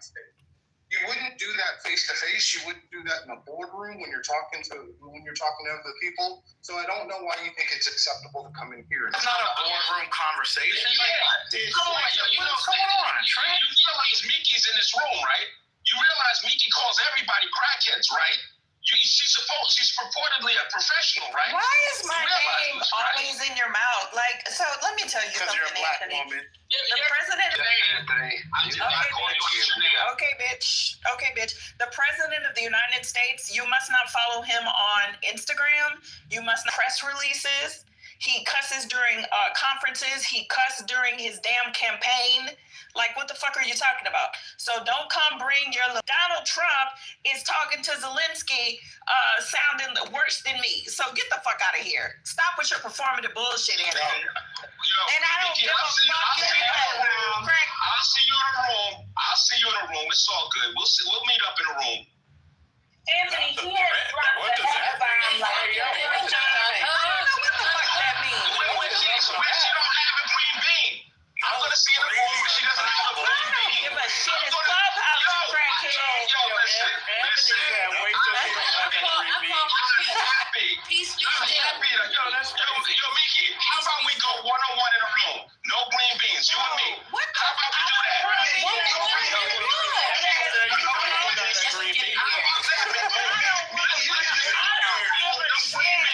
One second. Y'all gonna stop yelling in my damn ear. Mickey, mess you up, let's make it happen. How about we do that? Nigga, for what? Have we another president that says fuck? Have we had another president that has said fuck over 4 times? Sandra's talking. But your existence already hurts my feelings, Anthony. What more can you do? Mickey, it's all good, man. Yo, Mickey, really, I will really talk about your. Y'all want to hug each other? Why are you putting that on me, First Lady? Because I want y'all to be friends. No, I don't know what I represent. Why can't we be friends? Alan, May I say something? I am a chunky 51-year-old pseudo-retiree, single parent of an autistic child that, you know, people be taking screenshots. My birthday's in August. I'm a Leo. I don't know. I'm in a room with you. Y'all niggas run my mouth to death. Fuck y'all. I don't run my mouth. Exactly. They don't even fucking say my name no more. Shit. Say my name. Say my name. Asking. Just scratch the surface. You just scratch the surface. Anthony, have you heard any other president other than BT use the word fuck? Yes. Recorded live. Have you heard anybody else do that? He has no decorum. He does not care. Sandra, I agree with you. I agree with you. What you just said, Sandra, is true. Do you know how the Republicans feel about that? They could give a rat's fucking ass. It's not hurting him with his base. It doesn't hurt him. That doesn't hurt him.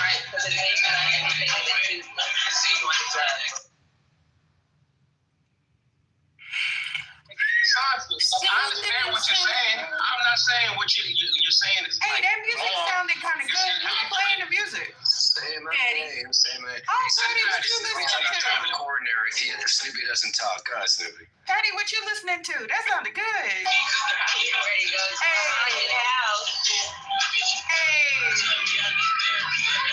You at a party? That's some nice music. Okay. Say my name, say my name. All right, so I don't want y'all fighting. It's over. It's done. You guys love each other. Okay, let's keep it. I don't love that crackhead. His mama don't love him either. That's why he hollered. Oh, Lord. Why did he have to say anything? You know this guy, she brings my mother into situations. Like I said, man, look, it's all good. She got it. But I'm going to see Mickey on one of these stages, and I'm going to let her have it. That's it. It's not no big deal. I'm not calling her out. I'm gonna talk about Mickey's real life. She just scratched the surface. She just scratched the surface. I give you permission to go ahead and do it now. What are you talking about? I'm talking about my real life. Just remove the green bean. I think he's got the green bean. Just take out the green bean. No, we're not having that kind of trauma. What do you think I don't get it, Anthony. I don't understand you talking about my real life. What the fuck? We're talking about. Why do you keep asking him? I said we're not having a conversation. It's okay. You know what it is, Mickey. What are you talking about? Oh, shit. What up, First Lady? Let me just say this. You weird Negroes can try to pull all the data, all the fucking documents that you want. Y'all have been doing this shit since fucking season 1 because you're weird. But meanwhile, while you are wasting your precious time, the little bit of time you have left on this fucking earth, right? Because I'm gonna call the ancestors on your ass because you're pissing me the fuck off. You spend your you are a fucking father, nigga.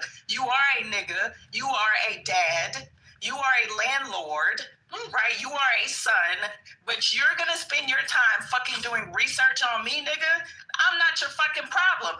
I don't know why you're so goddamn fascinated with me when there's 50 million motherfuckers on this stage and a million other motherfuckers on this app, but you can kiss and Watusi my black ass. You're not the first heifer to be fucking fascinated with me in my real life, and you're not gonna be the last nigga to be fucking fascinated with me in my real life. So you can research, nigga, you can Google, you can confirm, you can affirm, you can call. I don't give a fuck, because at the end of the day, you still gonna be a pussy ass, bitch ass nigga more fucking fascinated with me than your own fucking life, bitch. That's why you so fucking fascinated with my shit. Okay. Because your shit must be fucking trash. Don't fucking threaten me, bitch. I don't give a fuck. Okay. Like you already said, I'm a landlord, I'm a husband, I'm a father. I don't want to talk to you. God damn, Anthony. All of that. You can't see me. I don't want to fucking see you. No aspect of my life. I don't give a fuck, Anthony. I just want you to care as much about your life because you apparently fucking care about mine. Hello? No, don't put a one in the chat if this nigga is being too goddamn weird. I didn't even say shit to you. I don't give a fuck. Who wants to be something to you?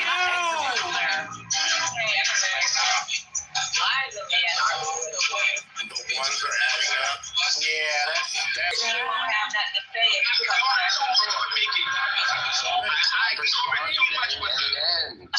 No, it's people. It seems like a lot of people have an exception. Daddy, out of respect for you, I'll ignore it here. Thank you. Out of respect for you, I'll ignore it here. That's no problem. That's cool. But all I'm saying is there's going to be a little bit room, and I'm going to catch Mickey. That's all.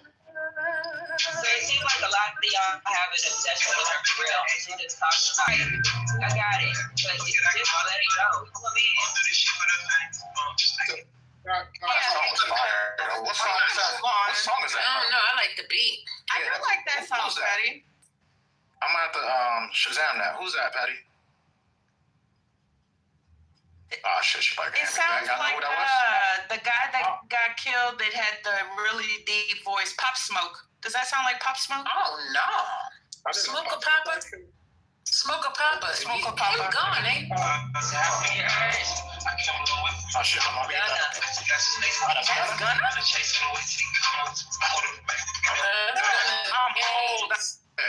was kind of I don't fire. know none of these people. So Ty, thank you for that. Ty, for the article, trying to get it back to where we were. Amari, let me bring you to stop with what I think people like. This is what upsets me about Trump. Because he brought up a topic that I actually believe is worth some discussion. The other day, last night, except he tweeted it from his toilet in all caps when he was to autism and breaking up the vaccine schedule.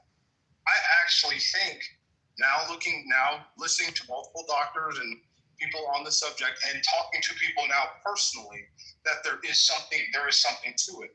I don't think the president should be tweeting about it in all caps. I would like to have somebody, a neurologist, an epidemiologist, up and talking about it from the White House and telling why you may want to move the vaccine schedule down, why you may not want to give the hepatitis B vaccine at birth, and maybe wait till the kid is 12. Those are good subjects, but because the president is so crazy, as well as RFK Jr., nobody believes, right? People that need to hear and talk about the subject won't even listen to it because of that. And that's what's disappointing to me. What is disappointing is that you're always talking. Who does?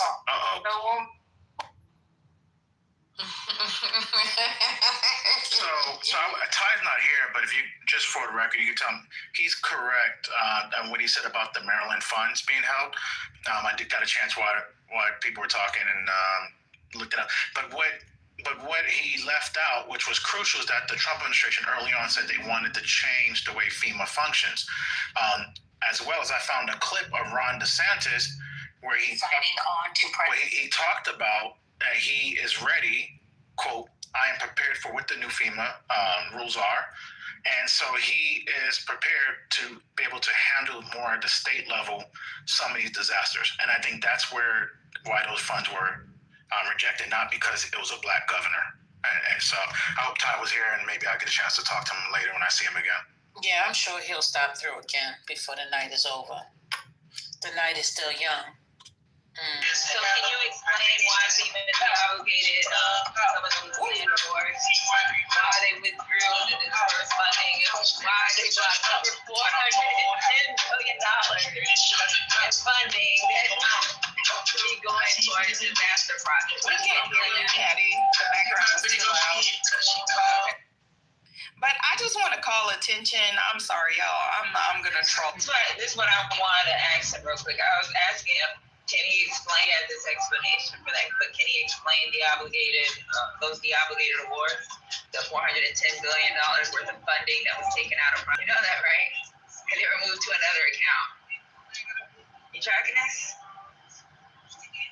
And guess what? They still owe money. And I'm talking about the last meeting that I ever attended for the funding obligations was in September, and they owe money that was supposed to be already obligated. So what's going on?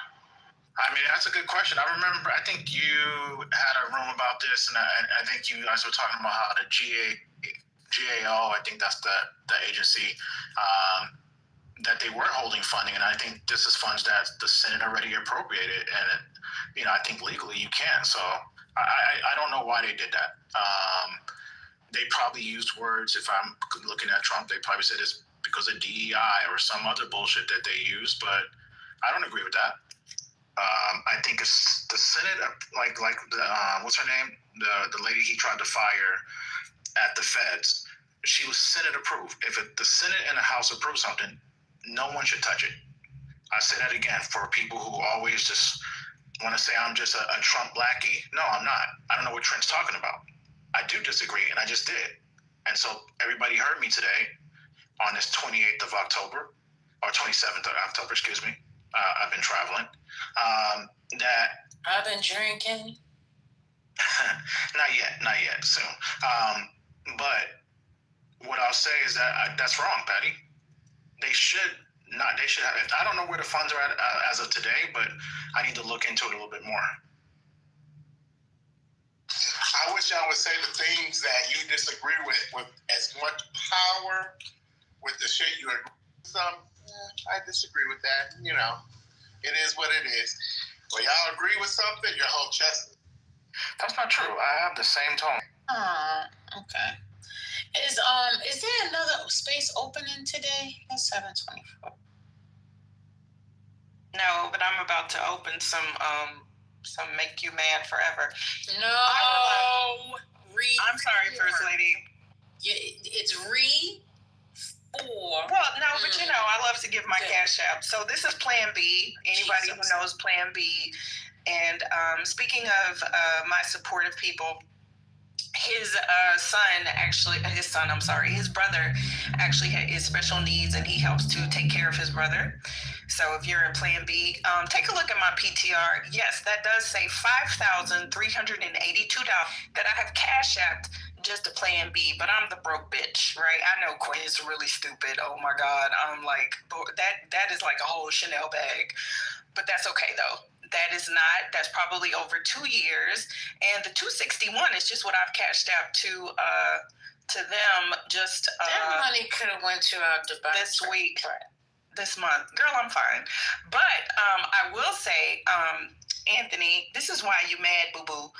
And you can stay mad. Oh, no, yeah, I am. No, I'm not triggered. Well, if you want to call it triggered, that's fine. I just wanted to actually give you a reason to hate on me. And by the way, this is not my total Cash App By the way, that's just in that room. I could also send you the $2,000 or $3,000 that I've sent in rocket chats just in the last 3 months. I could also send you the $10 cash apps that I send. Let's see, I sent $100 to somebody in this room yesterday. Oh, Lou had the Black Panther on. I sent $100 to them. Let's see, that's not even my personal giving, Anthony. Yeah, so I also and the man that was in here. Right. So you know what I'm saying, boo? Like what you want to do? This is you know what I'm saying. What you want to do, Anthony? Because wait, I don't know that he was talking. Was he talking about your? No, he was talking about me. I'm broke, according to Anthony. So what do you give, big baller? Let's see. You cash out $1,000. Well, you know that some people. Well, no, but Anthony, you know, I'm just saying. I want to get just like you call him a crackhead. I don't believe that he's a crackhead. Yeah. So no, he's saying that you're broke, just like you call him a crackhead. No, it's cool. It's cool, First Lady. We can move on, but I just wanted to really give him a reason to hate. See, he hating for free now. He's hating uninformed. So go ahead and hate informed, Anthony. Like I said, baby, that's wrong time for today. Just FYI. Okay, now you got a reason to hate. Now you got a reason to hate. We can move on. Yeah, put your cash out in the chat room. Okay, now don't tell Black Think Tank. My birthday. Now you got a reason to be mad, Anthony. Now you got a reason to hate. Okay? Okay? No hating. Okay. Personally, I just wish the one thing I would say. I'll add $100 to that. So personally, the one thing I would say is that the only thing that if we don't bring out like spouses, like I can see how like. We don't spend time with our spouses and stuff like that. I think that's kind of low. I mean, I get it. I don't say anything. Me and Mickey have went back and forth a million times. I'm trying to be reformed just like she is. I'm praying on it. But that does like money in the bank. Like I hear that, and I just think like, man, like I mean, people don't really know how much time we spend with our loved ones. You know what I'm saying? We don't know. Shorty, like, but you trying. Can y'all please stop acting as if? And first of all, I'm in Lisa's chat. The crazy stuff that y'all say to women, the crazy stuff that y'all have said. Omari, you literally came in IGB saying all kind of crazy stuff. Like, please stop. Y'all are so performative in here because Patty, First Lady, and Lisa are beautiful. Y'all be talking mad shit in other spaces. So because you said, Omari, why you my whole black ass? JD, hold on, you right? Me and wait a minute, they called me ugly? No, First Lady. What I said is, what I said is, baby, I'm about to fight. Put a one in the chat. Again, I'm fucking down to you. No, that's not what I said. Oh, okay. That is not what I said. Trent Omari definitely does disrespect women. Put a one in the chat if y'all know what I'm talking about. In any other room, they act respectable in here because I said y'all are beautiful. In any other space. Mickey, are you really gonna do that, Mickey? Yes, the fuck I am. We are going down on Omari. We will kick him out for $1.75. Mickey, so Mickey, we could talk. So Mickey, when we went in that room, you kind of said, Martin, when you started hanging around black people again, you like to pick on me, and so sometimes but like now I'm good with like it's not because I'm in this room, it's just because I realized Quinn said she's kind of telling the truth. All I'm saying is that No, he's not. I'm the most consistent. You and I have gotten into it. This shit is fucking crazy. This shit is fucking JD. Yeah, you can go to Lisa chat. I don't talk about women in Lisa's chat. I don't do that. You're in Lisa's chat, JD. On your camera. JD, you're in there. But JD, I don't care whether you adopt it or not. You're in there. So this is not conjecture. Like I'm not looking. This is not for conjecture. It's a lie. So what about the other spaces, Anthony? Am I lying about that? 50 cents. Am I lying about that? Exactly. Am I lying about? Listen, man, it's all good, man. JD, I know you think it's cute. I know you think it's funny. I know it's all good. Man. Come find me in another room. It's all good. Come find me in another room. Just let it go. Come find me in another room. Really talk, man. JD, listen, man. Come find me in another room, bro. Yo, JD, you're the least of the least. All right? You're not even. I wouldn't even get fired up about you, JD. JD, because you already know, bro. If we take this to another room, bro, you finna get it. I would be least of the least. No. JD. Okay. All right. Enough of this. I wouldn't even break a sweat with you, JD. Am I on mute? First lady, can we at least agree not to talk about families? Let me say this. The more we talk about, the more we just what JD said. Okay, listen. This is what's happening. People are teeter-tottering on joking and seriousness. But for the sake of community, right? Because I like y'all all. I really do. I don't want y'all to be arguing. So can we don't need to be fighting like this. It's not that serious. We talking about an audio app, okay? Let's keep it. Well, you're just this is old. This is I don't have receipts because I don't take screenshots of shit or I look at it and delete it. But it's on grace. He granted us mercy. Amen. So because he granted us grace and mercy, we gotta also understand that we gotta give grace and mercy. I'm not telling you to be holy and sanctified and filled with the Holy Spirit. No, I'm not telling you all that. But I'm just saying because we in community together, right? For the sake of conversation, if we could just be respectful to one another. Sometimes I know we get out of pocket. I get out of pocket. I call y'all motherfuckers anyway. Because I was about to fight y'all for real. I was getting ready to come through the phone and smack every last one of y'all hoes that say that I was ugly or my sisters was ugly. But that was something that I misunderstood, okay? So we can just keep it moving. Is there anything else going on in the news? Yeah, man. Y'all got to look at the 210 today. There was a motorcycle. A guy shot a cop in California, in Rancho Cucamonga, and then he got on the motorcycle, and then he crashed. The shit was crazy. That was a crazy video, so that's something y'all could look at. I posted it in the Lisa chat too. So the cop shot the officer. The police did this? I don't know. Who did this? Wait a minute, say that again. So yeah, I was traveling, and then my wife said, "Yo, a cop got shot," and then the guy got on the motorcycle, took off, got on the 210, and then ran into a car. I don't know if he's Rancho Cucamonga. However you pronounce that. We see, probably don't blame you. Now that the autism page is coming up over here with Tylenol on my search. Look. Her name is Dr. Christina Park. She's a black woman, and I would encourage you guys to look at it. I'm not trying to tell you that it's people. Now people die. I know personally. It could be telling a lot. It's just too many people stating the same type of stories.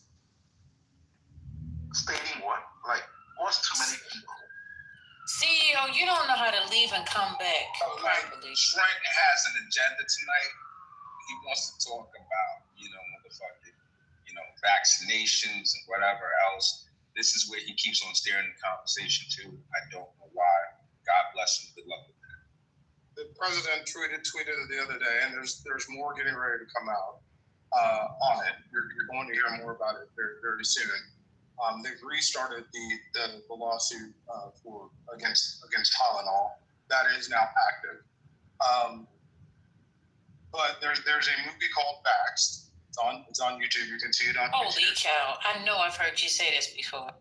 Yeah, I have. And in the movie, Ben, just so you know.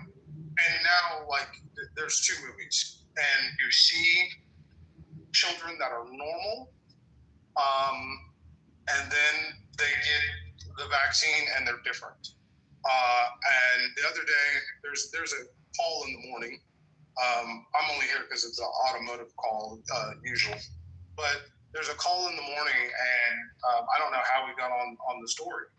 But one of the major dealers in Texas, he's a very prominent dealer, and he was talking about his child. He said his child was normal, I think about 15 or 18 months. I don't remember when they got the vaccine. And his wife is adamant that it was the vaccine that caused their child to be autistic. And I've now heard... His wife was adamant, but is there any medical evidence to substantiate these allegations, or is it just his wife's feelings? Well, that's a great, Moose. That's a great point. In the documentary Vax, there's actually a neurologist whose daughter got a vaccine and then began to show have some problems, had a reaction, and then wasn't the same. And he was part of he ended up getting a settlement because he documented, because he knew what he was doing, what happened with his daughter. And there are a lot of people. There are also like the Gardasil vaccine, which is the HPV vaccine. These are grown, so these kids are grown ass kids, right? And so there are a lot of doctors who are not giving it to boys either. You'll see. You don't think this is if you don't think this is a good topic, First Lady, I understand. I mean, I'm sure it doesn't affect you. It affects other people. No, so, I have a child that is the age of 15. And I won't reveal my other child's age. But nonetheless, you said this about 45 minutes ago. And then we got on to another conversation. Are you falling apart? Because the president of the United States, in all caps, tweeted it yesterday. And he tweeted what? What did he tweet? Absolutely, like an adolescent on the regular. Exactly. There's no emergency, which is given at birth. And he says, wait till 12. And then he says, and also the MMR vaccine, which is the measles vaccine, to wait and do it later. And then when he told everyone to take bleach and disinfect it, right? I know you guys think it's funny, but I know nobody is saying it's funny. I'm just saying he said that when he did his little hand up with RF, continue to make their choices according to what they feel is best. Because right now, as we know, the people who actually work with the CDC did not want to go along with this, and people have lost their jobs and have walked out because they don't support this. So you think that? So this is why I'm not finished, Trent. I'm not finished. Background noise, Trent, if you want to mute up while First Lady's talking. Oh, you sucking something over there? What's going on? All right, so the CDC people have gotten fired or have left their positions, and they have worked here for years. They put in lots of work because they could not bring their morals and ethics to go along with the shenanigans. So now you want me to believe what this current administration, continuation. I'm not sure. Okay. Are you okay? How are you? Okay. Oh, let me show you how I'm with this. Like, you keep saying that this is important because he's saying it. I don't understand. I don't get it. Because a lot of people haven't bought into it. Because the last time in this conversation, I told you, I said, I hear you and I understand you. You watch this. You have bought into it. But not everybody is there. But you can't force people to get to where you are. You're not a scientist. Yeah, yes, ma'am. I understand. So, listen, I was very much on the other side that this wasn't possible. Of course, it's not vaccines. Of course, it's not Tylenol. And then I started actually talking to some people who have children that are autistic. It just basically kind of like we researched, like if a car had a problem, you go out and you just start talking to people. You get into the Facebook groups and you see what everybody is. You see what everybody is saying, and the commonality, right? The pattern recognition, the commonality leads me to believe that it's just not possible to me after watching this that this isn't true. Somewhat. I don't know about completely, but somewhat. And the reason why I would encourage you, First Lady, to just open your mind up a bit and watch the Vax movie is because it's not an anti-vaccine movie, but it talks about the changes that people in the CDC made to the actual data. And there was an actual whistleblower within the CDC, and this is documented in congressional record, we just weren't paying attention. There was a whistleblower within the CDC who came forward and showed somebody where this information was, and then it was denied from essentially public access. And so I know that sounds crazy. I just, some of you who do have children, like I don't have any biological children, but I do know some of my friends who have autistic kids listen to the president and others on this, and at least understand what is happening. Okay. And that's what you believe, and that's all fine and dandy. But I also believe that all y'all motherfuckers in here should cash at me $1,000. So now that because I believe that, I want y'all to do it right now. Everybody on this right now in this space, guys, get your come on, y'all cash can do it. applications in your hand and cash at me $1,000. That's it. Where's the 1,000? I need it because you believe it, Trent. I'm gonna believe it too. Now, where's my 1,000? Let's go. Trent, is this the same movie, Trent, that came out in 2016, Vax? Yeah, the one that Andrew Wakefield. Where's my cash app? I believe y'all gonna cash at me. What's going on? You don't have your cash app in your butt. That's true. That is a fact. I didn't need you to pull that out, man. God darn, you don't know how to stay on this stage either. No, I got off. I'm gonna do it. That's fine. I'm gonna do it. For Tylenol, Platin, the maker of Tylenol, their epidemiologist, and Miki, you need to look at it if you haven't seen it. Their epidemiologist does say that she says in an email, she says that the weight of the evidence is heavy. That's what her email says. And so that's the basis, it's part of the basis. There are other emails, but that's the basis. Really, Trent, one person's opinion now goes against every other medical professional, every research scientist, and you go to that one person. No, okay, this shit is approved by committee. Capital letters. So ML, this is Rachel Weinstein, who is the Where is Anthony? Anthony should be coming off mic here as a. So, So ML, it's Rachel. Her name is Rachel Weinstein, and she's the lead epidemiologist for cancer. She related to Harry Weinstein? No, and she's talking to another person inside, and so inside the email, they're talking about the weight of the evidence of Tylenol causing autism is substantial, and then they say that they need to take it off. They need to get off email, and that's what we do when. You know that there's a problem, but there's other emails. There's other. Okay, which email? So hold on, Trent. Yeah. Still sticking to that story? Well, sticking to that story? What do you mean? Dude, she's a PhD. She's not even a medical doctor. What are you talking about here? Hey, don't think you can't research shit. Let me ask Trent this. What are you talking about? She's a PhD. She's the lead epidemiologist for Janssen. She's the one who studies their data. Janssen, the maker of Tylenol under. She is not. Got it.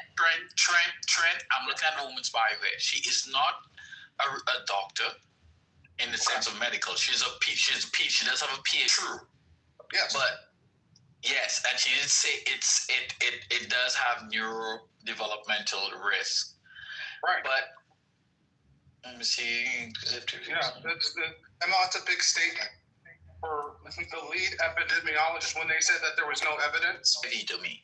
Yeah, that's all she said. That is yes, but you said the weight of the evidence. You added shit to it. No. Okay, you say what you said and say what I said. How's it different? No, but that's the quote. I'm reading the quote. She said. Read the email. She quoted. Trent, the weight of the evidence is starting to feel heavy to me. After reviewing studies on prenatal acetaminophen exposure, remember Trump can't say that word, so remember that. Exposure and neurodevelopmental outcomes. She referenced adding those studies to internal discussions. So it is acetaminophen that they're blaming it on. Trent, Trent, he got his burner in here. Clearly. No, but trust me, I used every single resource. My son was diagnosed at 1 year, 8 months, which is absolutely extremely early. Most children who have autism are not diagnosed. It's not physical. So typically some children with autism have other illnesses, like you can have autism and Down syndrome or autism and cerebral palsy. There's an autism spectrum, and every 10 or 15 years they rename the spectrum, or they don't call it the spectrum anymore. Like my son was diagnosed as PDD-NOS, which is pervasive disability disorder not otherwise specified. They don't use that term anymore. So the other day somebody told me, oh, well, they don't use the spectrum anymore. And I'm like, well, damn, they don't use Asperger's anymore. I'm like, every time there's an update, every 10 or 15 years, it's become exceedingly politically correct, which is kind of annoying to the autism community, which is why a lot of adults, these things that you're saying, trust me, when I found out that my son was diagnosed, I did all of the things. He did therapy. I paid out of pocket. We did blah, blah, blah. Did you tell me whatever it was? We tried it, right? He's had MRIs. He's had, pretty much every damn thing that you can think about. He's had a neurologist. He's had a psychologist, because those are the ones that do the speech therapy. Like, trust me, Trent, it was not acetaminophen. It was not Tylenol. It was none of those things, right? Like, literally. So it's kind of, the autism community is kind of pissed off about this, because trust me, the research has been done. Like, one of the stories that we read about, there's a group called Autism Speaks. One of the founders was literally an executive that was, I can't remember, she was with NBC or CBS. I met her before, and she put, she's actually credited with being one of the individuals with throwing a lot of money behind autism, and like, the little, the rainbow ribbon and everything, because she brought a ton of attention to it, because I believe it was like her grandchildren and just awareness and, just networking and being with other parents of autism, so forth and so on. What I'm trying to tell you, Trent, and listen carefully to me, autism has been around for a long time. If it was acetaminophen, that does not explain the prevalence of why autism is 99 times out of 100. The diagnosis is in boys. It is extremely rare to find a young girl or a woman who is on the spectrum for you to make light of this. Because trust me, if there was a resource, we've done all that. No, Trent, I'm sorry. Just need to get that boy out of here and talk to him more. You need to get him around some kids. You know what older black folks say? Boys develop later, which they do. But I heard every excuse from the fucking book. Like, Trent, it is not the damn acetaminophen. There are millions of children born every year. I have met parents with children who have autism who were adults in their 60s and 70s, and you know what they tell me? They literally used to think that it was caused by children watching too much television. So please stop. It is, RFK doesn't know what the fuck he's talking about. There have been so many case studies. Hell, I even joined one when my son was 4 or 5 years old, because I was like, what the fuck? It never panned out. There are hundreds of thousands of people with autism who are quite proud of their diagnoses, right? Because of how, like, my son has a photographic memory. Haitian, like, literally, my son has a photographic memory. We realized that he could read before he was. He taught himself to read when he was 2, and he wouldn't even speak. He was 7. You wouldn't even know that he has autism, that he's on the spectrum. So I'm just asking you this, Trey, because I don't want to yell anymore. Like, my son, my first son does not have any cognitive issues, nothing on the spectrum. My second son was born with a form of autism, and they consider it Asperger's. He's a genius. He would not speak until he was like 4.5 years old. He is a genius. He's super smart. He has his own business. He works every day at a regular job. He has his own business. He has his own home. And I was so scared because I didn't think that he would ever accomplish anything. And you know what they told me why he was autistic? because his father smoked so much fucking marijuana that the weed retarded the sperm. Now, I don't go around banging no drum. I'm just saying that's what they told me. The studies that we went through, all that stuff. I had 3 miscarriages before I had him. That was what year, Miss Sandra? Because they've changed. Mason was born in 90. His brother Matt was born in 88. Yeah, they were the end. And they showed me all this information. I did the studies. I let them test me. I let them test him. I did everything. And they said because his dad was a fucking pothead and could not, he smoked like an ounce every 3 days. Yeah, he was a pothead. And I don't smoke weed. So yeah, I blamed him. But now I know they don't know. Hear me out. So Trent, they're saying their medical groups and researchers have looked at it. Power, it's all yours. So The team go after. I took too much time, but I'm going to be trying to have a conversation with you in good faith in this moment, Trent. And this is the only time I will offer this good faith. And then after that, I'm going to block you and I'm going to let it be. But here's the thing. And this is the problem with generally people that do what you do in these spaces over and over and over and over again, is that if it's not the autistic kids to point at, it's the transgender kids to point at. And it's always going to issues that are happening in society and never the system and never the actual issues that are happening within the system. In the room that can try and explain that to you, but you have been peddling this story no matter how many times this has been debunked for you already. And that is so offensive that you've asked for people to put that kind of labor into explaining something to you. Listen, I know it's a sensitive subject, and Tara, the best to you and anybody that has an autism. She has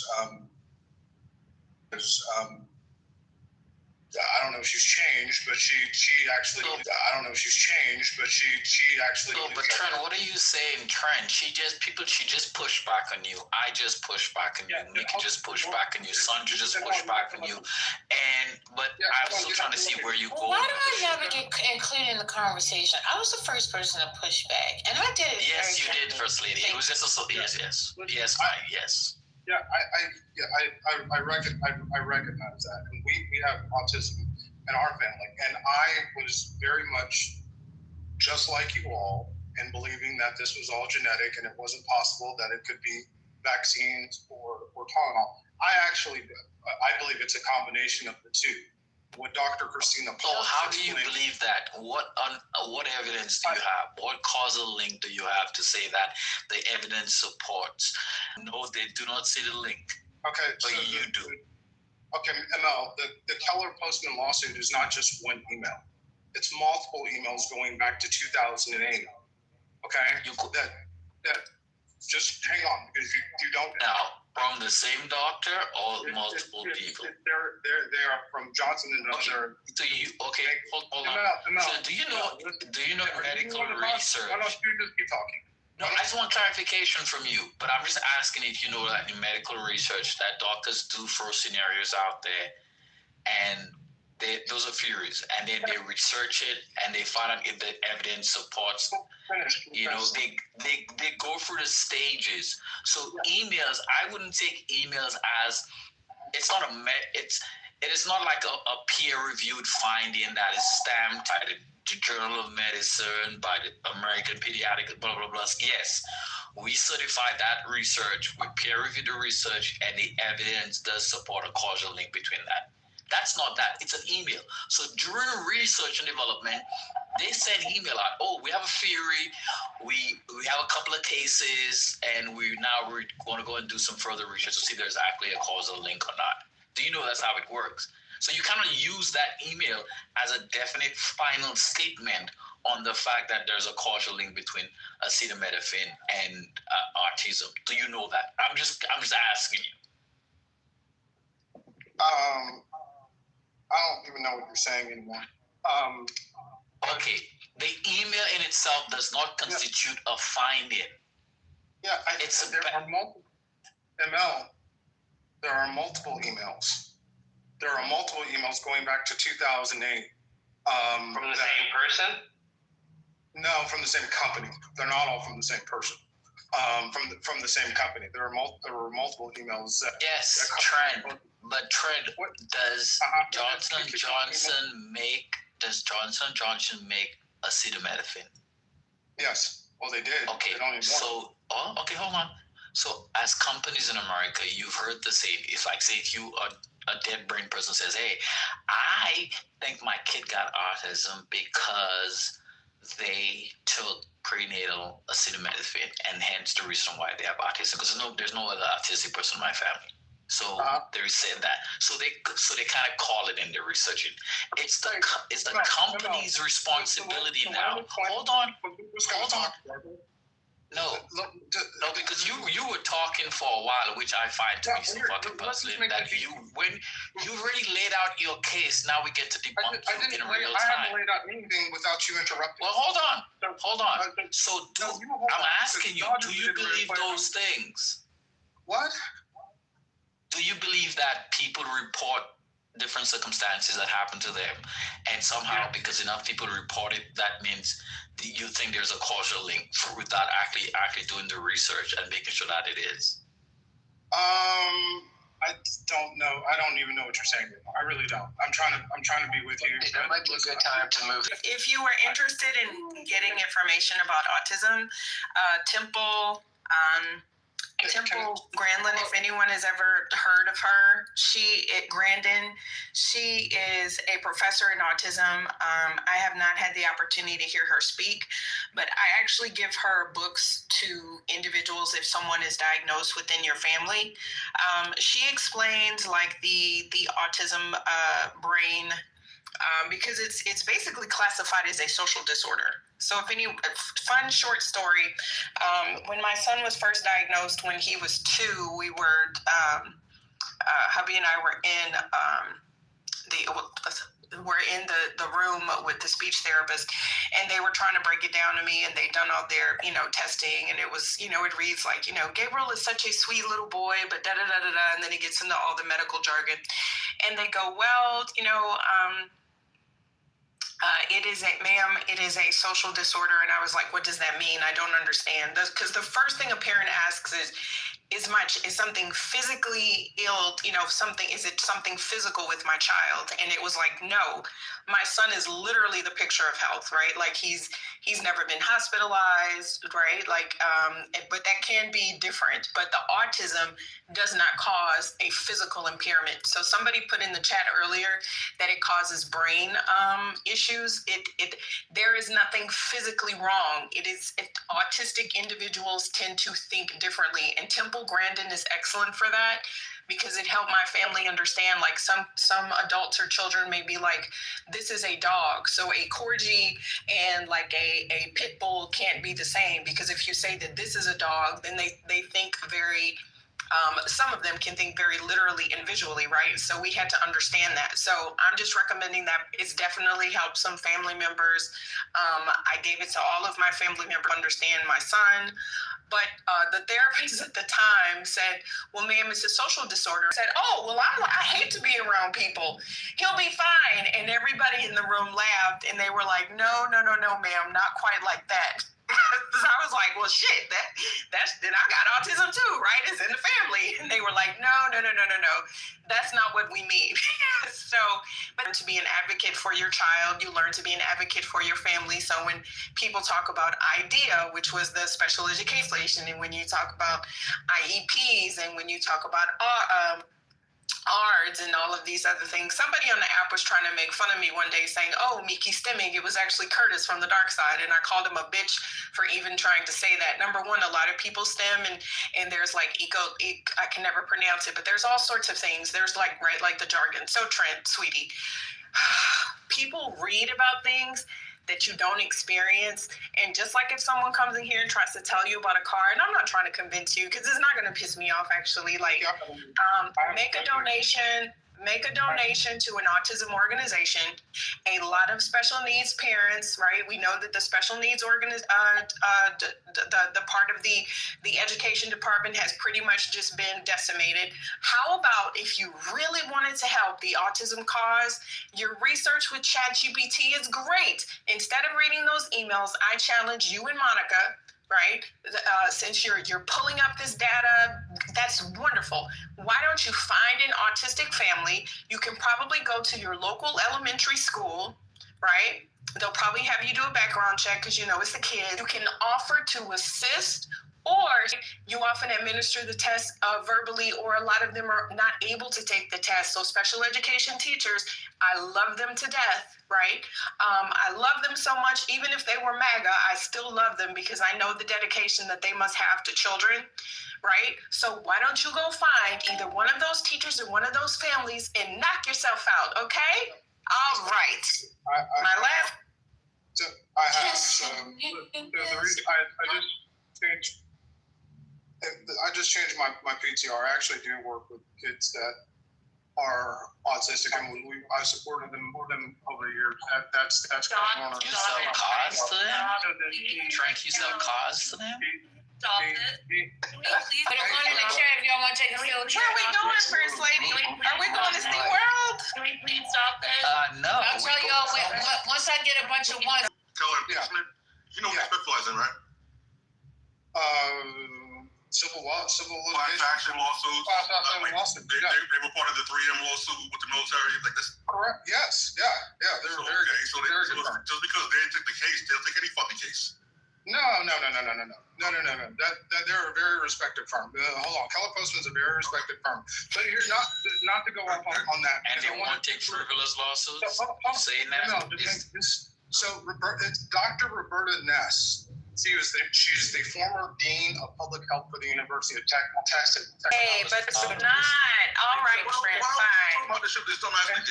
Exactly. Going on our field trip. Trent, let me, autistic individuals. His doctor only deals with autistic individuals. He has a psychologist. He has a neurologist. And guess what, Trent? I'm actually now you're going to piss me off. What they do for their kid, I don't want to fucking hear it. Because if it's not a billionaire that I know that literally set up a whole fucking organization to take care of. You can get a scholarship to this organization. Their day have program is $4,000 a month, Haitian. That's how good and fucking expensive they are. To stay there, it is like $120,000 a year until they tell me with their staff that's literally the best in the world that there is something different. Trent, respectfully. Trent? Shut the fuck up. Shut the fuck Trent, up. we're done. Damn. Why are you so fucking hard-headed? Trent, we're done. Hello. Can I just tell you something? So, wait, the people want a field trip. I'm trying to get them to field trip. All right, y'all go ahead. I'm gonna take a field trip. Go ahead. Make this a learning type thing, right? So, you know, every once in a while, you watch your 10 o'clock news and you hear somebody got fucked up and you're feeling bad, right? There's always two sides of the story. This nigga literally, for like the last half hour, people have asked this motherfucker to stop saying this shit, and he continues to go. So these are the motherfuckers you see in the news and you feel sorry for, that you shouldn't. That's all I just say. Thank you. I just want to say what Mickey said about SPED teachers. Unless you have had a child with a learning disability with autism, any of the other things that cause children to have problems learning, you don't know how hard these people work, and you don't know what the loss of these people means, what the loss of idea means, what the loss of professionals available to public school children means and is going to mean for this country. My youngest had severe speech delay, which presents quite like autism on the spectrum. And if it had not been for his teachers, his SPED teachers, all through school, he wouldn't be where he is today. He wouldn't have the language that he had. And he's very philosophical. His vocabulary is excellent. He's a wonderful young. It's not funny. It's not for people who are not educated in the area of treating these children and helping them become the best version they can possibly be of themselves. Just hush. Hushing it's okay to hush. Can I jump in there? Because I work in the schools, right? We have a number of them. There's a huge study in Japan and Sweden, I believe, where they tested siblings among over 250,000 children. You could put it in Grok. You could put it in Gemini. You could put it in any one of the ones. A mother might have taken Tylenol while pregnant, but that does not mean that it caused autism. So you want to believe what you want to believe, but just do a little bit more research. And Miki hit it spot on. Some of my smartest students who score the highest are the students with autism. Great at math, great vocabulary. I have one, he plays coy. I first met him, I thought he couldn't talk. I caught him in the lunchroom playing cards with his friends, and he's MF for this and da da da. I'm like, oh, so you do speak? And he chuckled. I'm trying to explain to you how this really works. I'm like, am I? I'm gonna go on mute. No, I'm gonna go. No. April Daniels or Johnny Walker. Yeah.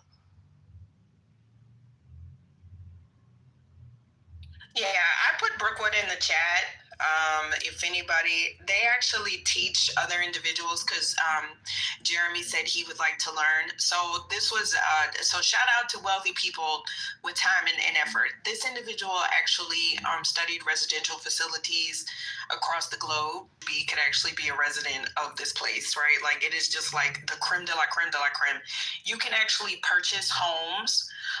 And I love this model. So it's like over 100 acres. You can actually purchase homes that are on the campus. So there's actually they created a little sub community, and you can actually, let's just say that you have a special needs child that can stay on the dorms and that is autonomous and lives within the dorm. So it's just like a perfect segue.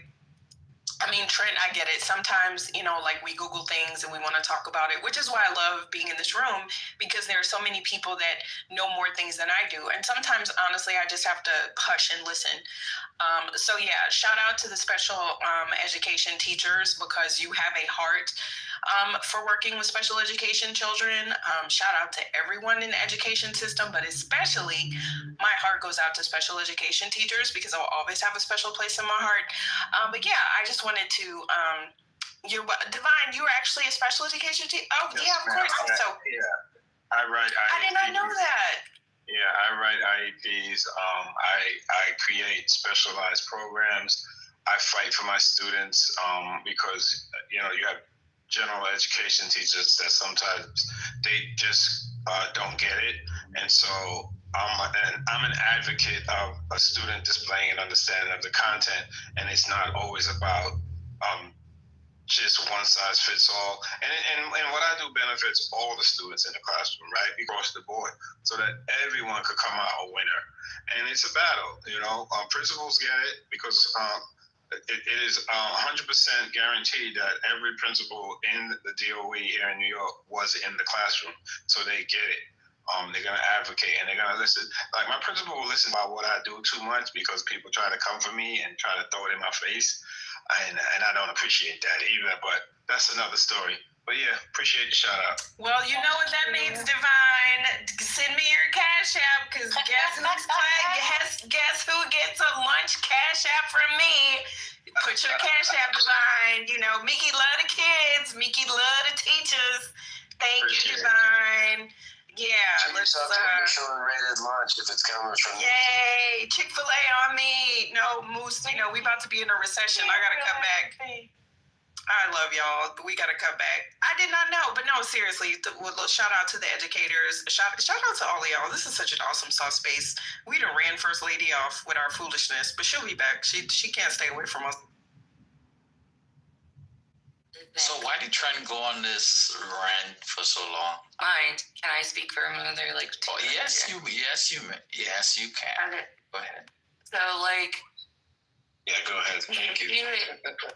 The issue is that he hasn't done this once. He hasn't done this twice. He hasn't done this 3 times. The conversation going back into I get I have my dad was an alcoholic, right? So like, it's hard. Like, I get what that looks like, and I know that we don't write off people, but it was a very difficult life having to mitigate those issues.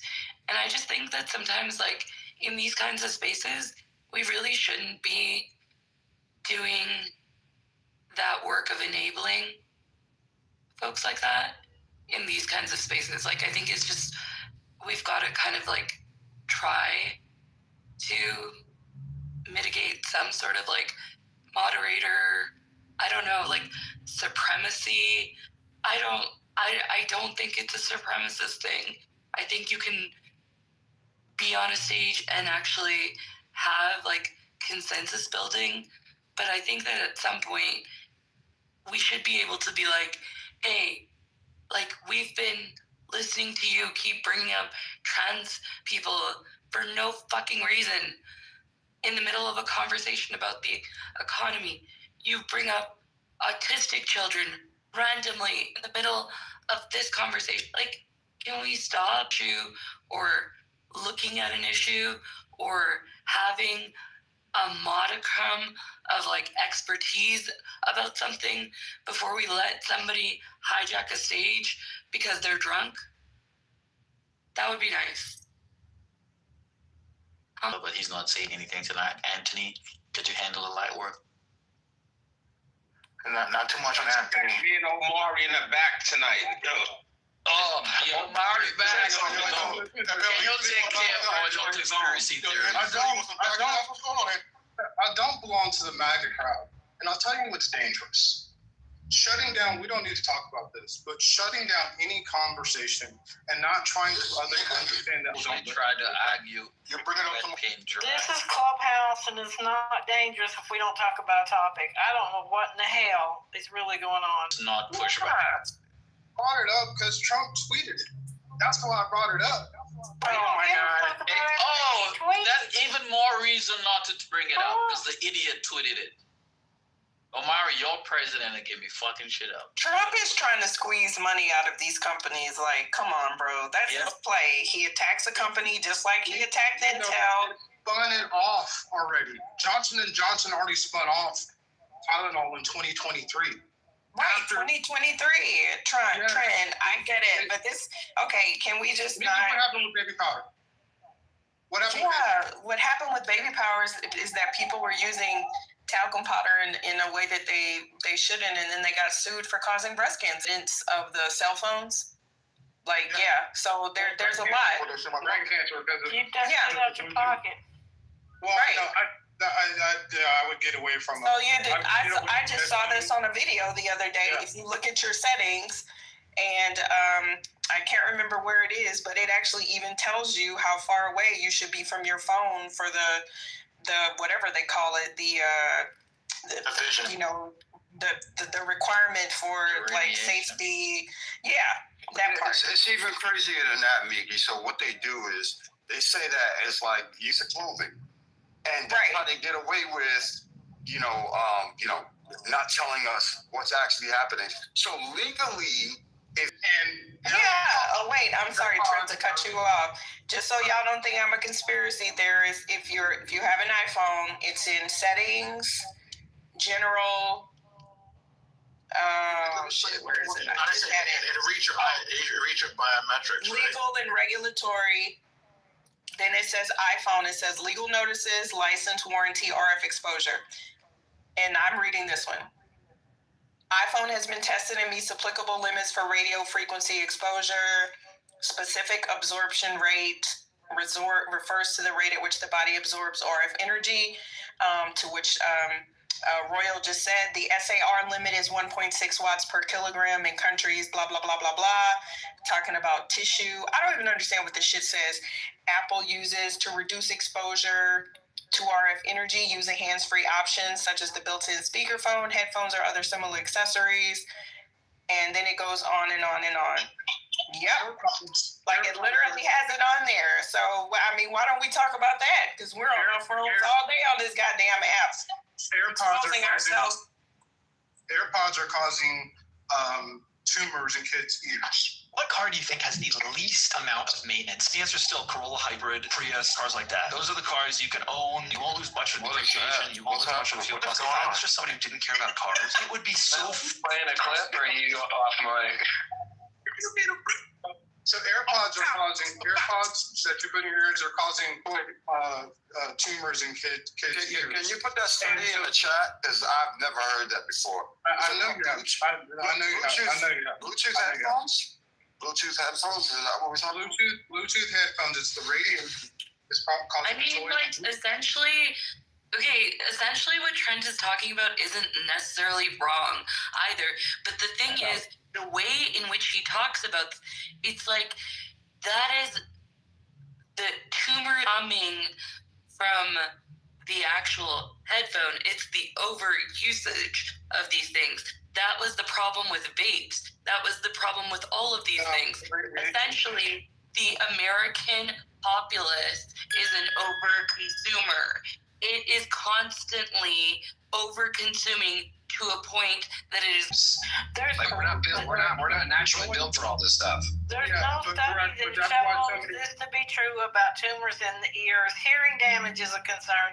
Ear infections, impacted earwax, choking hazards, but there is no research that shows that it's causing tumors in children's ears. But go on. Yeah, that's fine. But it's the radiation that comes from the. I mean, bring the fucking research. She already just told you there's no research. So just go get the fucking research. Go. So that's why a lot of people are switching. Go read the study. Go read the study. I don't have to read the study. You know something? Go read a fucking study. Go read a fucking study. You know something? Go on, read it. I haven't even finished what I'm saying. What I'm saying, that's why a lot of people are switching, especially athletes are switching. You'll notice they're switching to wired headphones because they know that. And so Miki, it was actually talc. The talc was contaminated. Inside, it's asbestos. Why are we going from earpods to talc? I thought you were talking about headphones. We're talking about baby powder. Well, you got to stay focused. Even in the chat says the switch up is crazy, Trent. That's a whiplash switch up. That's a pivot. The reason why Focus join every word together and never make any focused points because he has such severe ADHD. We understand he does because he can't follow a conversation. He cannot impulse control. He has no impulse control in this moment. He has zero impulse control in this moment, either because he's drunk or because of his severe ADHD. Either or, it doesn't matter. It doesn't matter which one it is. It is unacceptable to continue to cause harm and not want to just self-reflect for fucking 10 minutes. Fucking sit on mute for 10 minutes and self-reflect on how it is, right? Because I asked it. Can you put a study? And the reason why I'm asking to put a study is because I actually don't know what Bluetooth is. Like I know that it's a frequency that was used, but what exactly is it? How does it connect to our phone? I never studied this, so maybe you have some insight on a study, some type of. Are you talking about on the tumor? Wait, hold on. Like I'm asking you a question. Hold on, let me just say what I'm saying. Okay, I'm gonna give you everything. Okay, so. Find a paper on what Bluetooth is and why would it be tumorous, right? Especially for young folks. Like, find all of that information before just coming on the stage and just saying this and that, because it almost reads as you just pulled the shit out of the ass. And I'm not saying that you are, but that's what it sounds like. Agreed, and preferably a peer-reviewed paper and not more YouTube links. I don't think there's going to be a peer-reviewed paper on it because it's just surgeons talking about removing these things from kids. I mean, I think there's news articles on it, but you're right, Royal. I was trying to give you backup, and I was talking to Miki. It was asbestos that was in the baby powder causing ovarian cancer, which they found. It's 1978. Yes, I've read the studies. That's how I know it. But we're talking about Bluetooth headphones right now. They don't cause cancer. That's why you can't find it. They don't cause cancer. Just put it in the chat. Low fucking headphones. Yeah, low energy, non-ionizing radiation. It's not enough.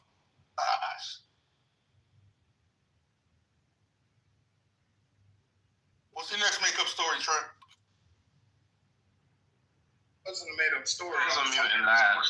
He says, I'm going to say this shit. I'm going to mute my mic and I'm going to laugh at how they react to me.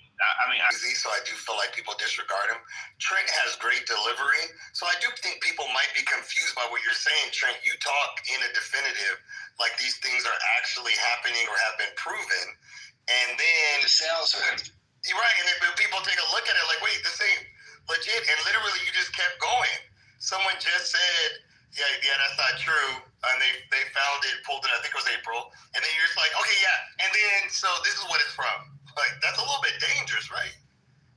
Yeah, this is why it's important that everybody learn propaganda and how that shit works. Because it's shit like this that fucking drives me crazy. Well, there's a lot of people in here. Like honestly, and if someone will hear a piece of it and then get off the phone going like, no, it's proven. Like, this is what it is. And I'm not saying you can't think that's what it could be or it's possible or there's a study in place that's considering that. You know what I mean? But it's not a fact right now that that's the case, is my understanding. This comes from a man, and I'm not talking about Trent right now. This comes from a man who cut the head off a whale carcass. You know, I can't take any of that serious. I'm going to leave that there. Do we have any news about the shutdown? I think I read that Mike Johnson said that they could not use the funds that were appropriated for SNAP because that would be illegal. Or it would take money away from WIC, from the babies and the school children's meals. I don't know. Anybody got anything on the... I'm sorry to go backwards, but he just put a link in the chat. It's an abstract. Trent, thyroid nodules are not cancer. They're benign. What? Oh my God! Oh my God! Oh my God! You did not say that. News, y'all. 10 o'clock news. Oh my God! Down, triples down. What's wrong with you, bro? You trying to put a link in the chat to support what you're saying, and it's fucking not. What? You didn't put a link in the chat?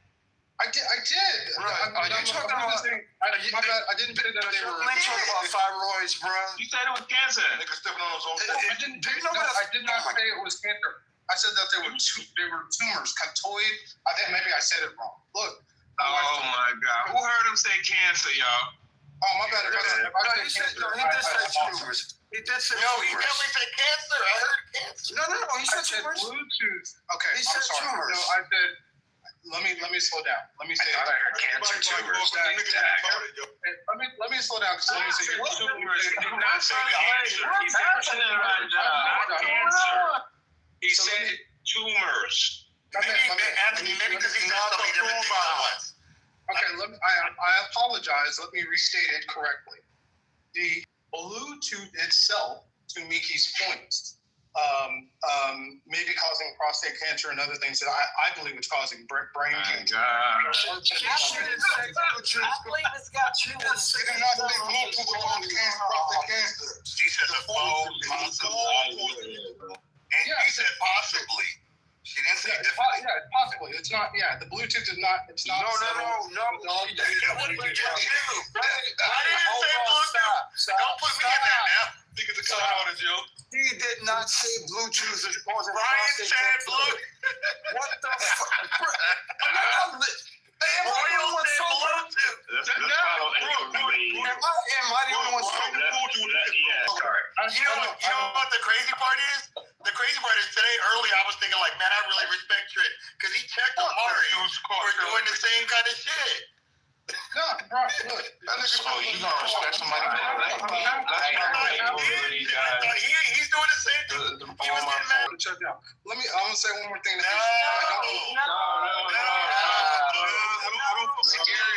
Security. Let it go. I'm dizzy. Hold on. Back to the shutdown. We are trying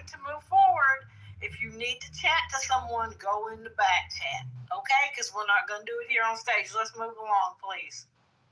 I did want to respond to you. I brought it up earlier that there are contingency funds that the providers of SNAP are being denied access to. So they said that this is standard ops. If in the event that there's a shutdown, I think they said $80 billion that they can't touch. They're being blocked from it. And so, yeah, this is crazy, nasty work that there's actually money that they can tap into so that people can go food shopping on November 1st, and they can't. So I don't know who else heard about this. This is a fact. You can Google it, grok it. I love Gemini. That's my favorite AI buddy from Google. But yeah, there's funds there that they can't touch. But I did find out, yes, pregnant women and mothers on WIC, they will get the WIC check is in the mail, so don't panic for them. I just put a link from the Hill to exactly what you just talked about.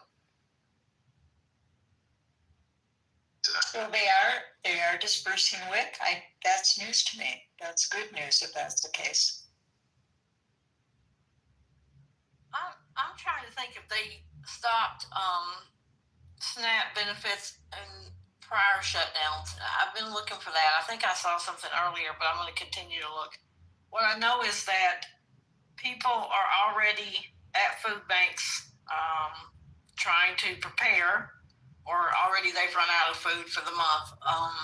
I did read that, generally speaking, a person on SNAP, and this would be according to family size, but it's $189 a month per person, possibly, and that works out to $6 a day to feed one person. So, and it's a very, very small portion if you think in percentages of our budget. But in America, we have a problem with feeding people. And it's disturbing that we would be okay with our fellow Americans going hungry. And some people say, well, those that don't work, they have no incentive to work because they just stay on welfare. You know what? And I'm not especially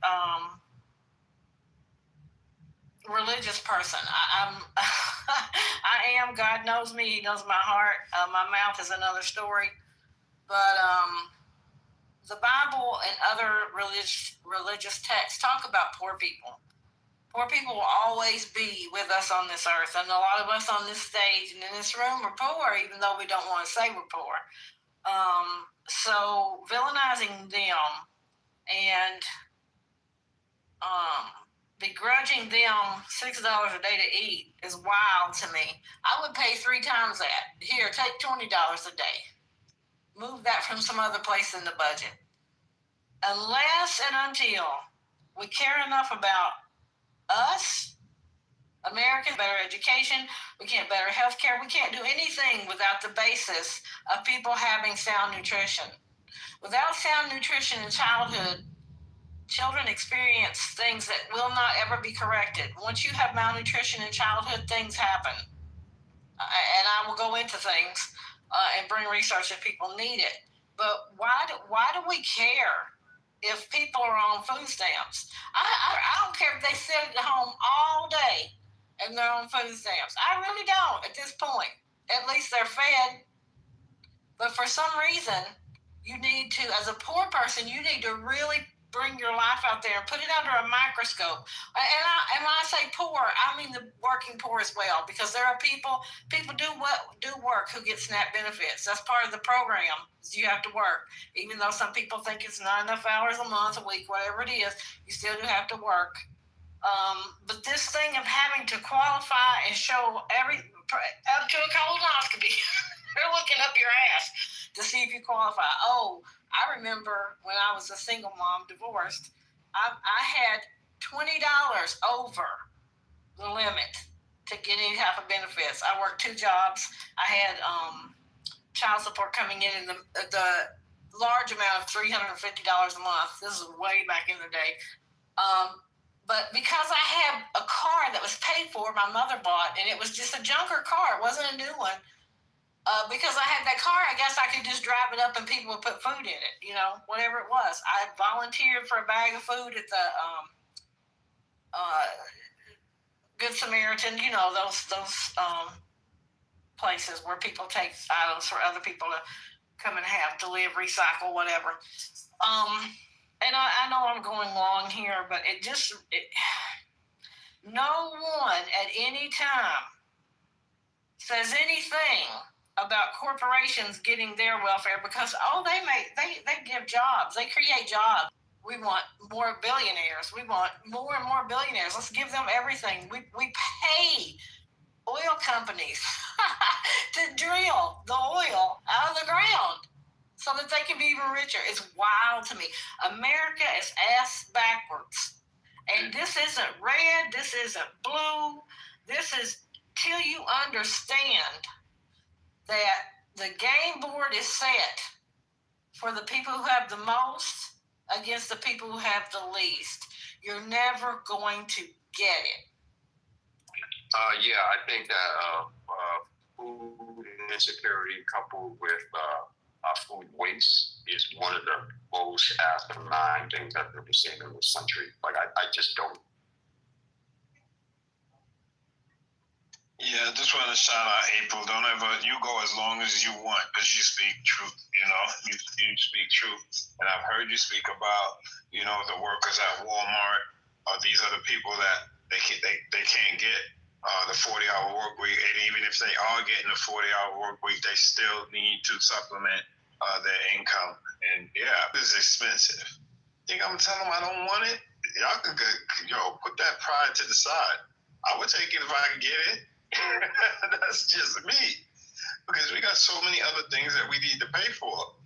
But yeah, you go as long as you want, April. I want to let that breathe what you said.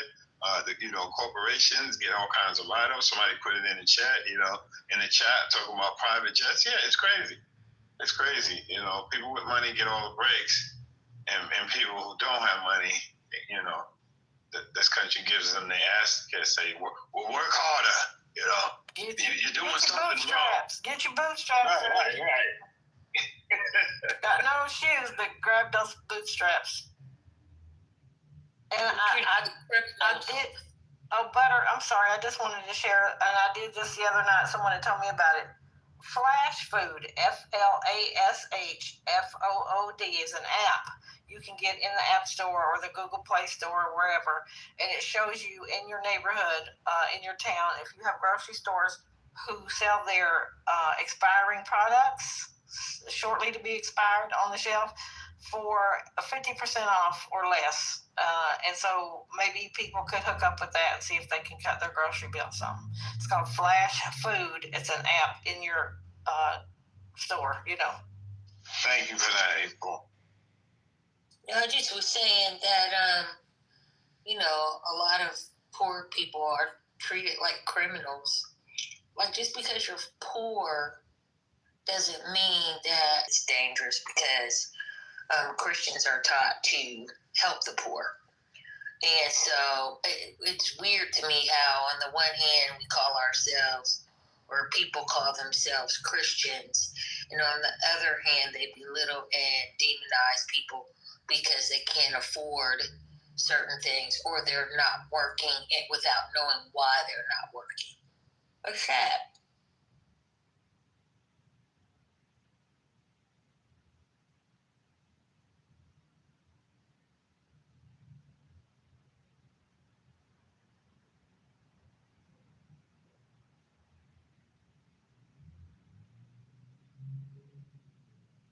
I don't know how I ended up here. I did come in here early this morning. They brought me up and I left, so I guess somehow I got shifted here. But we're going to keep it rocking and rolling. Shout out all the mods. You guys know the deal. Share the room. Haven't said that in a while. We went on and on. We went around the world. We spoke about autism. We spoke about with the shutdown. And I will, can't forget to mention, you guys already know, shout out to Jamaica, shout out to Cuba, shout out to Haiti, Dominican Republic, huge hurricane, 165-mile-an-hour winds down there in the Caribbean. It's making its way, I believe, between tonight and tomorrow They said this might be the worst one that Jamaica has ever seen. If you have family over there, but you can. And I also found out a lot of those people, actually most of the country cooks with electricity. They're not like us. We have most of us have our gas stoves. And yeah, that's a problem. If they lose power, and they get flooded, and we just know, I mean, it's like we got to take care of our own, but at the same time, shoot, we got to help Jamaica. You know, I'm sure people will be sending barrels and things will be going, getting shipped out there. So if you can, do what you can with what you have. But yeah, the mic is open, guys. I just want to say that is Trent still there? Oh, he gone. But also shout out to the people in the Caribbean. Definitely don't tell me to step on that. See it in the email also about the conversations with Trent. There were hundreds and thousands of emails. JD, what's up, man? Anthony, what's up? Let's keep the conversation going, man. We do need the back and forth. But yeah, the shutdown. It has to stop, man. It doesn't make any sense. And the one that got me, I said it earlier, I'm going to keep saying it. There are emergency funds for people that receive SNAP benefit and they don't want to release them. This is just evil.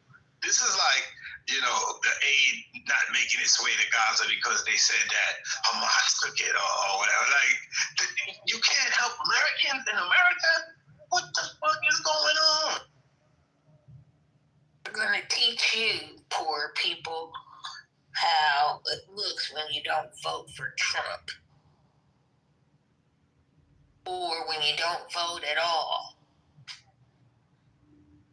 Hurting his constituency too. Like, don't forget that.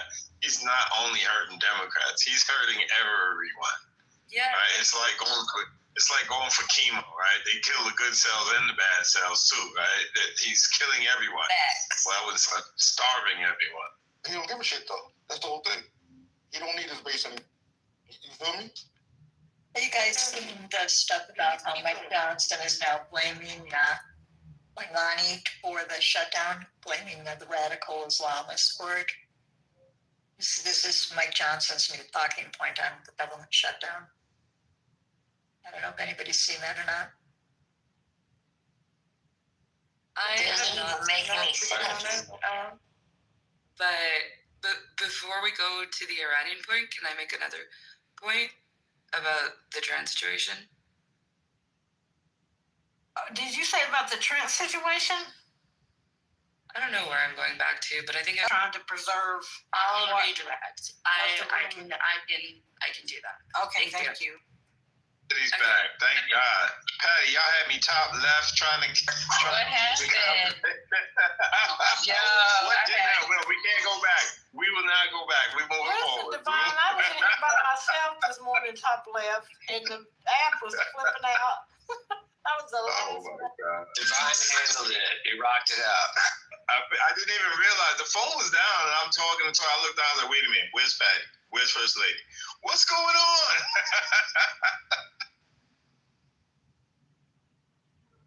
I went to a haunted house.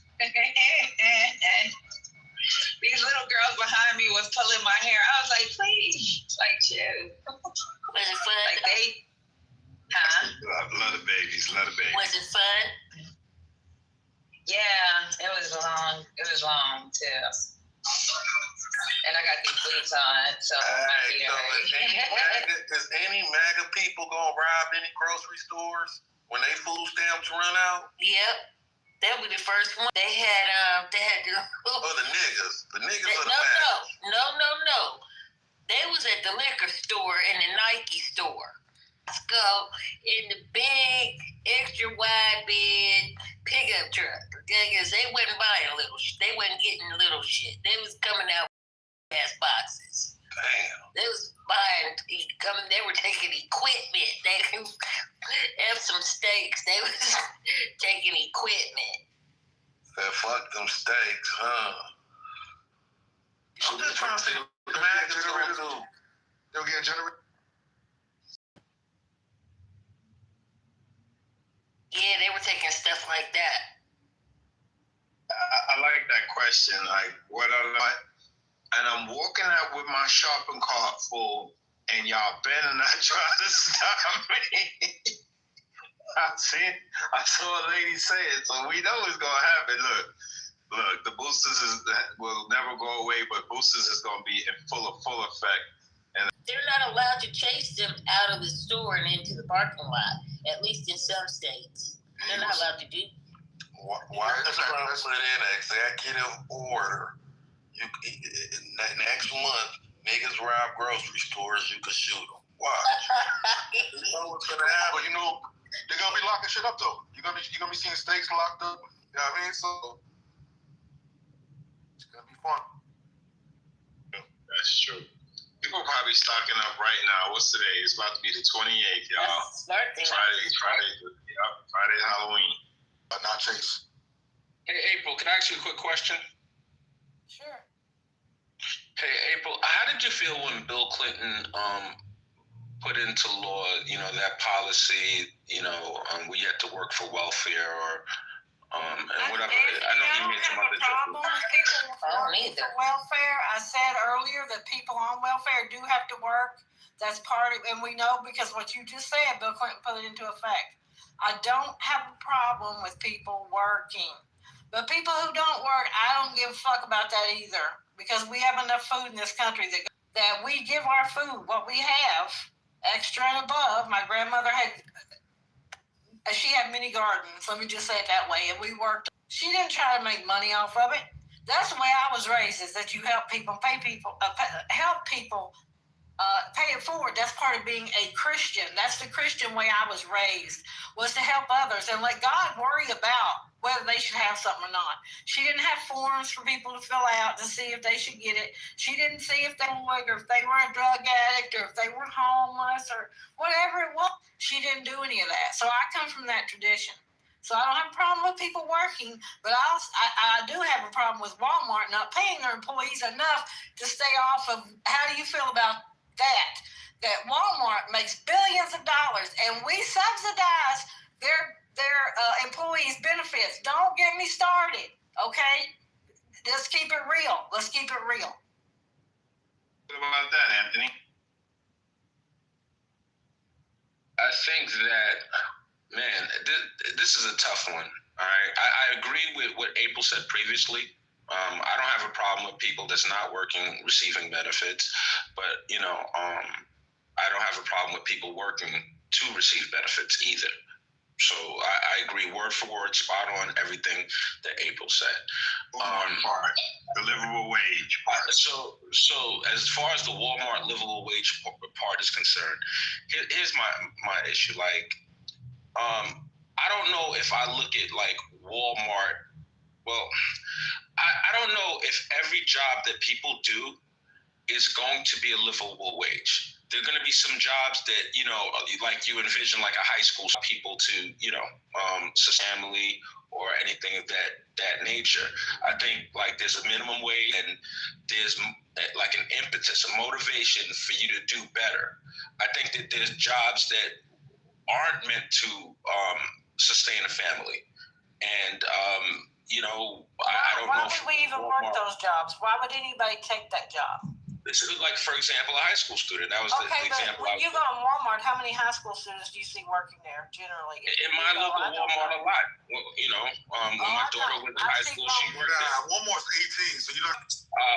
My nephew wasn't even 17 when he started working at Walmart. Yeah, it's changing, bro. I'm not going to say it's changing.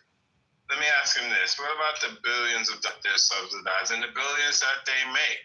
Let's stop for a second. My question, Devon, my question to you is this. Let me finish before you ask me a question. Okay, the fact that they're making billions of dollars, but still aren't giving the workers enough money where they don't have to be on public assistance, or giving them the hours where they don't have to be on public assistance. All right. So, Devon, I want to say it was either the New York Times or the Wall Street Journal.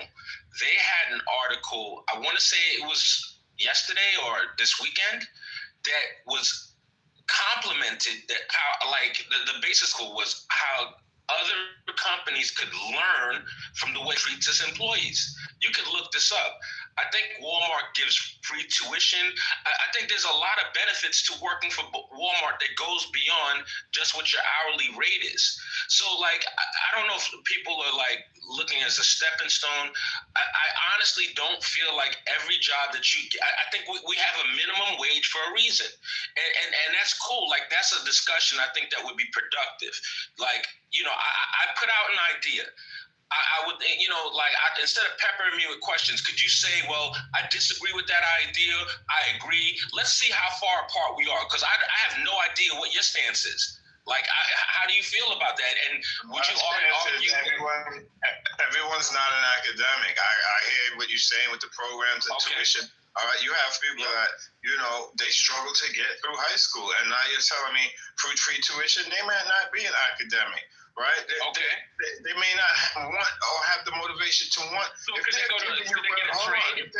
they're giving you 40 hours a week, and they're a multi-billion-dollar corporation, they should be able to pay their employees comparable enough where they don't have to get food stamps.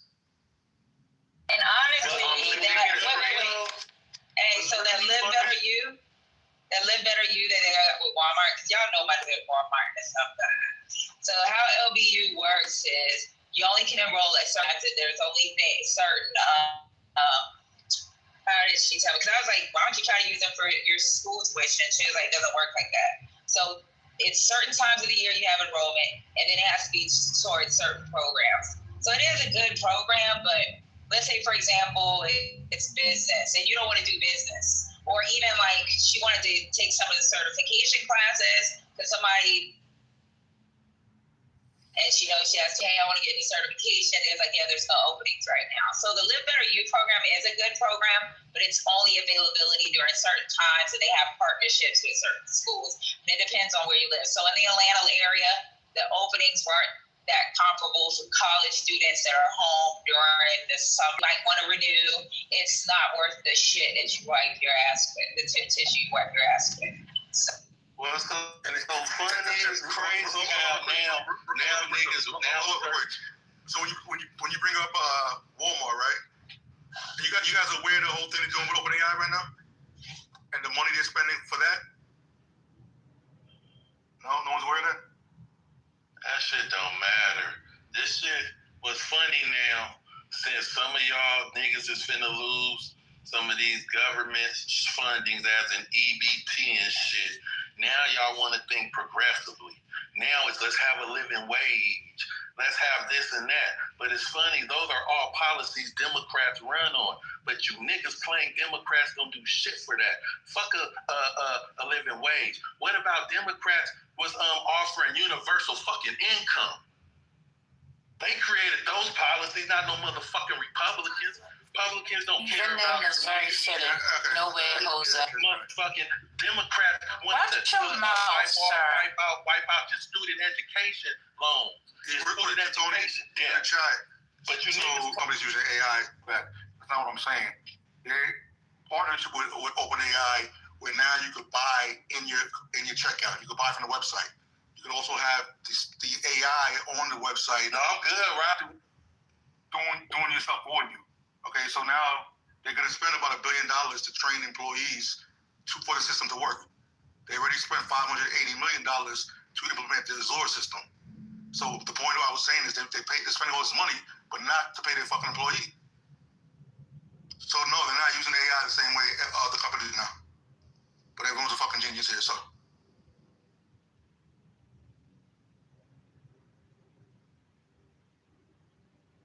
I just have a problem as a taxpayer. You niggas want to think liberally now. Now y'all EBT. Listen, sir, I'm going to ask you one more Imagine time. if y'all voted for that chick that was Jamaican and Indian. That's why you niggas did it. You black men did. I'm going to ask you one more time. Can you please watch your mouth? She was Jamaican and Indian, and y'all. I don't give a damn either.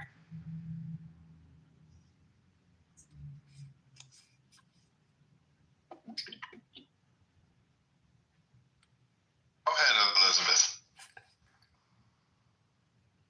Like, conservative, but the more I just like see things that go wrong, it just makes me down humanity that I'm in the middle. You know what I mean? A kid, I'm barely 18, you guys. I just turned 18. Like, Yeah, how do I say that? But it's okay, man. All right, Elizabeth. You just turned 18. You're working at Walmart. Are you in school? Hell no, I'm unemployed and shit, bro. Like, this is what gets me mad. Like, I feel like I'm not even being taken seriously because of my role of being unemployed. Just turned 18. And seeing the world kind of fall apart, bro. Ain't no liberal. I saw someone comment, she think the way that she turned liberal. I'm not being fucking liberal, like, after everything. So Elizabeth, so I would suggest you definitely, if you didn't already, enroll in some type of private education, trade, or when I say any piece of job, I mean do anything to change. Okay, don't worry about it. Just start. Fix Royal. You kind of got matrixy. I don't know if it. Hey, Elizabeth. To what Royal was saying, I would give slightly different advice. Take it with it. What it's worth. I think you want to take and evaluate the landscape, and you know yourself better than anybody else, right? So you kind of know what your natural abilities are. So you want to kind of figure out, you're young enough where you could take a little more risk, but you want to kind of figure out what your natural abilities are, combined with something you can. The days of us just getting by are over with. I think that it's going to be harder and harder and harder to find permanent employment out here. So you need to have marketable skills. My humble opinion. Elizabeth, don't dox yourself, but what state? I'm in college, but I'm not leaving. You know what I mean? Okay, so you're in school. Okay, that's a plus. Okay. What is it that have you worked before, and what have you worked doing?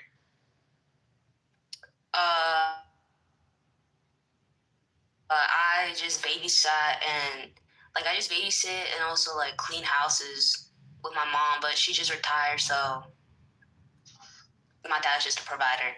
Okay, so you babysat and cleaned houses. Okay, and you're in school. Yeah. You're in your first year of college. What is it? What's your major? Yeah. Did you pick a major yet? I want to be a social worker for minors. Yes, that's amazing. Okay, we need more of that. And I hear an accent. What are you?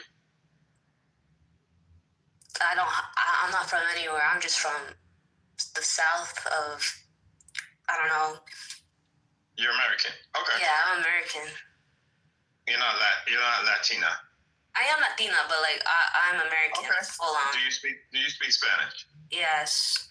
Oh, you are hella marketable. Okay, I'm gonna go on mute. I'm gonna see if anybody who can help this young lady. She's bilingual. She wants to be a social worker. She lives in Georgia, and she is in college, and she's looking for employment.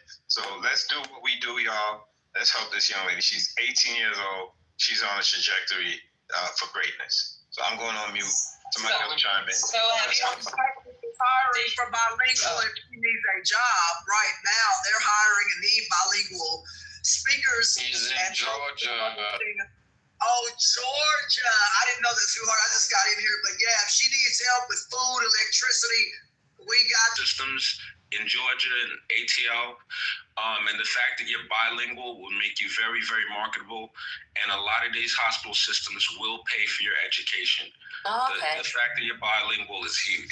Absolutely. They're always something called a ward clerk or a unit clerk. Unit clerks, not ward clerks. Yeah. But unit clerks. Yes, sir. Look up unit clerks, Elizabeth. You'd be a huge help in any medical facility, even a doctor's office, because they're gonna be coming in and they're gonna need someone that's bilingual. And then a unit clerk is a job you can do It's not hard at all. The hardest part is, and probably I had to do it with doctors' handwriting, and they probably don't even use doctors' handwriting. I had to read that chicken scratch. Anthony, know what I'm talking about. What does this say? Doctors used to write fast and haphazardly, and I used to transcribe orders, transcribe doctors' orders, transcribe vital signs, things like that. So look up that unit clerk position, but I agree. You could go work in the any health physician's office or hospital, emergency room, something like that.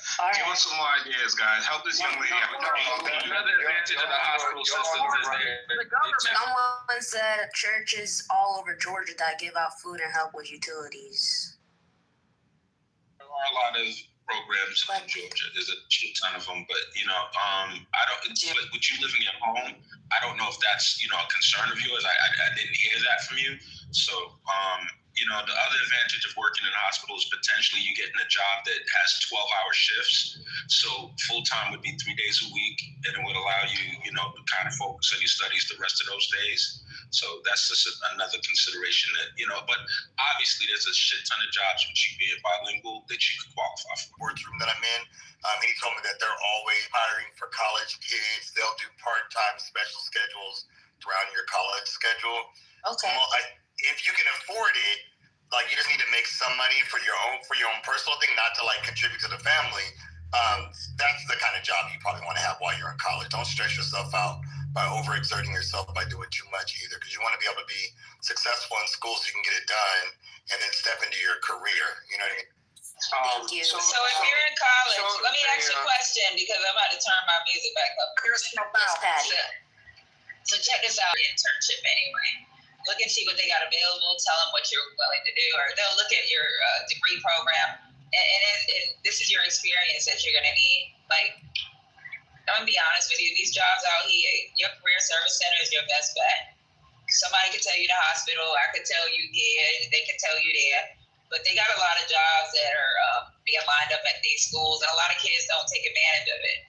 And that's your internship. You need it when you graduate. I'm going to tell you something in a second. I'm sorry, I'm going to get cut off, but I'll tell you in a second.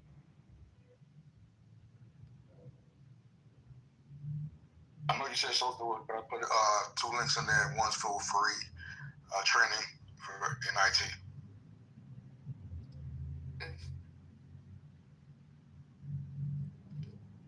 I believe we put the battery in your back, Elizabeth. That's what it's about. And shout out to the room, man. Giving this lady some jewels. Take it for what it's worth, Elizabeth. I hope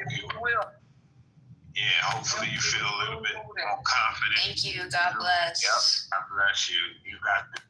100 people, folks, got, help with a lot of things, from utilities to some folks asked for a program to help with college and those kinds of things. So we kind of had some wraparound services for people who ask for those and those kinds of things. So whatever we can do to help people keep the lights on, Community Action Partners, they got a grant of $4.5 million, so they're able to kind of help folks do what they need to do as far as heating.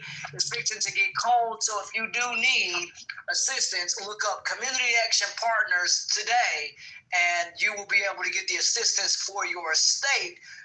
Allotment is based on family size, so if you have one or more persons, you also let them know that too, so that you can have more money in the allotment for lights, water, and gas. Right? That sounds amazing. That's right. That sounds wonderful. My hopes are up now. I don't know why. The potential to put in my life to be a social worker, get my master's degree for it. I have the potential for it, and I want to have the potential for it. To tell you that Miss Alexander in the chat, she worked as a policewoman in, I want to say Atlanta, maybe Boston, but she said she will probably get in your back channel and offer you information. She has connections. She's lived a long life, and she has many connections she could possibly help you with there. I'm back, and so here's the thing that I wanted to talk about. I would suggest, this is my idea, learn systems, okay? people talk about the healthcare field a lot in here. I work in the healthcare field. I want you to go on LinkedIn Learning, right? It's an example. There's other ones, but LinkedIn Learning, and even if you work in social work or in, healthcare, they're probably going to use these type of EMRs per se, or these type of systems, right? Dealing with patients, dealing with clients and things like that. So learn those systems. They're easy to learn. You can go on LinkedIn, sign up, get that knowledge base and put that on your resume. Have a good night, y'all. God bless. So did you get that last point though? Yes, to put it on my resume. Well, go on LinkedIn Learning and learn about EMRs first. Yeah.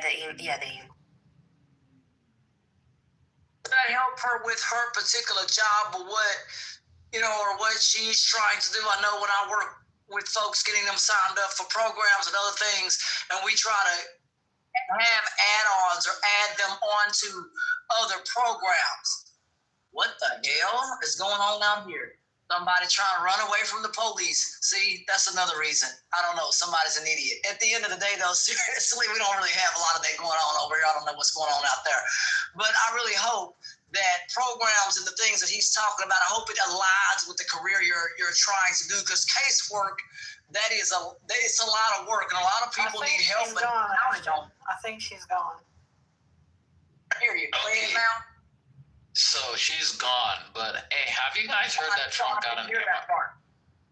She's gone, Ashton. So, and he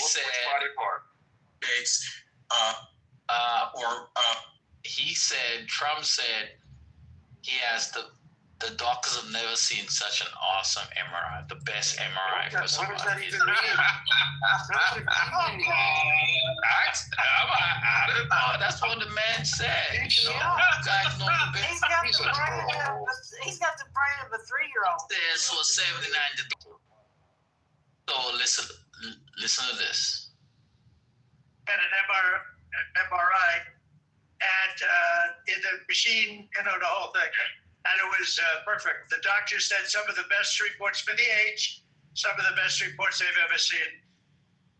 So this is the first time President Trump had provided those details about the tests from them. The White House provided a reason publicly for why Trump had that second medical exam in the span of a year. And over the summer, we know that he was seen with a bruised hand, and the White House announced he was diagnosed with a circulation issue.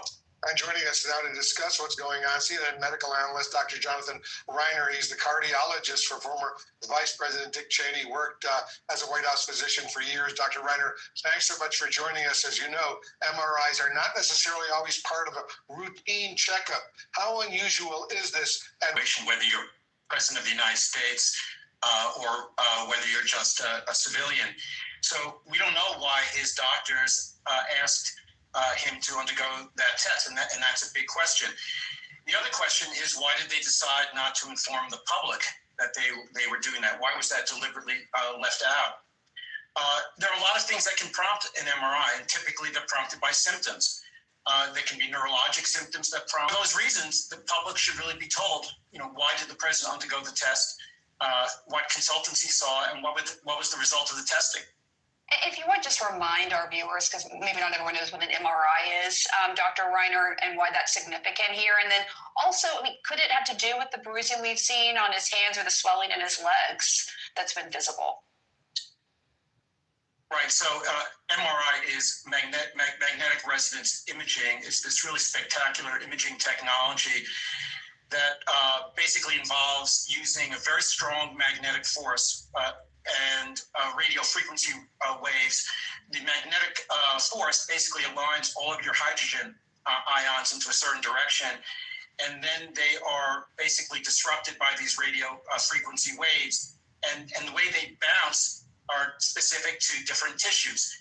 So this amazing physics allows for really very detailed images. As to the bruising, in his hand. There are a lot of things that can do that. And the most common etiology for bruising in the back of a 79-year-old person's hand are medications and the tip bruising on the back of the hands. But we've not been told that the president takes that. People take blood thinners for a variety of reasons. You can take it if you had a pulmonary embolism in the past. You can take it if you have a clot in your leg, a DVT. And you can take a blood thinner if you have atrial fibrillation. And people who take blood thinners for AFib, atrial fibrillation, typically are on them indefinitely. And the side effect of medications like zinc.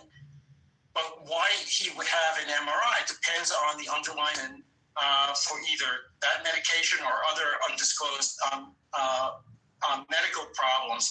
And to me, I think it's more important it's just as important why he had the test as it is what the test showed.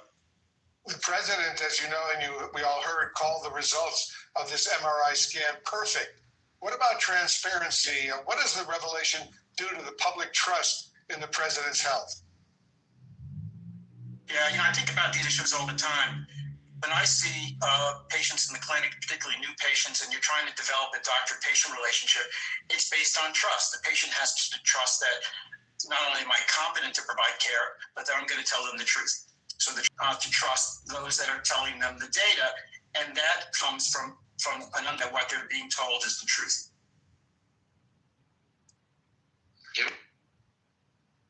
Well, allegedly, I've heard doctors say that he may have had a stroke recently, recent as Labor Day. Yeah. And so you don't have multiple MRIs unless you're going one to see what may have caused it, and two, are you okay now? All right. So yes, the MRI did not happen today. The announcement was made today. So there's clarity there. But yeah, having more than one MRI in less than a year is not normal.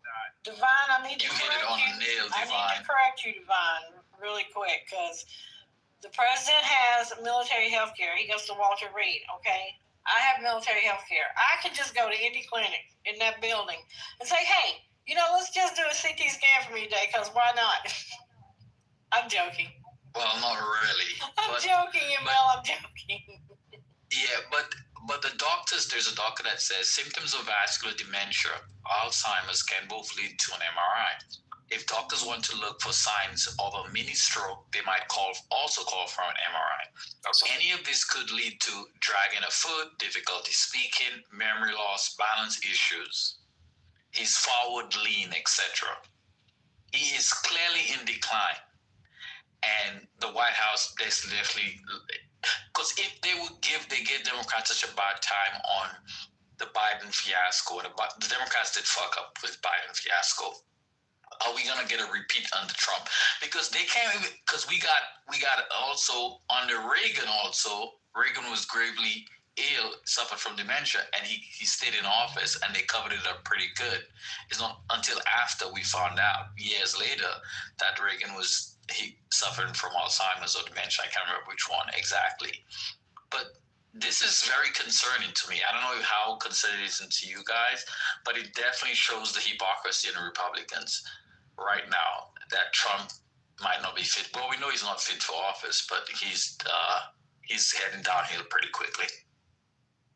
It's concerning for me because he might die before he goes to jail. And I want him to go to jail. I don't want him to die before he goes to jail. Oh, and a doctor also said an MRI is a need to explore. So I want to know how he fits in the tube. That's what I want to know. How did they push him? Lord have mercy.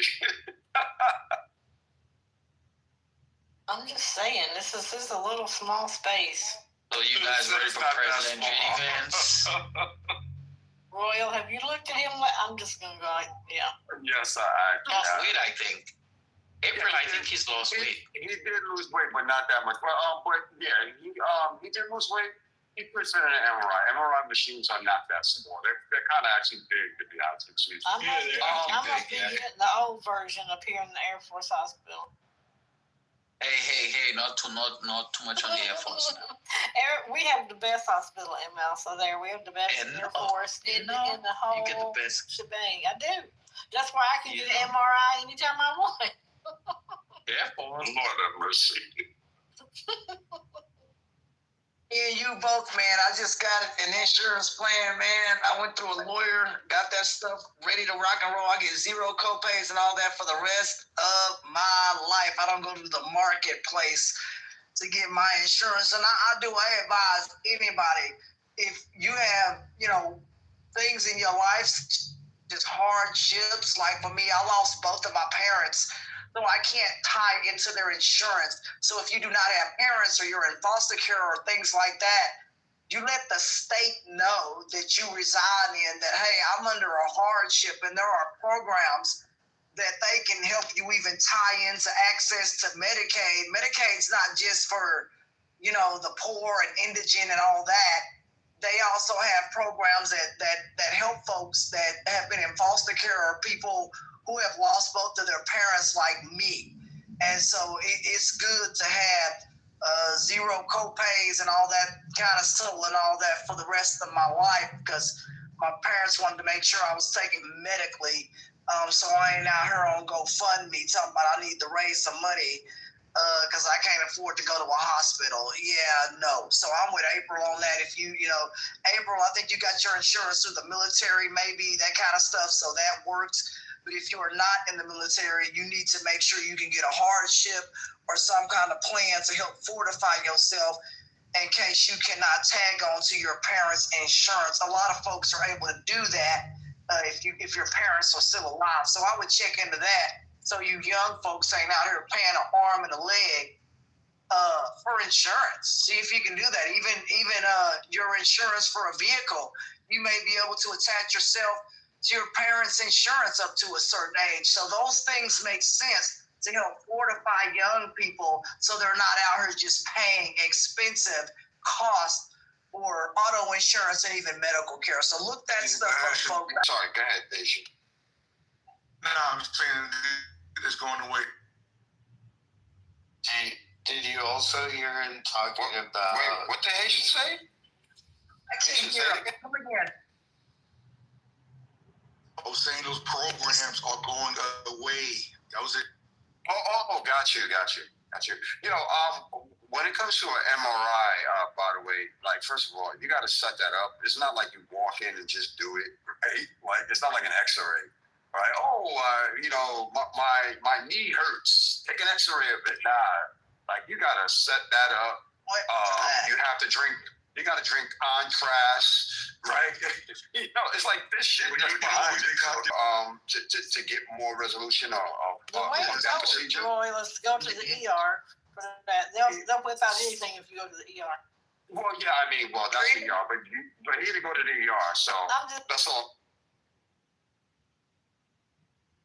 Insurance, hopefully. You shouldn't have to go to the ER for your basic care. Our church This is not basic care. We're talking about MRIs. It's not basic care. That's a high procedure. Drink the contrast. I'm gonna stop playing now. You can't eat, right? Eating? No, not at all. I've had that done. No, you absolutely not can't. You cannot eat anything. You have to follow instructions. You do have to schedule an appointment because MRIs are, considered, that's not basic care, right? Because I had to do that when I had an issue with my foot, right? So, yeah, if you have the means and insurance, you folks get out there and you go do that stuff. I'm grateful to have the kind of insurance that I have because I have to do all that anyway, but it does come with strict rules, and you do need to follow the instructions pertaining to what they need you to do, and there's a reason they don't want you eating stuff. Do you have that giraffe? Oh, I heard that. Didn't he say something about AOC and Jasmine could not do as well? Yeah. The combo from Africa. What y'all niggas on, folks? Why'd you call us niggas? What do you mean? Why'd you call us that, sir? I'm Native American. I'm Native American, dude. That's just how I talk. I'm from Chicago, brother. How you doing, brother? You know what? I'm actually doing fantastic tonight. I'm out here, bro. I made so much money off my company today. How much money did your company make? Well, let me see. Okay, can we start? Ashton, don't take the bait, okay? Brother, I work at a church. Better than you, nigga. Hey, brother, I work at a church. Brother, give me grace. Give me grace. Stop making money. Hey, the Bible says, brother, the Bible says, do not vote. All right. That's not gonna work. Let me get one mic on. Why you drop a nigga that look? Okay, one mic, please. One mic on Haitian. Haitian's gonna control the conversation, please. Thank you, respectfully. Was that a man talking to a woman? It was. He's disgusting. Yeah, just because you sold Curry, just because you sold 20 bottles of water in the corner today, doesn't mean your company made a lot of money, bro.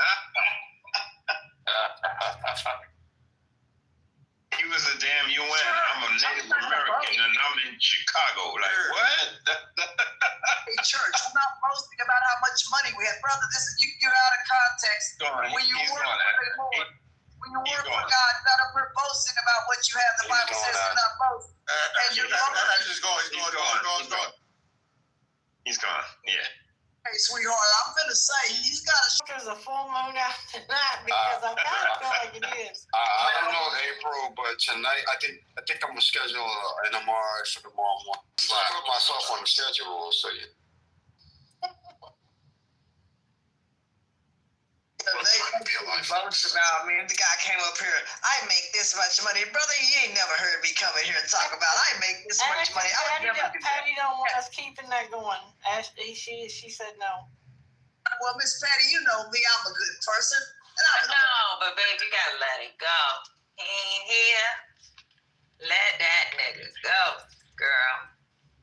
Miss Patty, I'm we all got your back. Having a good time, man. We got your back.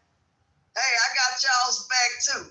You know what I'm saying? I'm having a good time right now tonight. It's beautiful outside, 71 degrees, winds out of the south. I'm feeling real good tonight. Ain't too bad right now. Life is excellent. Got food coming and money coming down the way tonight. So I ain't feeling too bad right now. Life is really good right now, y'all. Feels good outside on the balcony. 76 people out here tonight. We're rolling. Out here, food and everything. Let's go.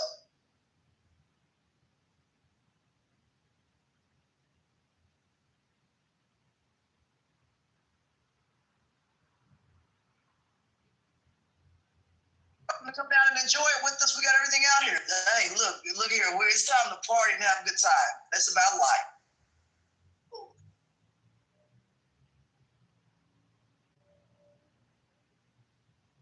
Okay. My headset's about to die. Fixed. Funny in the building. Hey, Funny, what's going on, brother? What's going on the financial side of things, man? How we looking out here?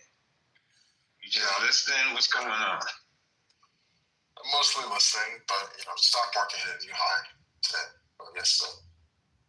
We're still in today. Yesterday, Sunday, today. Monday. No, today, yeah. Stock market hit a new high today. So. But then that's how that go. What?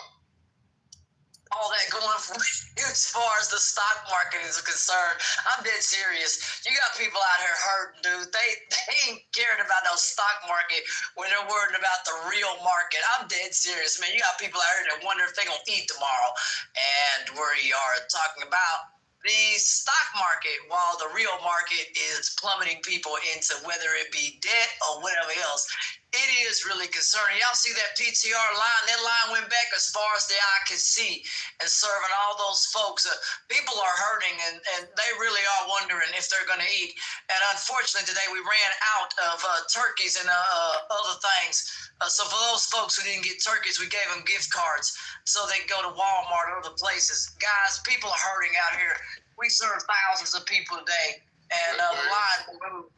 Where is that? All right, come get it. Dallas Fort Worth. Look at the people line as far as you can see, and folks in that line said we're hurting. Some of us have never been here today to ask for your help. It was people in that line that said they ain't never asked for a food bank. So I want you folks to think about this. The folks who have never asked for help find themselves asking for help because the Republicans who have control choose to do nothing. That girl told me today I wouldn't find myself in this line if the Republicans would give me a damn paycheck. That's what she said. That didn't come out of my mouth. You got folks saying that, and Republicans sit up here and they have great responsibility and they choose to do nothing with that responsibility while people wane in hunger and others sit here and get turned away because we don't have enough food to give them. You see what I'm saying?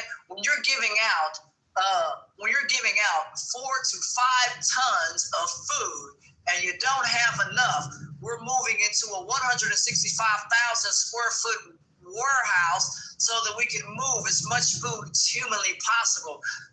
Even then, we may have to turn people away. Guys, this is really bad. And I don't know, Republicans fix it and you choose not to.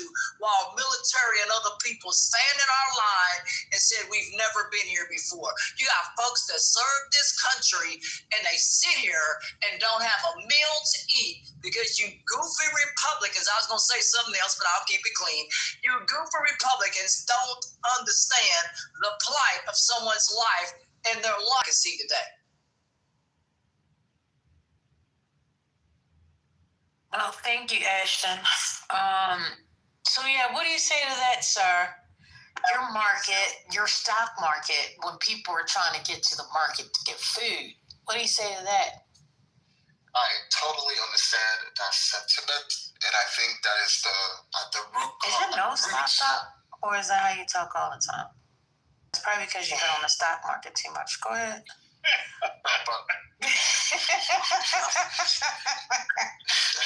I'm sleepy. When I get sleepy, I get goofy. Go ahead.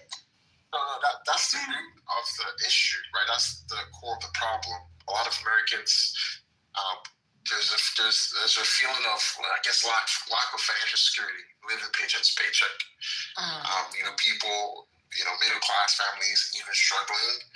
And I think even at the root of that is ownership of assets, right? And as we move forward into the future, as we make more robots, how would people really benefit from the economy? Isn't it through capitalism? Isn't it through giving people more and more ownership of capital? Because capital pays dividends.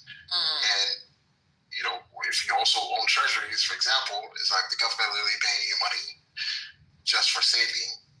Right, so I guess saving in U.S. bonds. So I think recapitalizing Americans, the 70% that are not benefiting, the stock market hit a new high, like probably the 10th one or 11th one this year. But most Americans, or at least a lot of Americans, not really benefiting. That math ain't gonna work, brother. You can't tell you why that math ain't gonna work and that math ain't float two ways. Right. 401ks, on the other hand, of course, increases your wealth in the balance sheet, but it's money you can't access, of course, until you're reach retirement age. There's penalties, access. It's not just. Well, that's the point of having stocks, right? Not to touch it for a long time, or you're one of those people that just invest and pull your money out. You're a day trader or some shit. What's going on? No. So most people keep their money in stocks, right?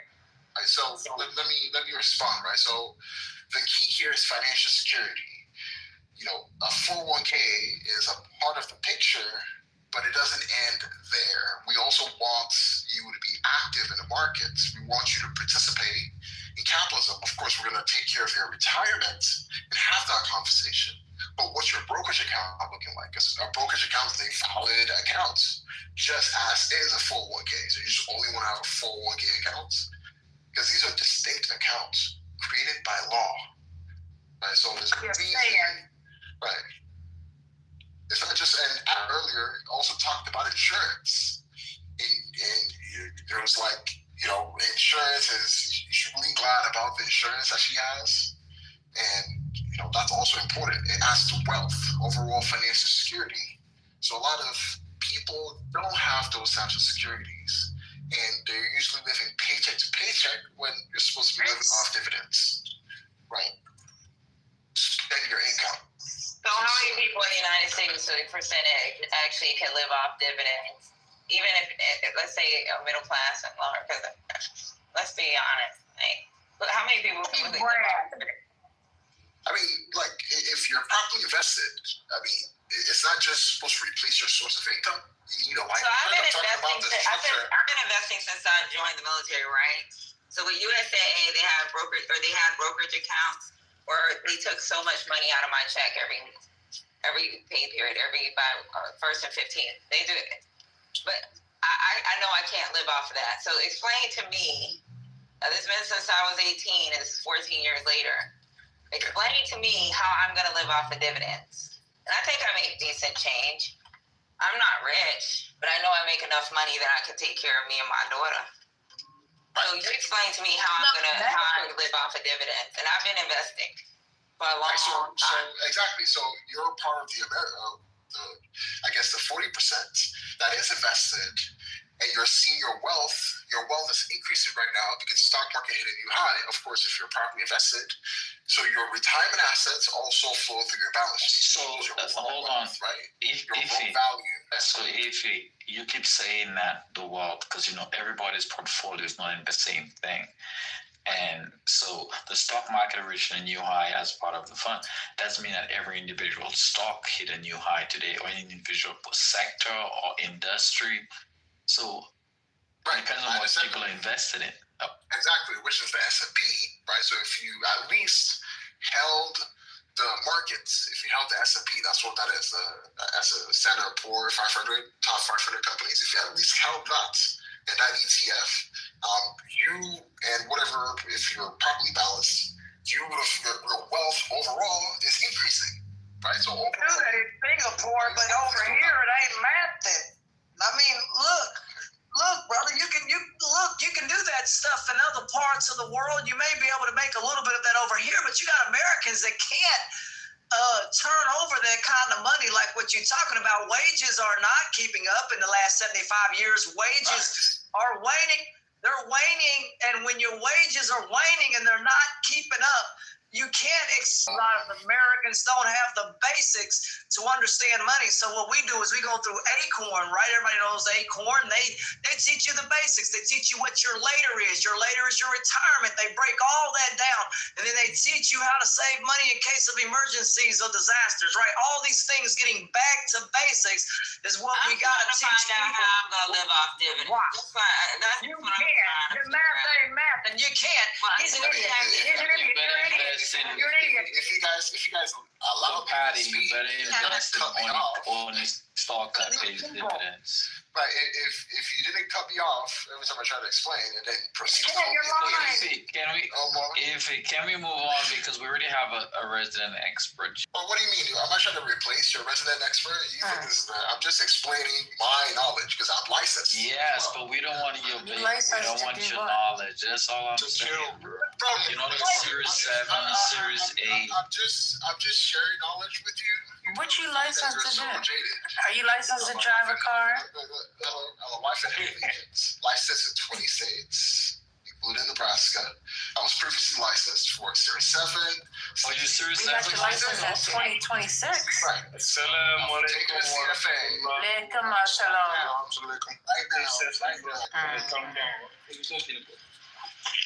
This is your career?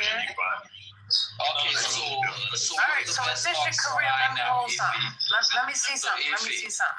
Hold up. If this your career, let me hold something. Because you guys get big bonuses, so she's saying I'm not me.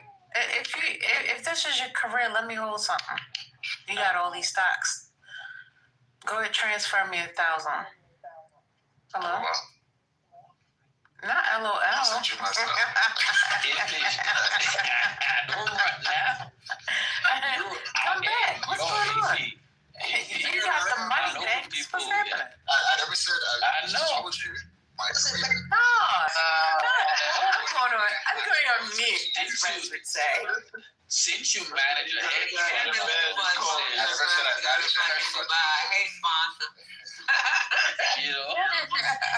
since you're a big boy, you get, because you want to come up on your annual bonus.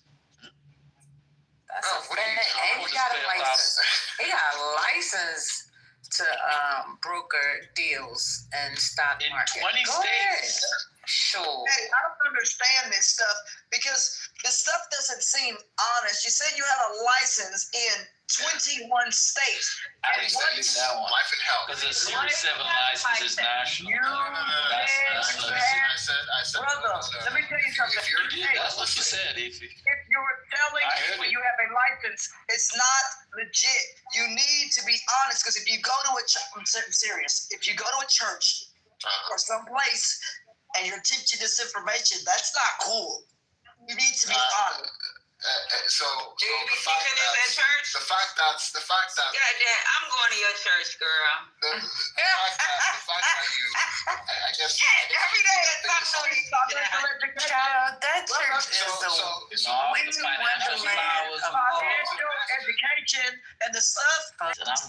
So let me say it again, and let me say it again, and I hope you guys are listening, right? So I'm a life and health agent. Life and health agent. Life and health. We're talking about investment here. You said you held your Series 7, FINRA. Shut up and let me finish. Series 16. Damn. So I'm just asking. Shut up and let me finish. You're not even pulled his balls out. So I'm asking for a point of clarification. Let him count it on stage. To fucking finish. God damn. Ooh, she put expertness in this. Oh my word. Believe that shit? So you exactly what I said. This is exactly what I said the first time. Like, we're listening. You guys just want to jump off your mic and attack, right? So I said I'm a life and health agent. Licensed in 20 states, my home state being Nebraska. Life and health, brokers, everything. Life insurance, health insurance, annuities, long-term care, and You also said you were a Series 7. Exactly. So I said, let me finish. You got a black belt? Finish. Are you black belt certified? I said I was previously licensed. Purple belt. He ain't even green belt. 66 and 63. Right, so I'm a previous Series 7 license. It's not registered right now, but of course I get exam called to get a 63 license.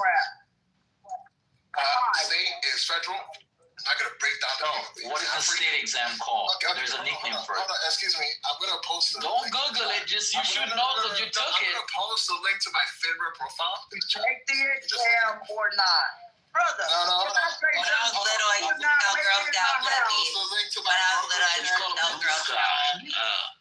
Wouldn't make it in my house for 2 hours because you lied. Liars don't make it here. Right. I'm listening to you guys, so you guys can review. You're lying. After you review, I hope after you review. I know he's an insurance agent. That's what he said the last time. Exactly. But life and health. He did say that the last time we were talking to him about the military. So why do you want to join the military if you're doing so well? Bro. You lied. You guys. He wants to serve his country. Anyways. He want to hide his money. He want to hide his money, ML. Patty, and when you don't, oh, he said that's your problem. All right, tell me what my problem is, sir. When you don't, because I tell you to get in your pickup truck and take a long drive. Take a long drive down the road because you sit here and you're lying to these people on this stage about what you know and what you don't. Brother, we teach financial literacy. We've been doing that for 50 years. And the crap that you tell people is you tell these folks you have a Series 7 license that doesn't work. So how in the world are you out here teaching people financial literacy or competency, but you don't have the right acumen or license? But what in the world you're teaching?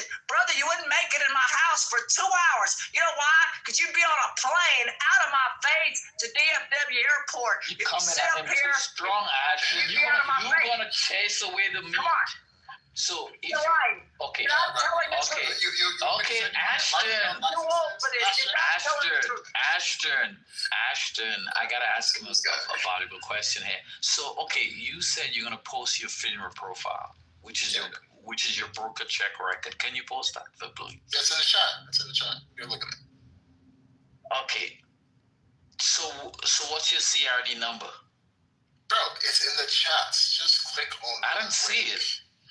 It's in the chat. Broker check. Okay, so he does have a broker check. Okay, let me see. Scroll down, and you'd see, shows you the firm I was at. I got my Series 7 at Northwestern Mutual. But since then, I've been a life and health agent, currently licensed in 20 states. Last year I did ACA, converted about 830 families in 3 months. In terms of gave them health insurance for the year 2025. So think about that impact. It's a different career. And families. No. It's the same. It's the same. Like it's like financial service. So what I'm building a financial plan. Or retirement is a module. Because what we're talking about, annuities, for example. You know what an annuity is? What do you mean? I'm a life and health agent. Life and health. That license is joint. Right, so I have the authority. Okay, so one, you don't have a Series 7 license. You never had one. Series 7 is. It doesn't say that in your broker check. Why? It doesn't say that. He's not telling the truth. Ashton, hold on, because I know what I'm asking him. Hold on. Right. So, check normally would say if you're serious, if you're fitting a Series 7. It doesn't. Yeah, now, as an hold on. Broker. Okay. Yes, you could be a broker because under the guise of you selling insurance, you guys fall into that. No. FINRA is the national agency that regulates financial services, bro. FINRA is different from regulated. But that doesn't mean you got a Series 7. Insurance. Okay, what is your Series 7 zone? Okay, you got 63 and 66. Your license. Now post the Series 7 license. I'm previously registered, sir. Wait, let me say. You were registered, but you never took. Did you ever take the exam and pass it? There's a difference. It's been 2 years. What is the exam you got to take before you take the Series 7? Going once, going twice. What's the phone of the profile? Oh yeah, you take the SIE. And then you take the Series 7 exam. You have to pass the SIE. So it's been 2 years since I've been previously registered. So, of course, that's the cutoff. So right now, I have to take the exam again, essentially, to get the license. So that means you've never taken a Series 7 then? No. It says previously registered. You see that? Yes, you could be registered because you took the previous exam, but you never... Bro, no. 2 years on your profile. Okay, I'm done with you. And then it drips off. Bro, you're trying so hard. I can say you're trying so hard to. You basic questions, bro. Why are you supposed to be arguing on the salient points that I made earlier about the stock market? Yes, I'm just asking you basic question. Of course. Okay. You said How long ago? Hold on. Quick question. How long ago did you take the SIE? Bro, what is that? You see my profile on FINRA's? Yes, because I'm looking at your profile and it doesn't say you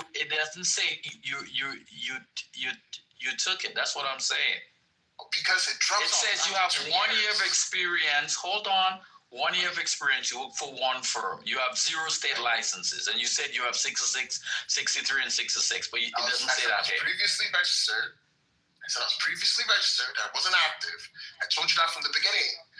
That I was previously registered for Series 7. Can I get in the queue? So I took the exam. Can I get in the queue? I'm a life and health agent. Go ahead, bro. Licensed in 20 states, right? So, I appreciate it. Because I think, Anthony, if I can just have a second here, we haven't a chance to talk about like real financial learning, like real financial advice, right? And I think Americans are facing inflation at a rate that is out of control. That is like planned inflation, a planned 2% tax that the Federal Reserve puts on every single American that saves and earns in the U.S. And before 1971, when America moved off the gold standard, the idea that a single income earning household with 2 parents and 2.5 kids and the white picket fence and work in a blue collar job, you could achieve the American dream doing that.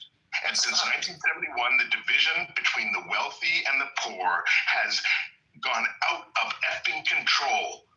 Right, and so the 1% that is dominating American politics today, the 1% that has polluted both the left and the right, the 1% that brings both sides of the most divided political, America since the Civil War, and if they all get together, with the exception of where y'all are today, you guys, both sides got together multiple times a year to pass an unbalanced budget, which was a tax on every single American. And this is my question. I'll end with this: is that the Democrats have decided not to do it, and I understand why they have decided not to. But what is in the best interest of Americans when it comes to the midterms? Should the Democrats bend knee and open up this government and let the Americans, some of the most vulnerable Americans, face 200 or 300% increase in their healthcare costs? And vote accordingly in the midterms, or should they stand their ground to try and stop that from happening? It's like a genuine question. Right, exactly. Target, at least that's a huge issue, right? But even the broader point, the wealth gap, you can see it in the savings rates was higher, I guess, in relative terms than it is right now, especially after the Second World War. There was an economic boom, right? So that's not showing up anymore. And going off the gold standard maybe has a thing with that, because then we had consistent deficits, and which is what Trump is trying to address. Sorry, I gotta stop you there. Did you just say that Trump is trying to confront the American debt? Outside of COVID, this administration has driven that deficit higher than any other administration outside of during COVID. Also, President Trump, what the hell are you talking about? He just put a bunch of trillions onto American debt and handed it to billionaires at the expense of ripping away health care from the most vulnerable Americans. What the hell are you talking about, Effany? I'm talking about deficits, and if you look at the savings rates of Chinese households, if you look at the savings rates of the people in China, the average household, they have a higher savings rate. You look mighty young. You look like because all China does is, for example, they have to deficit fund with debt instead of having a balanced budget. So it's actually issuing debt, which led us to this position. Going off the gold standard, kind of like remove the discipline, because the gold standard, like you said, kind of like enforced some reasonable thinking when it comes to finances. Not necessarily putting the country into debt, consistent debt, and higher deficits with other countries. Because America has a huge deficit with other countries, a huge deficit with China, especially if you look at the balance of trade between the United States and China. Brother, I mean with the utmost respect, but you don't know what the hell you're talking about, sir. And I mean it with the utmost respect, of which I have. I do, brother, I do. So let me just explain what you're trying to say. Okay, but let me just see if I do. Right, America does have massive different trade deficits. Let's look at Canada and America, for example. But after the 90s, because that's debt-based financing. It's essentially you're spending more than you're getting in tax revenue. So that other money has to come from somewhere. And the only way that the government finances itself is by issuing treasuries. It's by issuing debt, essentially the bond. That's what that debt is, right? And the Fed being able to just, of course, print money, create money out of existence, adds to that debt. It's a mechanism. It feeds back. That's what open market operations. It can literally create money out of thin air. If there's a crisis, which devalues your own money and your own ability to save. Literally, from 2008, even the value of saving by the Fed was dropped to almost zero. You were encouraged to spend. I mean, interest rates was like, what, 1%? Who's putting like a whole bunch of money in a bank account to save when your inflation already at 2% kills you? So the environment hasn't necessarily encouraged like high savings rates. And there's many ways to save. You can save with a bank accounts, or you can save with. I mean, again, look here, man. Look, can I say something here? Look, brother, you sound crazy. Okay, brother, but you sound crazy. You sound like you're in high school and we're learning information. Brother, you understand a 1956 pickup truck still may get down the road, but it still needs modernization. And the way you're talking is in an error that, what the hell? Look here, it makes no sense what you're telling these people, and you sit here and lie.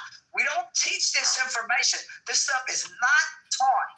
whatever in the world you're talking about, and you're lying my face for 2 hours I'm not be in your face, Ashton. Look here, brother, I don't really care. Let me tell you something, you're not going to make it, and you're not telling the truth. And when I catch you lying, I don't like liars. When you teach information, that information needs to be bold, it needs to be honest. When the information is not honest, when the information is not honest, then you can't sit here. No, sir. You can't sit here and teach this information to people. It's really upsetting, and it's very misleading because you don't have a Series 7 license, and if you did, why the crap is it expired? Either you're broke and can't afford it. You gotta fix it, and you're not doing that. Brother, I hold you responsible. Be at a firm. Ashley, he has to be at her firm. So the thing about Series 7s, after you say you honor this from a firm, you have like 2 years before it fully expires, or you have to go in this other status where you have to take, there's something like, I guess, mid-firm where it extends before. But you have to. I call you, the guy just said, no, sir. The guy said you had to go to a firm. That means you're a floater. That means you're nothing. That means you are assigned to no one. And when you're assigned to no one, then that means you can't sit here and teach people information when you don't have a firm unless you have your own, which I mean, tell them whatever the hell you're telling them, a bunch of goobly-gop country-ass stuff. You better get it right. Because if you was in front of me, that information wouldn't fly. We would never teach that information. Brother, you better fix what you teach it. Seriously, that's crazy.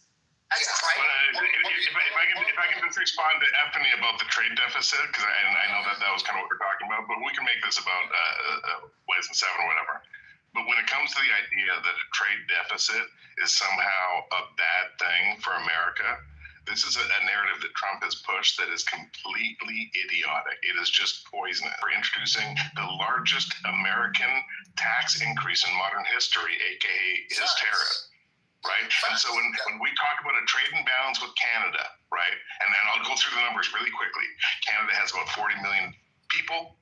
They have about 1/10 the economy that America has. Right, America has about 350 million people and 10 times the GDP and economy that Canada has. And yet Canada buys $350 billion worth of shit from America, and America buys $450 billion worth of shit from Canada.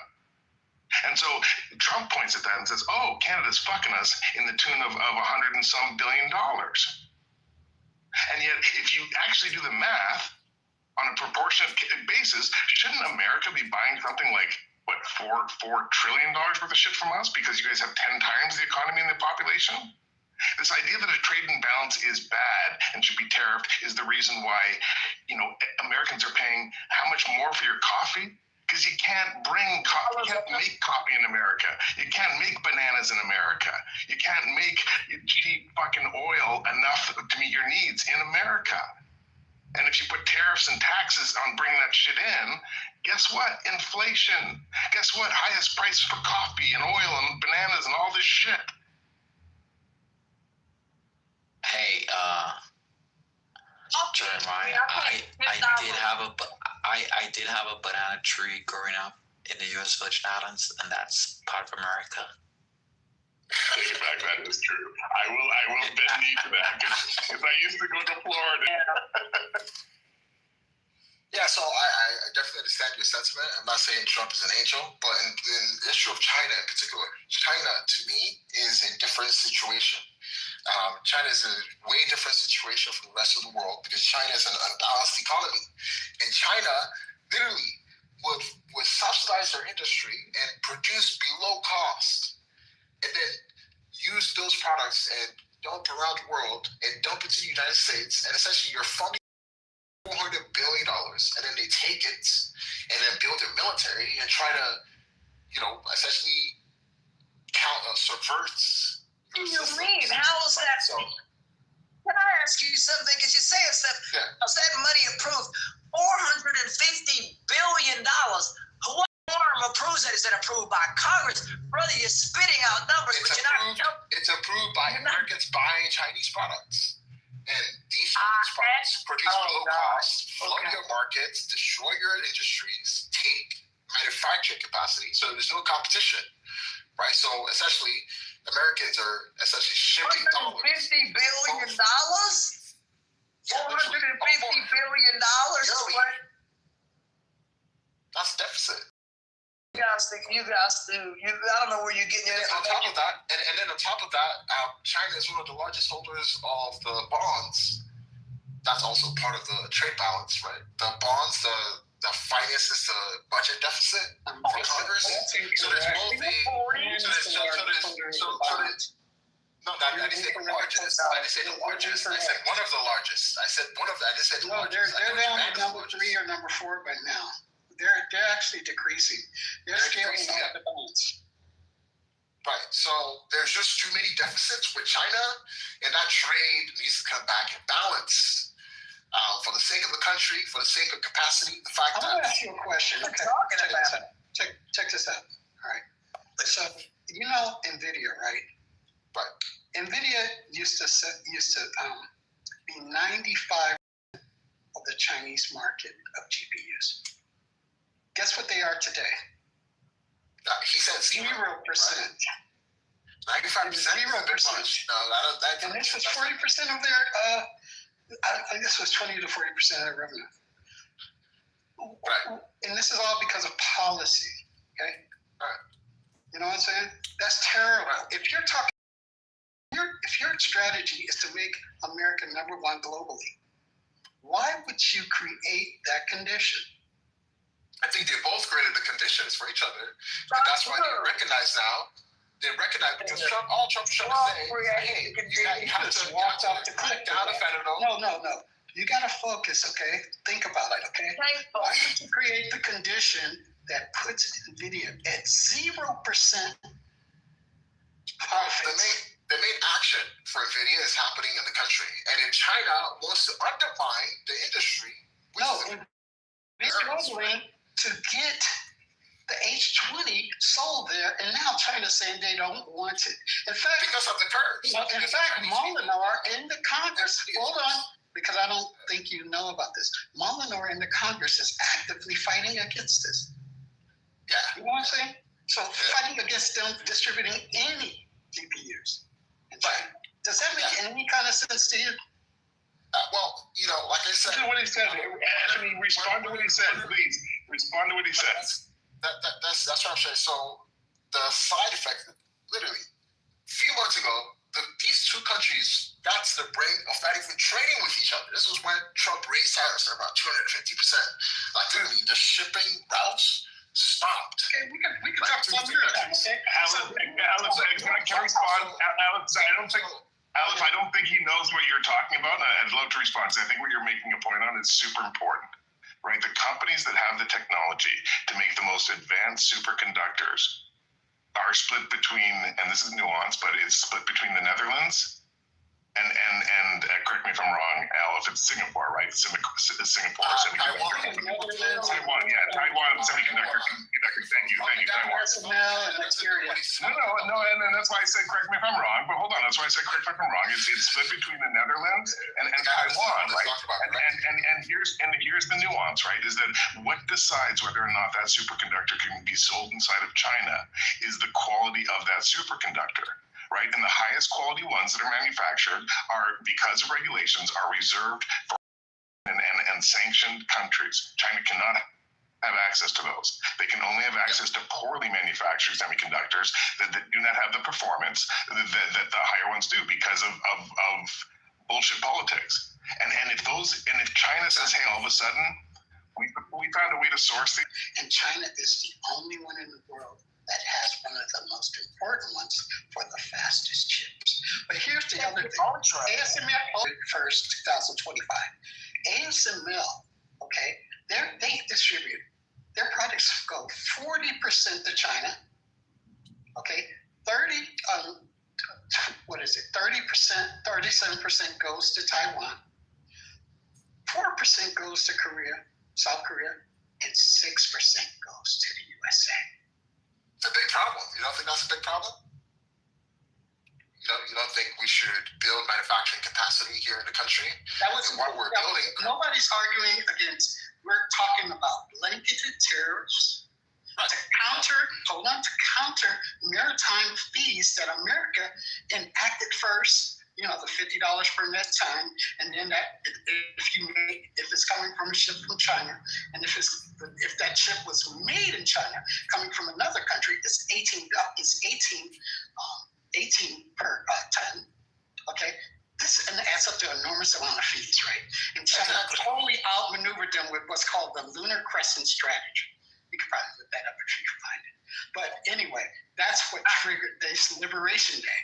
Okay, and so Congress, were you going to wait for Congress to pass legislation that will stop China we got to have Congress decimating your industries? Right, so I agree with you with that, right? But let me give you a hilarious, ironic example, right? Samsung partnered with America to build a manufacturing plant with super high, rare, manufacturing technologies, right? And so Samsung sent hundreds of South Korean, specialists, only people in the world with this knowledge, and their families to America, and to create this factory that is going to, for the first time, do shit that you could only do in South Korea. And they were working with the Americans. And then ICE came in.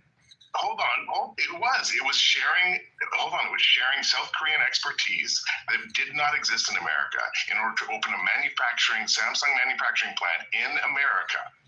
And they were arrested by ICE. They were handcuffed, and they were shipped back to South Korea. And the South Korean president today said that these people, who are some of the only people in the world with this knowledge, even if America agrees to protect them and guarantee that they won't be thrown into ICE facilities if they agree to go back, most of them are so traumatized over their experience with ICE that they will not go back. And this will result in massive delays to the opening of that manufacturing plant, Effany. And so that's the irony. That's the fucking irony, man, is that I agree. You do need strategic manufacturing. It's real hard to do. That's great, brother. If you're a Republican, you can't sit here and want that, and you have jobs fleeing this country because of stuff like that. And at the end of the day, something has to be done about that. And when you have companies saying, "Look, we're not going to come back here because of the treatment of our, staff or whatever," that is an issue. And I just don't understand this younger guy here that's sitting here talking about finances.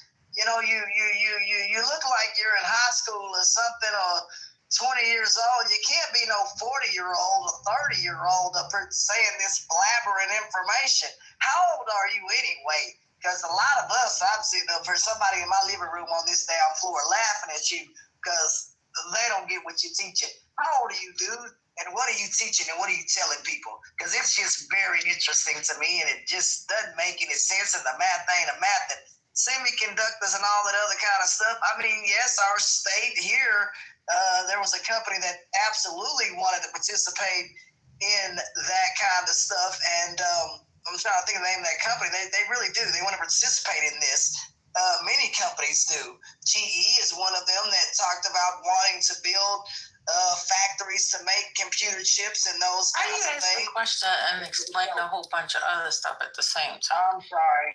Well, I'm sorry, sweetheart, but the biggest, I'm sorry. Well, Miss, I mean, seriously, the biggest thing is when, no, I haven't. You sure?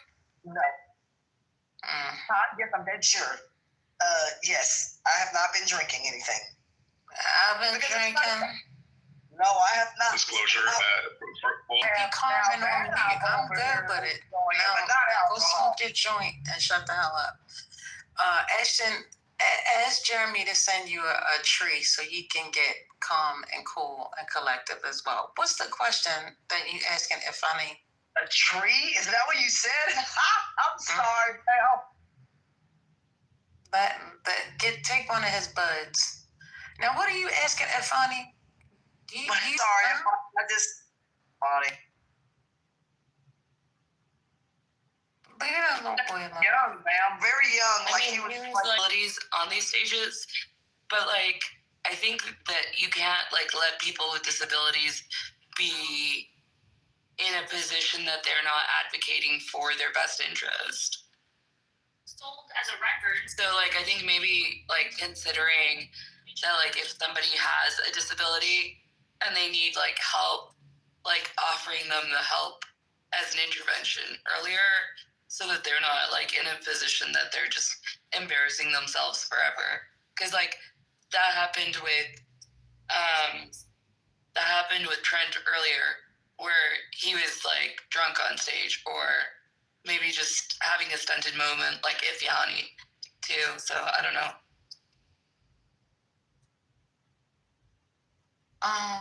Let me help you with something. Trent was not drunk. He was just being exactly. trained. This is an audio act. I am not responsible for these adults. They are adults. I will always try to continuously keep the peace because that's just who I am.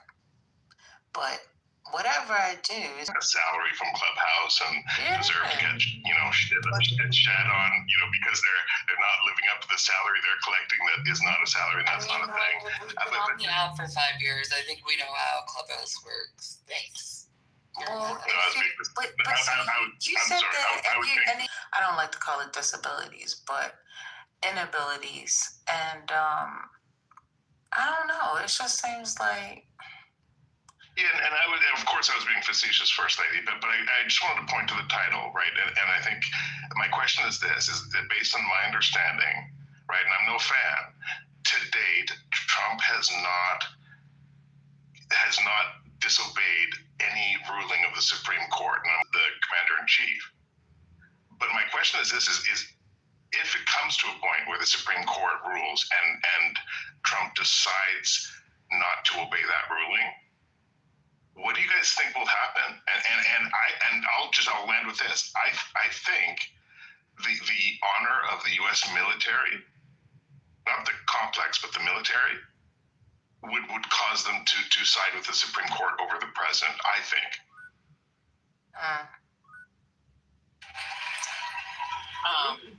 Because that's interesting, because the Supreme Court at the end of the day, it would be nice if they made some ruling to impeach him if he didn't follow orders. I don't know if that's ever been done. I have no idea. All this is kind of new. But it would be nice if he didn't follow orders. Go Ashton, they don't have the ability to do that. I didn't know that. Someone in the living room asked if they did. I'm sorry. No, I'm not, don't be sorry. I know you. I'm not critical. Because I thought that they did, and I thought they could rule if he didn't follow an order, that they could find some action to call for his impeachment if he didn't follow whatever they ruled upon or something. Well, my understanding, and Sean, correct me if I'm wrong, my understanding is that the Supreme Court can rule and prevent every time the Supreme Court has ruled against what the president wanted to do.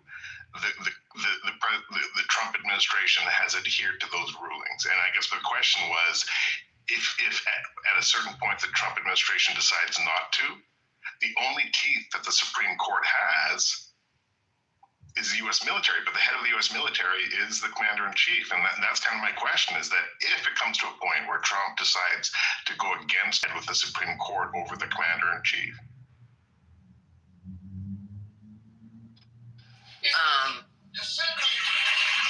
That's a good question. Since it's never happened before, and I don't know the answer to that. Sorry. I'll be honest with you. I have no idea. I mean, if he was to do that, then he would get impeached again, and then the Senate, if they had enough balls, because he has done something that violates the law of the land, maybe then they would vote to impeach him. Because remember, the House has impeached him twice, and the Senate has voted not to enforce that impeachment. So I think that would be how it would be handled.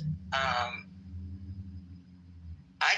can't imagine him violating the Supreme Court rulings, because the few that he has lost, he hasn't violated. He's done what they've said. I agree with that, especially when it comes to the impeachment, because we have to remember he was not impeached. He was charged with impeachment, right? And I guess he was impeached. Oh, I'm so sorry. You're correct, but he wasn't removed. Is that a better? Yes. So the House impeaches and then the Senate votes. Recently said that, hey, America needs a third term with Trump, and it's going to happen. We'll let you know how it's going to happen, right? And so, from Trump, and says, hey, no, no impeachment there, but there's a case where it's like saying, okay, I get that's your ruling, but point, where are the teeth for the Supreme Court if they need teeth? And I think that's the problem: is the Supreme Court doesn't have any teeth. Well, he can't go on the ballot. That's a violation of the Constitution. And the minute he put himself on a ballot, the Supreme Court would rule that he can't do that. America would literally rip itself apart if this man was elected a third time. Because that's never happened. Ever. Like, let's be real. Somebody's got an X around me. I don't understand why. When has another person been elected a third time seriously, when has that happened? Because somebody's been X around me. Well, with respect, Ashton, I think Trump has the picture, and guys, correct me, the 22nd Amendment was put in place that prevented that from happening. Oh, that's a big caveat. Before the amendment was put in place. Which is important, Ashton, obviously, right? But I guess my concern is this when it comes to what Bannon says, is that there are specific words is up in the air. And so if J.D. Vance is elected president under a policy or yes, legally it would prevent that, because again, you can't be the same dumbass person trying to serve again, whether you wiggle it this way or move it that sounds stupid. You can't repeat the process again. That's what I think. That's what I believe, and that is crazy. America was right. So, just real quickly on a couple of points that are being discussed here for Jeremiah's. First of all, you were initially asking about what would happen if the president did violate court orders that came by the way of the Supreme Court, whether the National Guard, the Army, whoever, the military overall as an apparatus falls under the executive branch. And so it would be a question of whether their actions would be actually relevant to what is being asked. So you gave an example, but that will probably be the one example in which the military would need to do at all, right? Because if the president decides to just go for a third term, then that would be a situation in which the military may have to step in, need to involve the military at that point, because the actual process to allow for a president doesn't start or end with the military. It starts and ends with the Congress in and of itself, just like what happened when he tried to fake an election essentially last time, right? He didn't need the military to be involved last time when he tried to lie his way into the office.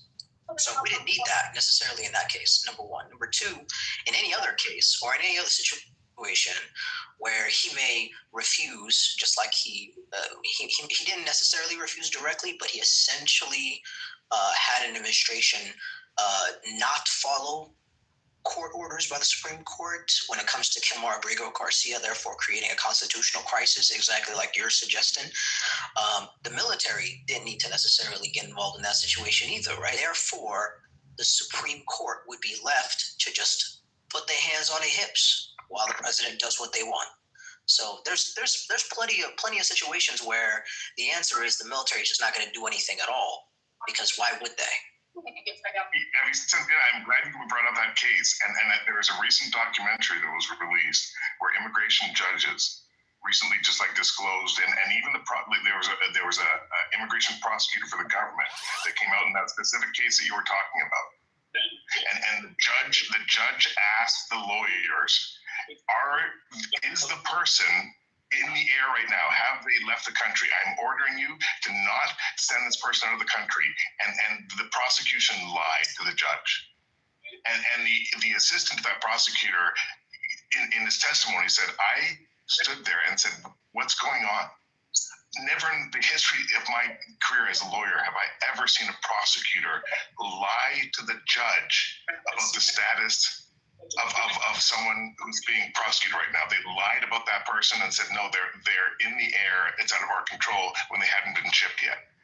And if the judiciary is failing, then maybe the question is not like, hey, what's the teeth of the judiciary when Trump, kicks back against the judiciary? Even the judiciary is crumbling under the weight of this administration.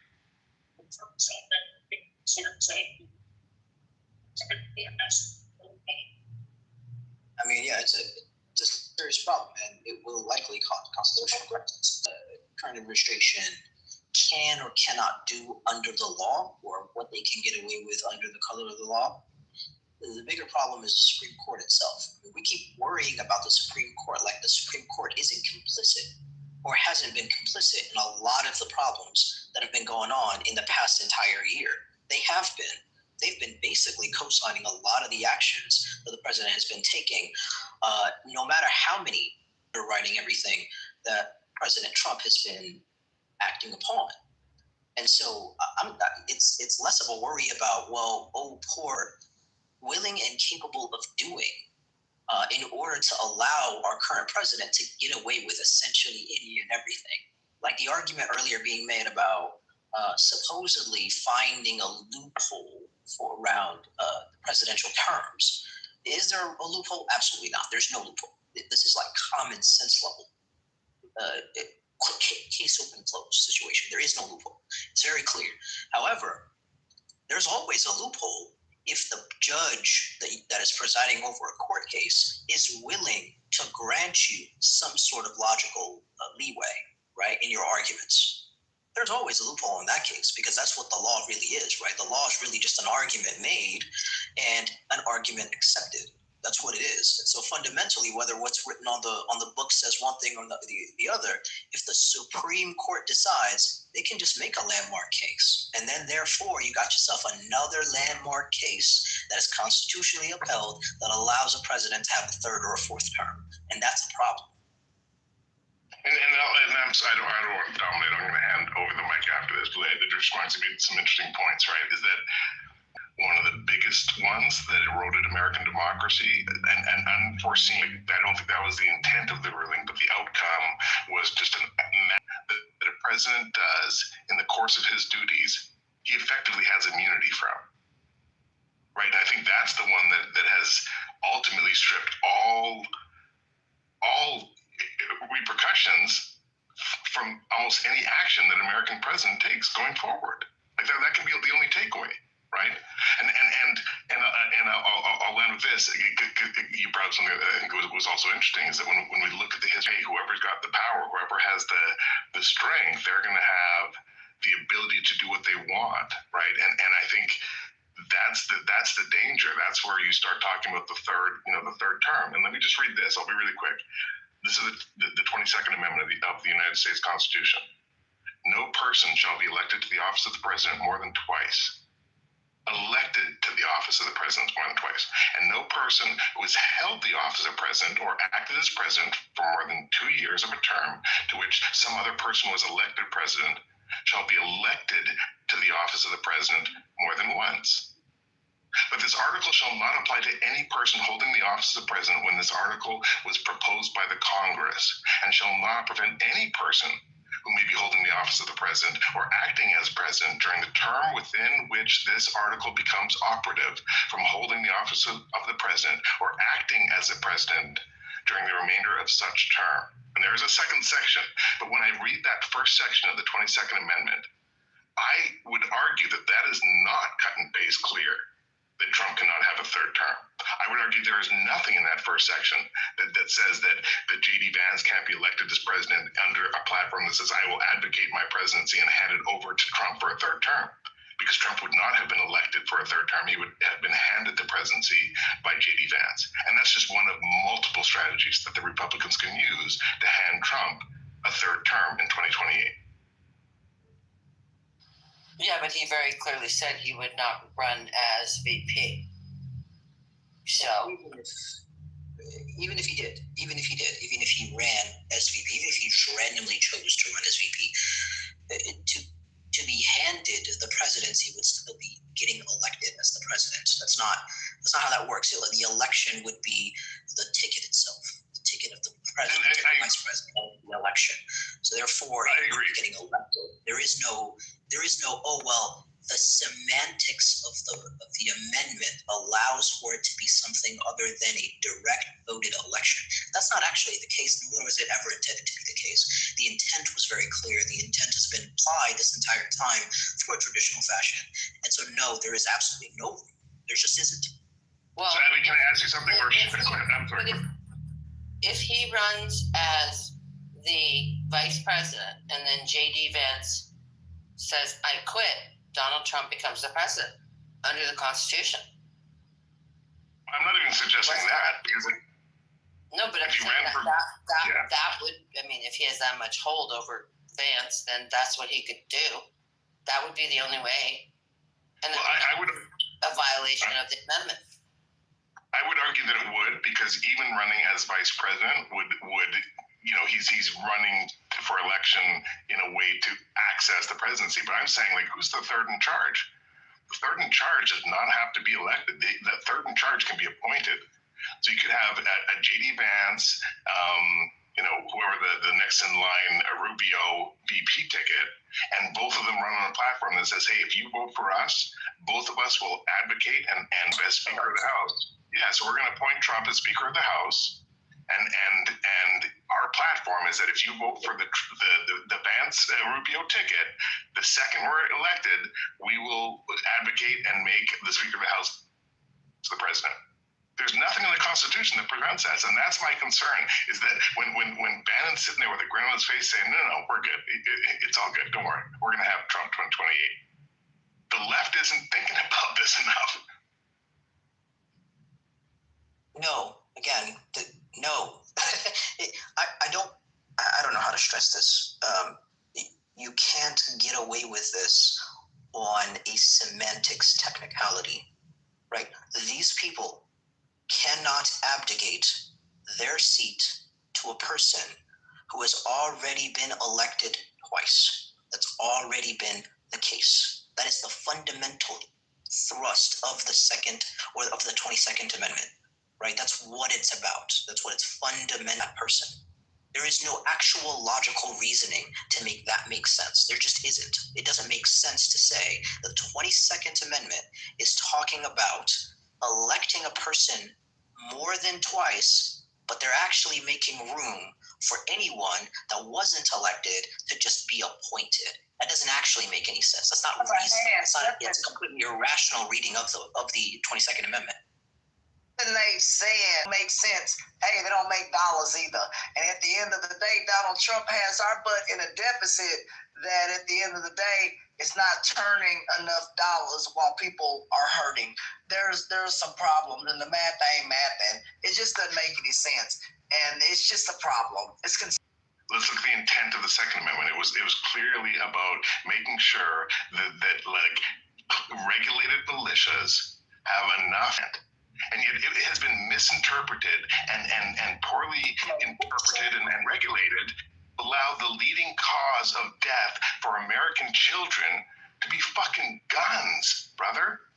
And so when I agree with you that was never the intent of the 22nd Amendment, but as a Canadian, when I sit here and speak to my brothers and sisters in America with concern, and I say, hey, just be careful, Trump doesn't 22nd Amendment, y'all.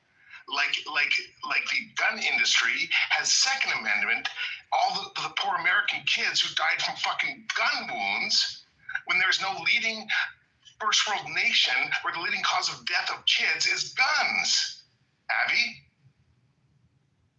Yeah, so with all due respect, you might have arguably picked the worst argument you could have possibly made by choosing to compare the 22nd Amendment to the Second Amendment. The Second, The Second Amendment may be the worst written amendment ever, like by far. Have you ever read the Second Amendment? That thing is a long, ambiguous, run-on sentence. That's what that thing is. It is not written well. It has been a topic of discussion, of conflict, of constitutional issues and ambiguous rewriting and reinterpreting since its inception. Since its inception, people have not been fully clear about exactly what it is supposed to mean. First, it talks about a well-regulated militia, so people would argue that it's about a well-regulated militia being stood up. Next, it talks about the security of a free state, meaning that it would actually be about the security of the state rather than the security of each individual person. But then it tells you the right of the people to keep and bear arms shall not be infringed. So then it's the people, not the militia, nor for the specificity of the free state. So this entire is a problem. It has been a problem for a very, very long time. It has been a topic of discussion in legal writing the entire time. So no, these are not to be compared. The 22nd Amendment is black and white, very clear and clearly understood. It's been clearly understood this entire time. People have not been debating the 22nd Amendment. However, the Second Amendment may have been, aside from the first, the most debated amendment of any amendments, period. So no, they are not comparable in any sense.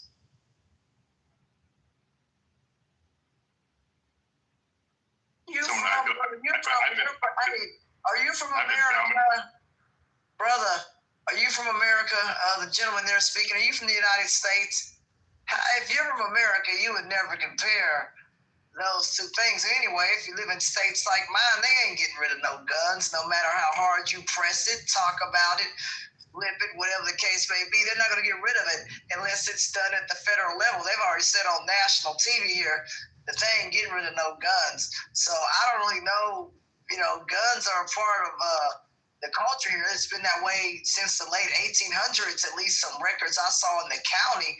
Guns have been a part of America for a very long time. Black and white shaky photos show people holding rifles in front of a courthouse. So I don't know what to tell you, brother. That just ain't going nowhere unless you got something to say or do about it.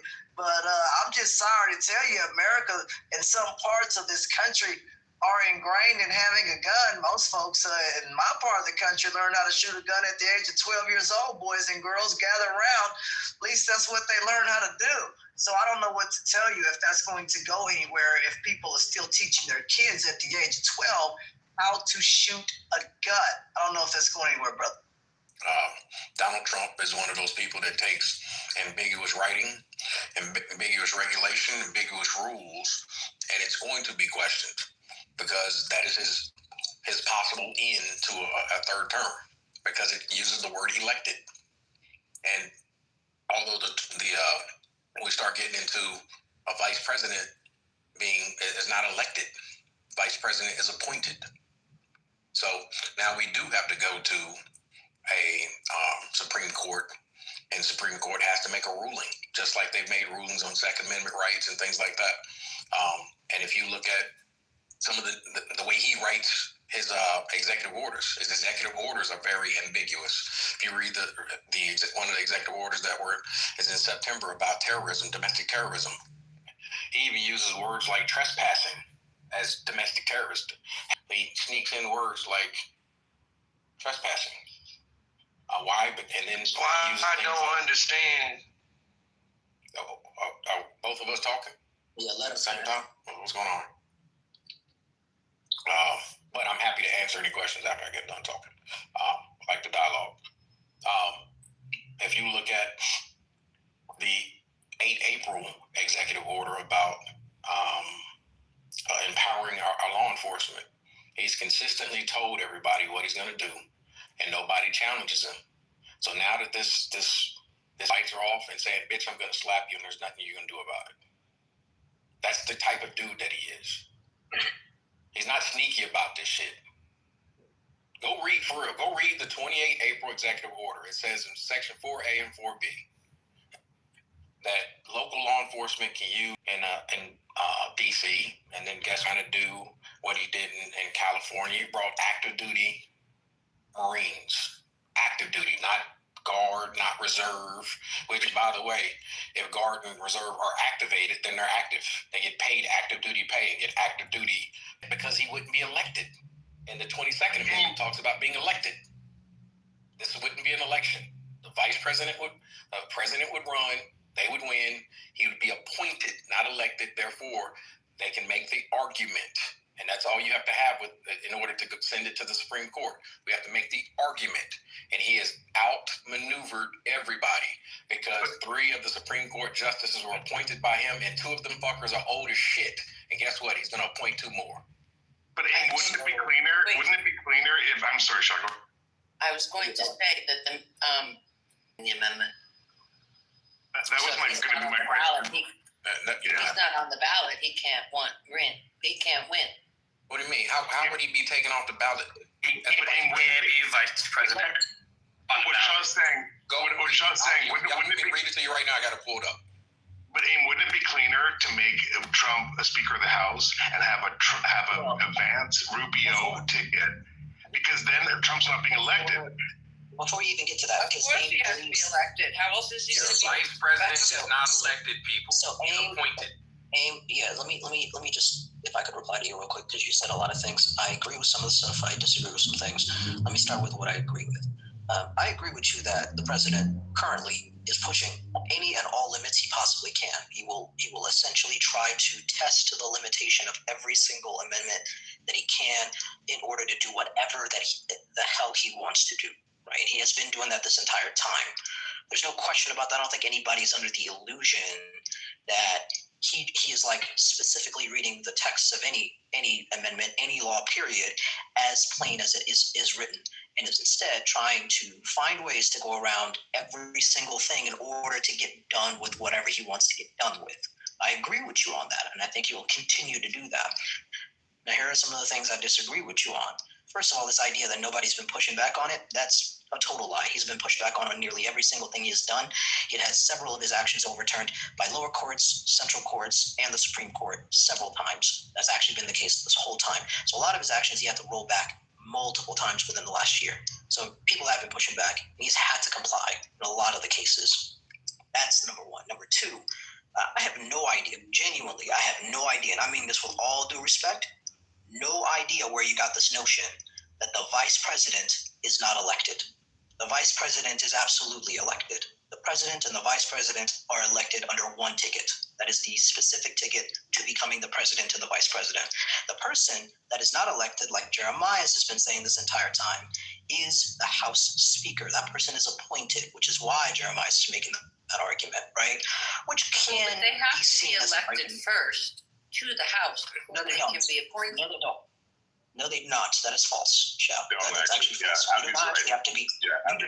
You do not actually. As far as being the Speaker of the House, some people think that in order to become the Speaker of the House, you have to be elected into the House of Representatives. That's actually not true.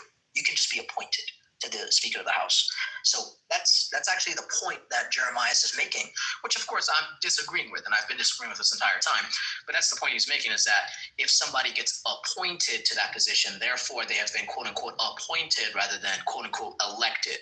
This semantics game, this semantics game, which I am saying this to both Jeremiah and AIM, is futile. It doesn't make sense. And then she's irrational. Cash up. I can't.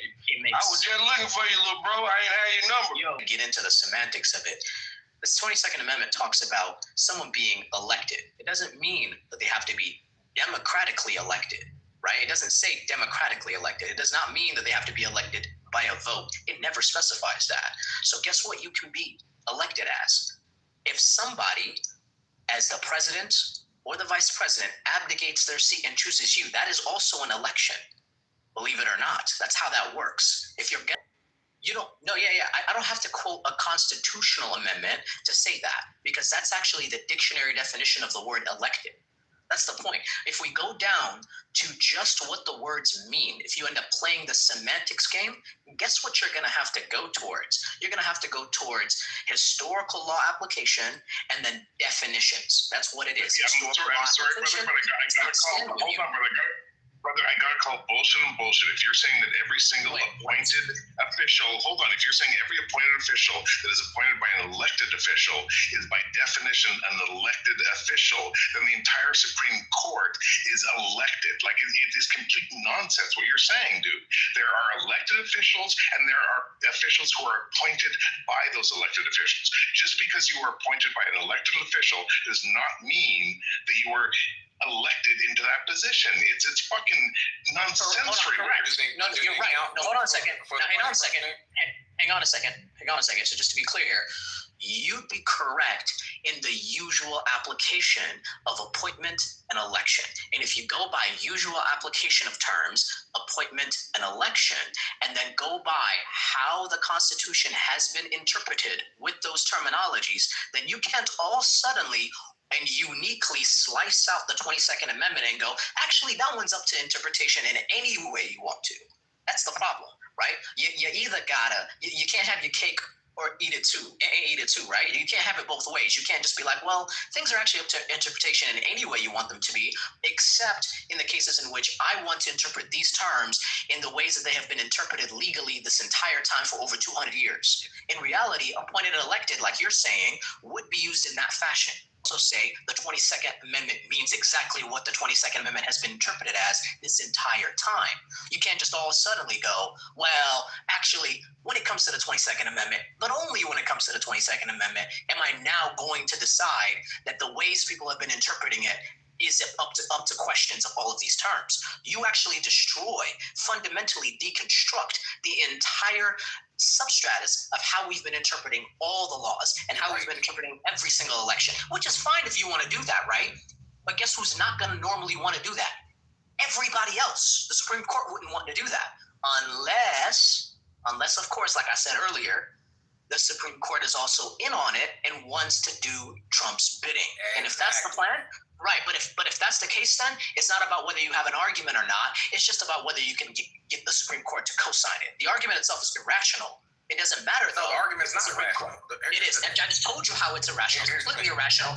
But it's okay if the Supreme Court co-signs it anyway. It's all about rules of Supreme Court, and they are the interpreters of the law. Wouldn't states have to ratify it too, though, since they ratified Exactly what I've been saying. Hey, that's exactly what I've been saying, though. My point the whole time. No, I wouldn't disagreeing with you. The only thing I'm saying this is the 20. I mean this. I think the essence. Obviously, we all know the essence of why the law was written. The application. The application was so that we wouldn't have somebody go past 2 terms. We all know that. However, an amendment. But go ahead. Hold on, man. No president in the past has ever challenged that up in recent times. It was put into place so that we don't go past 2 terms. We know that. Right. However, now that we have a president that is challenging it or has a team of people who will challenge this, and on top of that, he's not going to have a Supreme Court that's going to laugh at him and go, we know the essence of the law, really have an answer. You go and look at previous cases to go, how did other judges in the past judge on this? And there's nobody that's judged on this in the past. Well, that's not necessarily true. There haven't been any large cases specifically for the presidency, sure, but there have been other lower.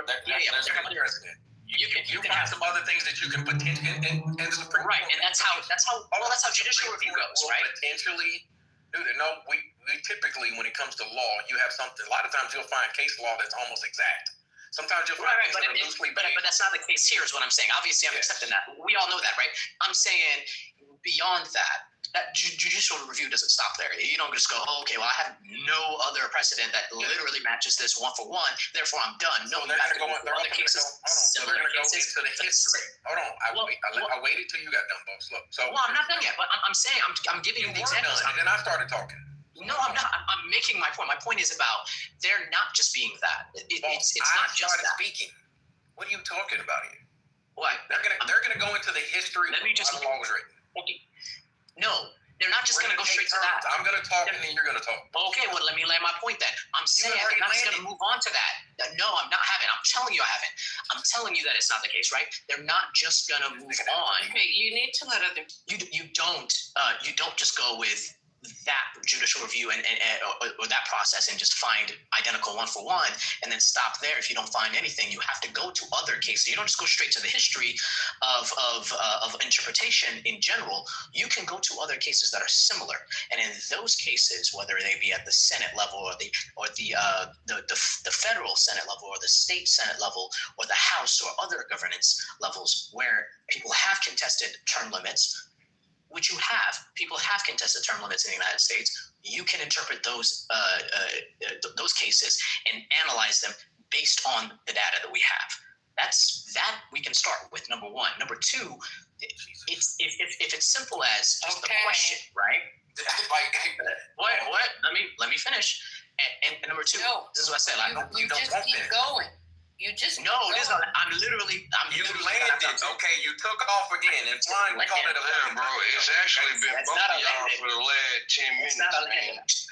Question, man. Look, and then nobody's not gonna hear you because I'm gonna talk. I'm gonna ask the question. It's very simple. It's not too big of a deal. Jesus Christ! What the? Please have some. It's been y'all two niggas the last 10 minutes, man. God damn. He's not Ron talking. Yeah, you might as well let Ron talk. So go ahead. My question was really simple. Outside of the precedent, do y'all think that it's possible that Congress, let's say Congress wins 2026, do you think it's possible that they could win the state legislators, getting like, I think it's like 35, 36 states that you would have to do for in terms of an amendment to being overturned? Y'all think that's possible considering how much like he's been finessing this power over the states? All right, I'll address that, and then I'll jump into what I was saying. So one of the paths is 1%, 2%, 5%, 10%, but we're talking about a whole 33% that would have to flip. That's not happening. I don't see that happening because you're talking about Democrats who would have to agree to, hey, we're going to go against the Constitution or we're going to change the Constitution to something completely different. Now, back to his actual potential path, which is to create a question. There's enough there to potentially create a question because the Supreme Court can say, you know what, this is not even worth fucking interpreting. We're not even going to talk about this bullshit. However, when you appoint 3 Supreme Court justices, 5 Supreme Court justices that have been appointed by him. So yes, do I think if for some reason they decide to interpret this and say, you know what, yes, he can be the vice president and step in, or he can run for a 3rd term or whatever else or some other bullshit, then you probably need to move out of the country because what the Constitution stands on, what it's built on, we're no longer America, now disappears. And I'm moving my ass, although I'm going to tell you I'm going to move to Puerto Rico because he doesn't even know that he's the fucking president of Puerto Rico. It's crazy. He doesn't know he's the president of the U.S. Virgin Islands, but I'm moving somewhere else. Because you don't know what's happening. By the way, conversations like this, okay, by the interpretation of some of the one of the recent executive orders, could be interpreted as activity or conduct which is aligned with somebody who would possibly do domestic terrorism. And the way his recent executive order is written, what we're doing, we could be put in jail for. Let's hold on. Let's double click on that, Aim. And that's kind of, and I know that I trigger some folks when I compare the 22nd Amendment with the Second Amendment, right? And what you just said was really important, right? First Amendment is that it is up to interpretation. I took the time to read the 22nd Amendment earlier, and I don't think there was anything in the first section of the 22nd Amendment. And remember, the second section is just stating that if it's ratified, then it stands, and if it's not, it doesn't. But the first section of the 22nd Amendment does nothing in there that precludes the president and vice president elect to appointing Trump as the Speaker of the House and then abdicating and stepping down, both of them, so that the Speaker of the House becomes the President of the United States. If you guys remember, during Biden's administration, at the end of it, there is you can have a JD Vance and Marco Rubio ticket for 2028 on a platform that says if we are elected, we will advocate, who contradicts this. But I believe there is nothing in the 22nd Amendment, and if you disagree, please read me from the 22nd Amendment. There's nothing in the 22nd Amendment that prevents them from doing that. The only thing that could potentially save you is the 12th Amendment. Because the 12th Amendment says that no person can serve as the vice president. Actually, no, you're not even talking about that. You're talking about him jumping straight from the House to the president. No, I don't think there's. I think there's a path that way too. And here's something else I think Trump does. I think all good liars tell partial truths because it's something for you to verify, right? And so I think he potentially could be throwing out some of these partial truths and having people debate just like we're doing right now, while at the same time he's going a completely different path. I know we think he's stupid. It's not that he's super smart, but he does keep smart people around him. And he keeps people who are very good at arguing and, like I said, interpreting. And when you're the president, you're the king of interpretation because you at least probably have 30 days before Congress or Senate gets together and says, no, you can't do that anymore. Or for a judge to come down and go, no, you can't do that anymore. So I think we're going to have more and more of the same of these fucked up interpretations or him just doing things. And one of the things I've asked all of my military officer friends is, have you ever received any training on what if he just doesn't step down? I served as an officer in the military. I don't remember. There's so many questions for you, Aim. How do you feel about, and I know you know what I'm talking about, and I'll again, please forgive me, I'm Canadian, but there was one of your generals that recently came out after that horrific abomination where that Fox News host brought all of the military leaders into one place, aka a horrible like security fuck-up. We know. Tell them they're fat. Hegseth, where he decided to stay with the military, is going to be what your weight's going to be, that you can only be men. Yeah. Yes, we understand all of that. And thank you. And Sean, there was a general that came out and responded, I think, to that in a vague way and said, hey, we will not bend knee to dictators. Our job is that we didn't join this beautiful military to protect our Constitution and offer up our lives in order to follow dictators. And Aim or Shaw, I'd love to, because I know you guys know what I'm talking about. Yeah, I know. Like, I thought that shit warmed my heart. It's because of our oath. We take an oath to protect the Constitution, not the president. And yes, he does serve in a position as the commander-in-chief, but we have an oath to the Constitution. And what should make you feel a little bit okay is during the insurrection, the Joint Chiefs of Staff, which are the highest military leaders from every branch of service, they come together as the Joint Chiefs of Staff, and you have the chairman of the Joint Chiefs of Staff, which was General C.Q. Brown, a 4-star general from the Air Force, a brother, that they fired and put in somebody who was a 2-star general who was no longer active duty, who didn't even serve active duty. I wouldn't say he was a guardsman or a reservist. A person who's less qualified, they put him in a position over C.Q. Brown, who used to be on the Joint Chiefs of Staff and who was serving as the chairman of the Joint Chiefs of Staff. But during the insurrection, or after insurrection, the Joint Chiefs of Staff penned a letter, a direct threat to the Constitution. You can go Google it right now. Just look up the Joint Chiefs of Staff letter about the insurrection. And they said it was a threat to the Constitution and that it was basically unacceptable and that, hey, we have an inauguration that's going to happen on this date, and you're going to have a new president or a new commander-in-chief. So it was good in the sense that they reminded everybody, our focus is on the Constitution, not the president, okay? And we were unable to get to the ballot boxes. The inauguration still happens. There's no delaying of the. You can delay the election all you want, but the date, there's going to be a new president. Whether the Electoral College by themselves get together or Congress martial law, we're going to delay the election. No, they can delay the election for the people, but there will be a new president selected. And Aim, I'm so sorry I feel I'm killing the room, guys. I'm sorry, but you said some shit. I just want to respond real quick. I asked the question earlier. If Trump decides to go against the ruling of the Supreme Court, what is the teeth of the Supreme Court to stop him from doing it? And I ask the question because the U.S. military ultimately responds to the commander-in-chief and aims against the military-industrial complex in America. But I also say this as someone who has seen American soldiers who I have so much fucking respect for. That you will go and just say, hey, I will put up my life, my livelihood, my family, my kids' joy and happiness and access to me, and I will give that up for the and so many who died doing it, right? And so maybe it was a facetious question because honestly, I got where you're going. Check this out. Yeah, I'll land. I trust soldiers to make the right choice for the Constitution rather than bending knee to the president. I will, as an outsider. But what do you want the military to do? March in there and remove him? So what is it that you think that the military can do? I'll answer you really succinctly.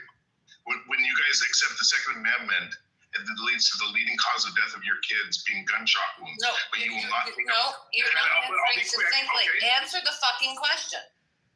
What do you think the military is going to do? Support the ruling of the Supreme Court over the commandments of the Commander-in-Chief, if it comes to that. How do you think they're going to do that?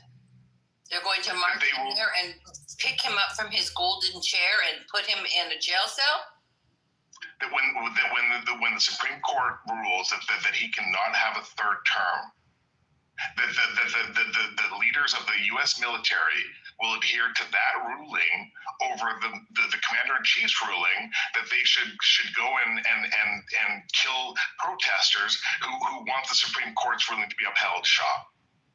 That's what I want the U.S. military to do when it comes to it. Is that succinct enough? That's very succinct. That's the first time you've been succinct tonight.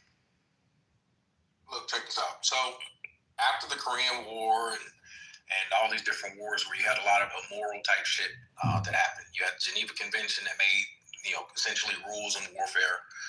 Other thing that happened, especially after Vietnam, and doing studies on Nazi Germany, essentially you had Christians who were killing people, and the only reason that they could give was I was just following orders. So as a military officer, one of the things that they made sure to instill in us is that you don't have a requirement to follow an unlawful order. Matter of fact, we'll put your ass in jail for following an unlawful order. So not only do you have the authority to essentially, you have a requirement to follow the chain of command and treat the president as your commander for Leavenworth. That's the reason why we have Leavenworth. And it's something that is indoctrinated into us. I know everyone thinks all the military are full of a bunch of slave-driven, indoctrinated, brainwashed people. And that's just not the truth. The new officers of today's new age, at least I can speak from the Air Force standpoint, essentially the Air Force wasn't completely created until the 60s. We were under the Army Air Corps. But in that time frame, we're younger than some of the biggest companies in America. So we think things through a little bit differently, not knocking any of my brothers from the Army, Navy, Marines, or whatever else, because they definitely have their role. But it's definitely instilled in us in the Air Force that, no, think, use your brain. I went to the Air Force Academy, which was none of the country when I graduated, over Harvard, Princeton, MIT, all of that shit.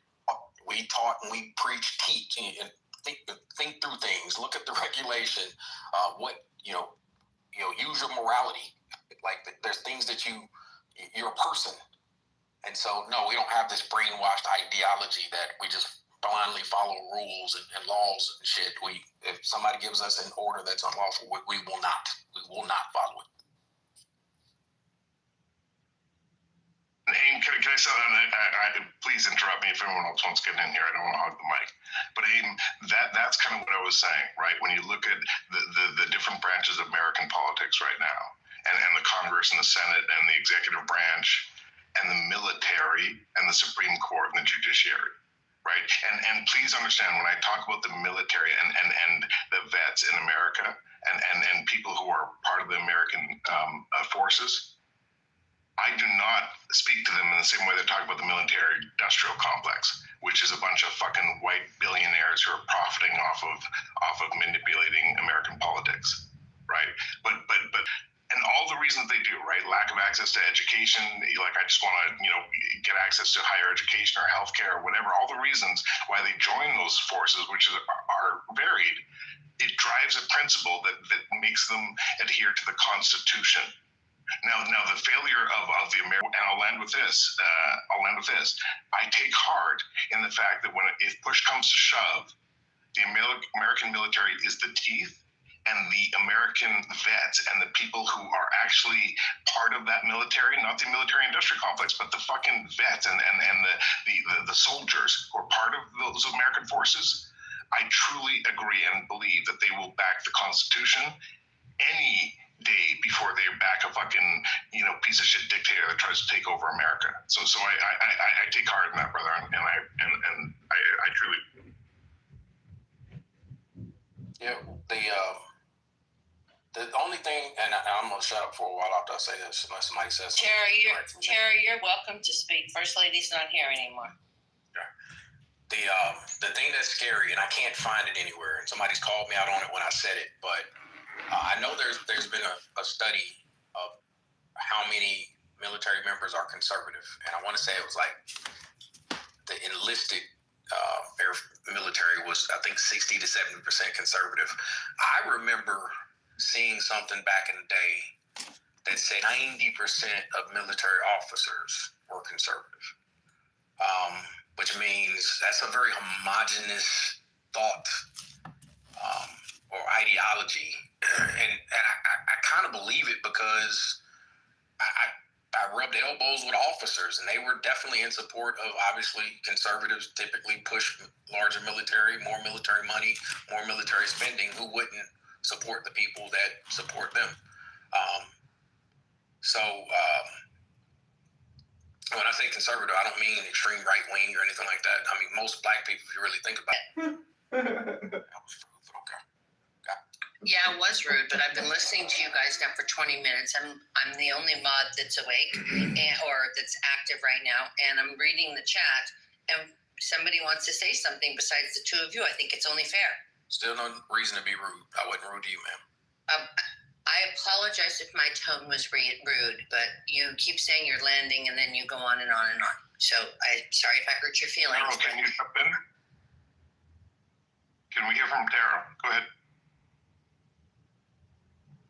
I mean, do you want to take 30 seconds to sort out what you wanted to finish up with? No, I was done. I'm good. Okay. If she wanted to shut me down, I'm cool with that. I mean, like, I'm sorry. I just wanted to know if I could speak now. Like, I'd been waiting for a while, but, like, it wasn't necessarily to shut you up, but it was just the fact that, like, Americans at large are not, like, talking. Like, people are talking about leaving the country. People will talk about, like, oh, like, everything, it'll sort itself out. There's a lot of, like, not knowing what to do in this moment. And I feel like at some point, Americans might want to start considering how they, like, actually would see their demands go forward. But, like, what are their demands, right? Like, I don't see Americans talking about, like, hey, call your representative and say this. This is what I expect. I mean, like, clearly you don't trust your representatives, but I feel like they have to get VA. They all come there back home should from be, like, a moment here of, like, what is it that we want? And I don't feel like I hear that in any American spaces whatsoever. So that's why I just wanted to, like, ask about that and just see how the group responded to that. I just came in. Are you from America? My documentation. Oh, okay. Maybe you're not hearing it in the spaces. But, I'm not going to jump in because I didn't hear your whole conversation. That's the problem with Doc, right? That he was retarded before that. In regards to what? So this is a common thing. Like, if you call the military, like, a welfare or anything like that, and it's all a scam, those guys will lose their mind.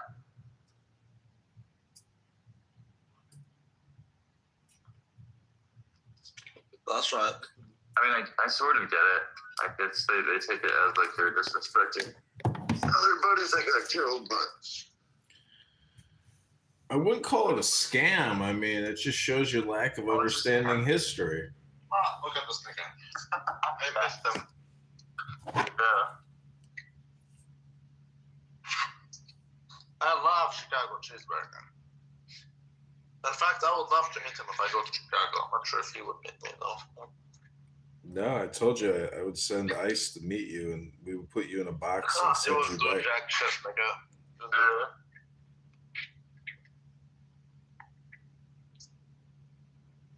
If anything, you will buy me some tahini and we'll do the best stream shawarma. Oh man, if you come to Chicago, you got to go to this Persian restaurant called Kababi on Lawrence. Holy shit! It's called Kababi. Kababi, yeah. Would you take me there? No, dude. But you could go there. Why not? You could go there yourself. Why wouldn't you take Rabbi to Kababi? I don't know, dude. You're not a beautiful 24-year-old with a great ass and a pretty smile. I don't know what to tell you, dog. I don't have a great ass or a nice smile.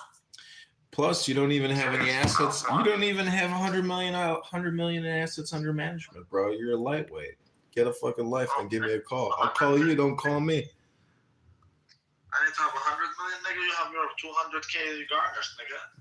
Get $1 billion in assets and under management. Then I'll take you to dinner, bro. Otherwise, you ain't waste my time, dog. The government is literally garnishing your $60, and they're talking about my money.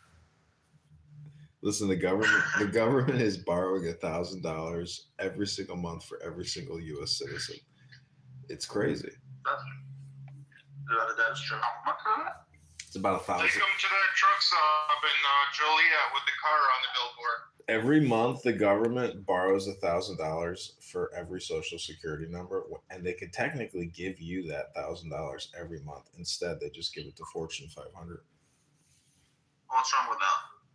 I would rather have the $1,000 a month. What about you, Lou? I won't say. Let's get it 20. What did you say? Thank you. I would rather have as much life as willing to give me. I'd rather have the S&P 500 perform me. I still think it's going to go down. Being in Chase your race, he doesn't understand the importance of defensives. He just simply doesn't get it. He does not get it. He's a bonds cunt, basically. There's a lot of things he doesn't get. Huh? But there's a lot of things that he doesn't get. Yeah, one of them is defensive stocks. I can't figure that dude out. I don't know him that well, but he seems very performative. I don't know if that's like his way of like learning and like debating, or it's it's always there's no talk. It's always him trying to prove something, and it doesn't really work. I even had to explain to him how, because he was talking about central banking and shit, and it's like targeting money supply, and it's like, bro, the central bank in the US doesn't target money supply, so that's a misconception. Yeah. It's just simply how, and he insists that that's what it is, and it's like, bro, it's just so difficult talking to him. It's like, it's really so difficult talking. You can Google it. You can go to ChatGPT it, bro. It's like, it's just simply not how it works. Anyways.